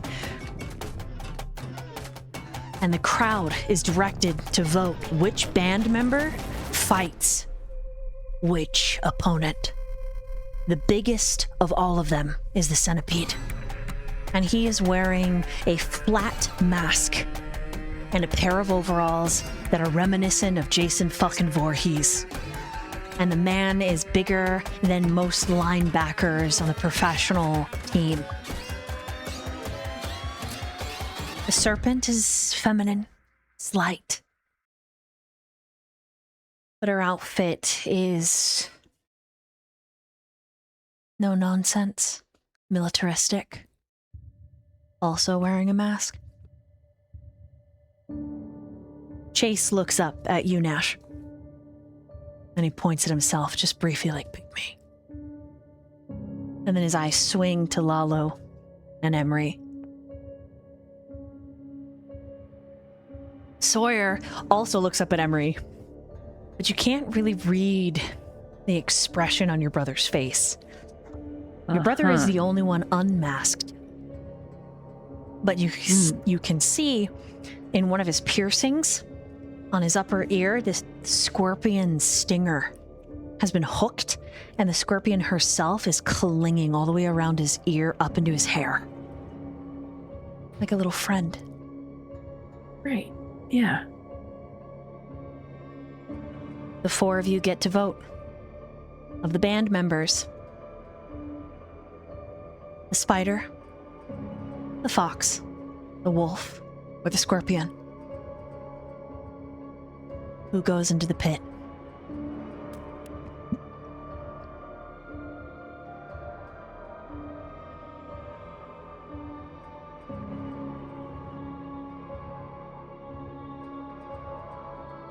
This is a majority wins.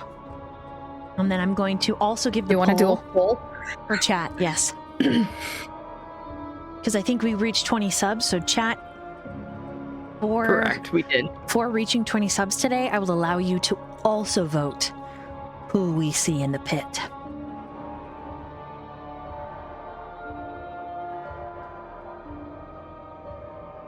Mm-hmm.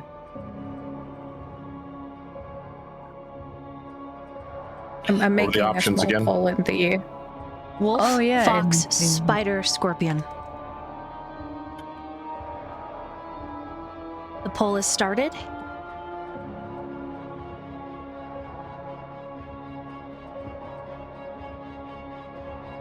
Oh, no, it's not, because I can't put pussy. Hold on. There we go. The name of the band. It's the name of the band. Viper Pussy.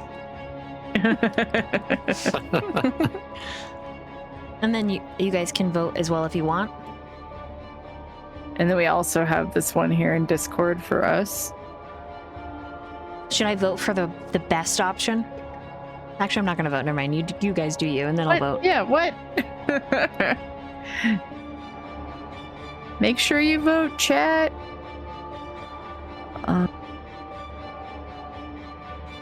Damn. After all four of you have voted, Jay then gets to vote. Oh no.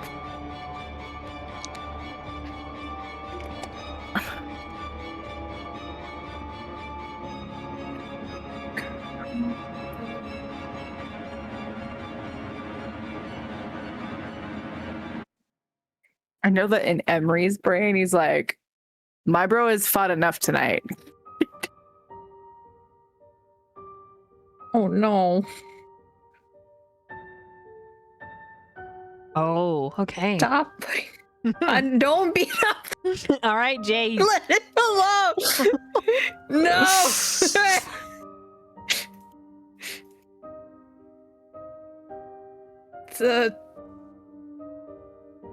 I mean, no.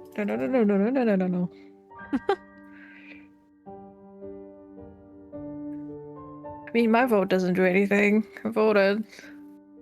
All right, and then let's see. Oh shit, the fox and the wolf are tied by chat. Oh wow, that is surprising.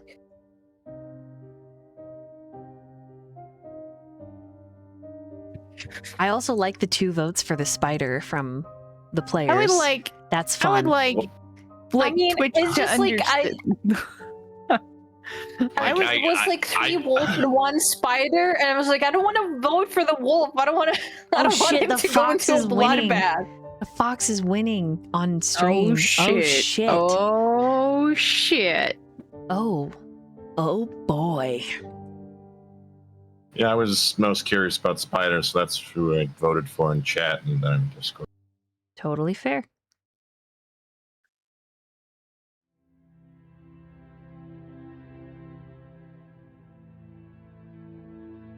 I just want to see him fight.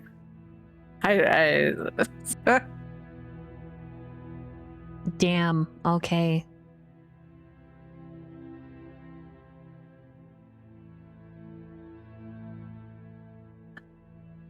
A fox. Damn, chat. That's crazy. Yeah, Chad, you're so wild. Jay, that was you. I see it now. I just What the didn't want to. All for protection. so funny. Because like So funny. Scorpion, leave him alone. Wolf, leave him alone. Tactical. The I only other- gave so many of my points.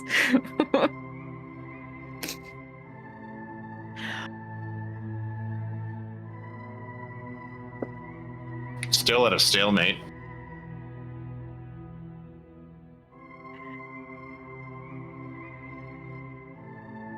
Okay, here's your second vote.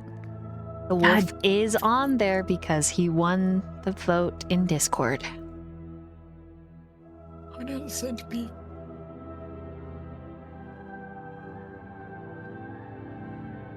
So wolf against who, or It would wolf be and the fox fox. against who? Because like, It would be Fox the wolf versus the who? fox. Mm. This is fox versus who? ah, Mhm.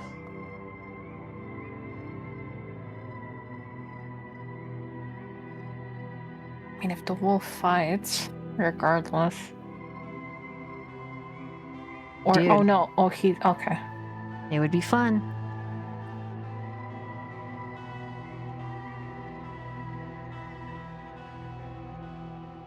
No. You can spend your channel points here.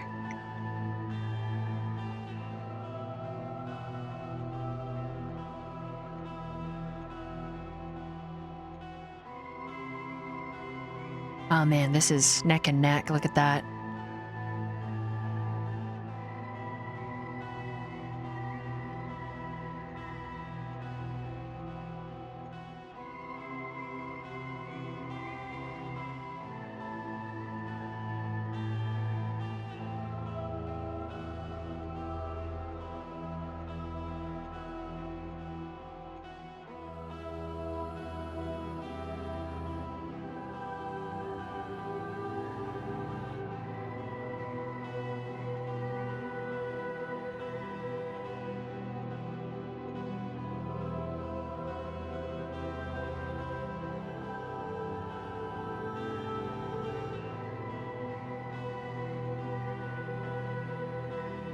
Oh wow.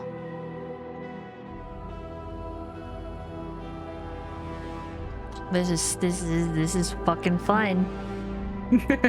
It's a race. The serpent and the wolf are neck and fucking neck. Sick.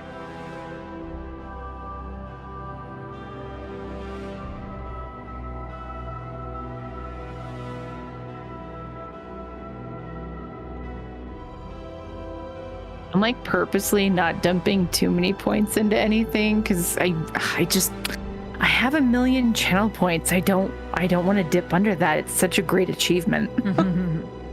I'm like, but my 1 million. Like, Oh, what do you man. mean? Could you imagine the fucking, like, fox jumps down there and the wolf is like, nah, ain't nobody else capping his ass. It's me or nobody. Because you fucking know that's how it would go, too. True. Oh, Serpent by 5 points. 5 points. The serpent won. Nothing like changing your mouse inputs to be double clicks. Get fucked, chat. Epic. I tried so hard to keep it even. I see. Crazy. The atmosphere inside the club changes. And as the fox jumps forward for blood, whatever that means, the chanting begins. Emery, you are the only one who is not completely enraptured. And you actually feel a little bit of fear, maybe a little revulsion. But there's something also attractive about it in this moment. Because the fox, as he steps forward, he strips down to nothing but pants. Oh, God. And he is wickedly built. You can imagine those hips pistoning into you. And it's enough that you have to look away. Yeah. Lalo, He's like, oh, God. similar reaction, but you don't look away. You find yourself squirming, biting your lip, and watching with rapt, unyielding attention. Same with Jean. Same with Nash. Though your personal appetites play a part, it's mostly when the serpent steps forward, wearing that... the mask itself looks like something ancient. Like something from a past eon. And she unzips her top so that all of that beautiful brown smooth skin is revealed, and she has stick and poke tattoos upraised down her shoulders and down the little narrow heart shape of her spine right above her little tushy. And set against her skin, you don't know if it's a tattoo or paint, but gold drawn all across her. And it even looks like it dips in and around her breasts, but they're covered by a band.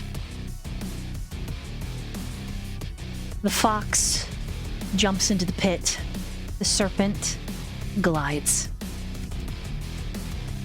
There is a vicious noise. And faster than the eye can see, the fox is bleeding. His throat cut open and peeled back as he lets out this horrible sound, falling to his knees. And the serpent stands behind him, collapses both of her palms against his cheeks, and yanks like she's trying to break his neck. But he reaches up, grabbing some of her braids behind her mask, pulling her up and over his shoulder. Those of you that are enraptured, it isn't this raw violence that you see. It's art. It's a dance. It's movement painted in ritual and sacrifice.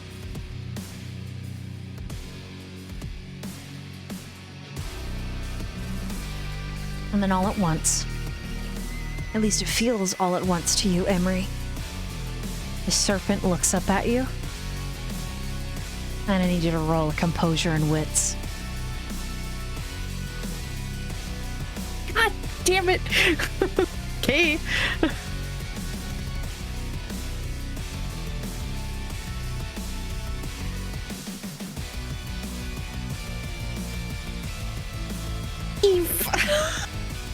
What'd you get?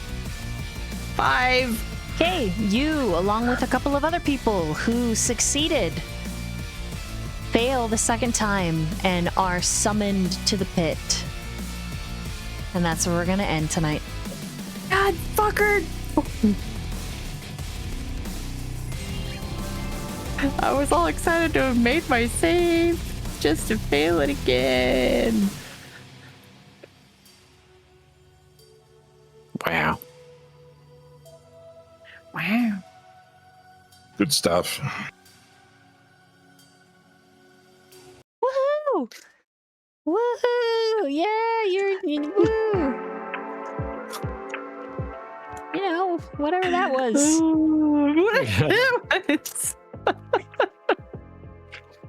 Oh, son of a bitch! To the It'll pit. be all right. You'll so here's what's gonna happen. You're gonna go in there, you're gonna show up, hit some people, and then you're gonna walk out triumphantly. You're gonna be the baddest motherfucker in the room. I don't want to hit people. You're gonna have to, bud. You're gonna have to go over there and be like, listen here, pal, I'm gonna slap you around with my penis. No. That's how you do it. Oh shit. Man. Yeah, because Gene, Nash, and fucking Lalo are like, yeah, get it, Emery. Woo, woo. Like, there's not even there's no concern for your safety. There's just like, yeah, woo, woo. And like for Gene, this is fun because he knows how to box. So for him, this is like, yeah, let's see how it goes. No. Yeah. So what you gotta do, you gotta get in there, you gotta bite their fucking ear off, all right? I'm your host, your Establish storyteller. dominance from the get-go. Your dungeon mistress, thank you for hanging out with Chosen by Night. This is the most adult game I feel like I run right now. The adultiest of the adult games. Yeah. Mm-hmm. I need an adultier adult. Thank you guys so much for the support, the gifted subs, hanging out. Before we leave, we're going to do one last poll since we reached our shubsh. And this is a yeah. Good one. There you go.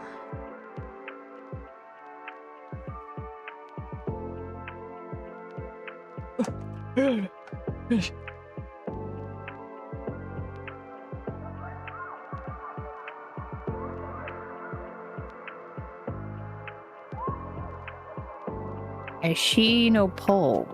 Yeah, it's going now. It's okay. live Oh, now. okay, There it is. There it is. Yes, epic. All the swears. This is the most like, yeah. Mm-hmm. Votes. Feel free to Funny. vote for any of those. They're all excellent. They all lead to good and wonderful things.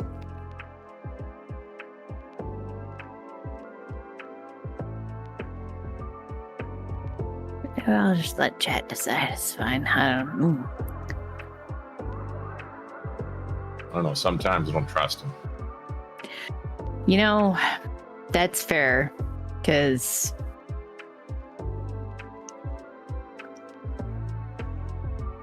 definitely did things in the company of others that Emery would not have normally done, thanks to chat.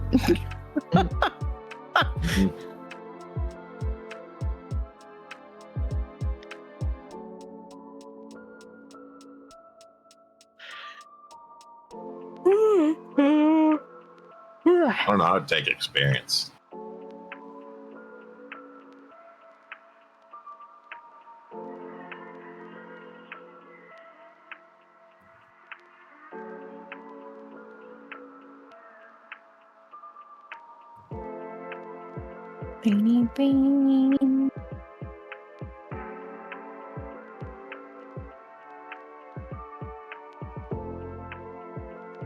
Oh, amazing. Oh, I have to make a note that I have. I have a +1 from chat D20 at the very end of the session. I imagine I can use it next time because I didn't get to use it today because it just happened. Huh? Okay. Put that in my private chat so that I remember. Oh, looks like pocket healing is winning. Oh, XP is really close. Nah, not really. There's like 100 point divide. Wow, damn, they were really close. And then something happened. You see, people stop voting, Master Way. Oh, nope. XP is like... It's closing the divide pretty quick. Holy shit. Oh, shit. Oh my god, they're like basically even now. Oh my god. XP's just 20 ahead. Oh my god. Like 5 seconds left. Ah. XP 1. Perfect. So everybody will be getting some experience points. Quite a bit. Quite a bit of experience points, actually.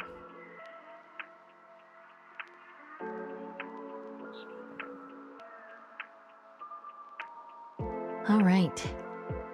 I think with that, we're going to call it a night. And goodbye and good night. Thank you for supporting. I hope this game was fun for you. It makes me uncomfy in the best kinds of ways. So no worries. Thanks for being here, chat. Bye. See you next time. Jay, bye. Bye. Later. Get out of my house. I'm doing 2 things at once. I can't multitask. This is the same energy as like that episode of The Simpsons where Homer's like, everyone get the hell off my lawn, turns on the sprinklers. Listen, I'm at war, okay? I'm fighting the fight. I've been trying to get us XP, okay? I was right there with you, brother. I was right there with you. Thank you. Yes. Someone told me you're gonna get what you get. I'm like, no, I deny this. Yeah, no, because Epic is a little bitch. Wow. Whoa. Say that lovingly. Oh, fuck. Say what I said. I heard that. Oh no! Oh no! Oh no! Oh no! Oh no! Oh no! How dare you! I definitely didn't mean that. Oh no! Oh no! I did. I totally did. I stayed by every word. That's so funny. The Epic versus Jay battle begins. I know it continues. It continues. It has been ongoing. It's not like I'll see you in person in 1 month. What? How? How? how? How? No, how? How? How? How? Explain. Surprise me. How will you see Name my Jay? geolocation. Yeah, how will you see Jay in 1 month? That's crazy. I think Dahlia was just like, can I just switch places with you, please? Oh shit. No, come over. I literally have a gravestone in front of my house and see what happens. I'm not kidding. That's metal as fuck. Damn. Oh shit. And an old cemetery, fucking 200 meters away. What the fuck? I hide the bones. Nobody will find you. Okay, you have to do that Imperial. They probably don't understand that trick. Oh, Epic thought you were Natalie. What? I didn't say that. Fight me. That's funny. Yeah. It's what Natalie said. Total Natalie. Goddamn. That was very rude of you. Whoa. Good night, It's true. guys. You will see me. Hey. Bye. Yeah.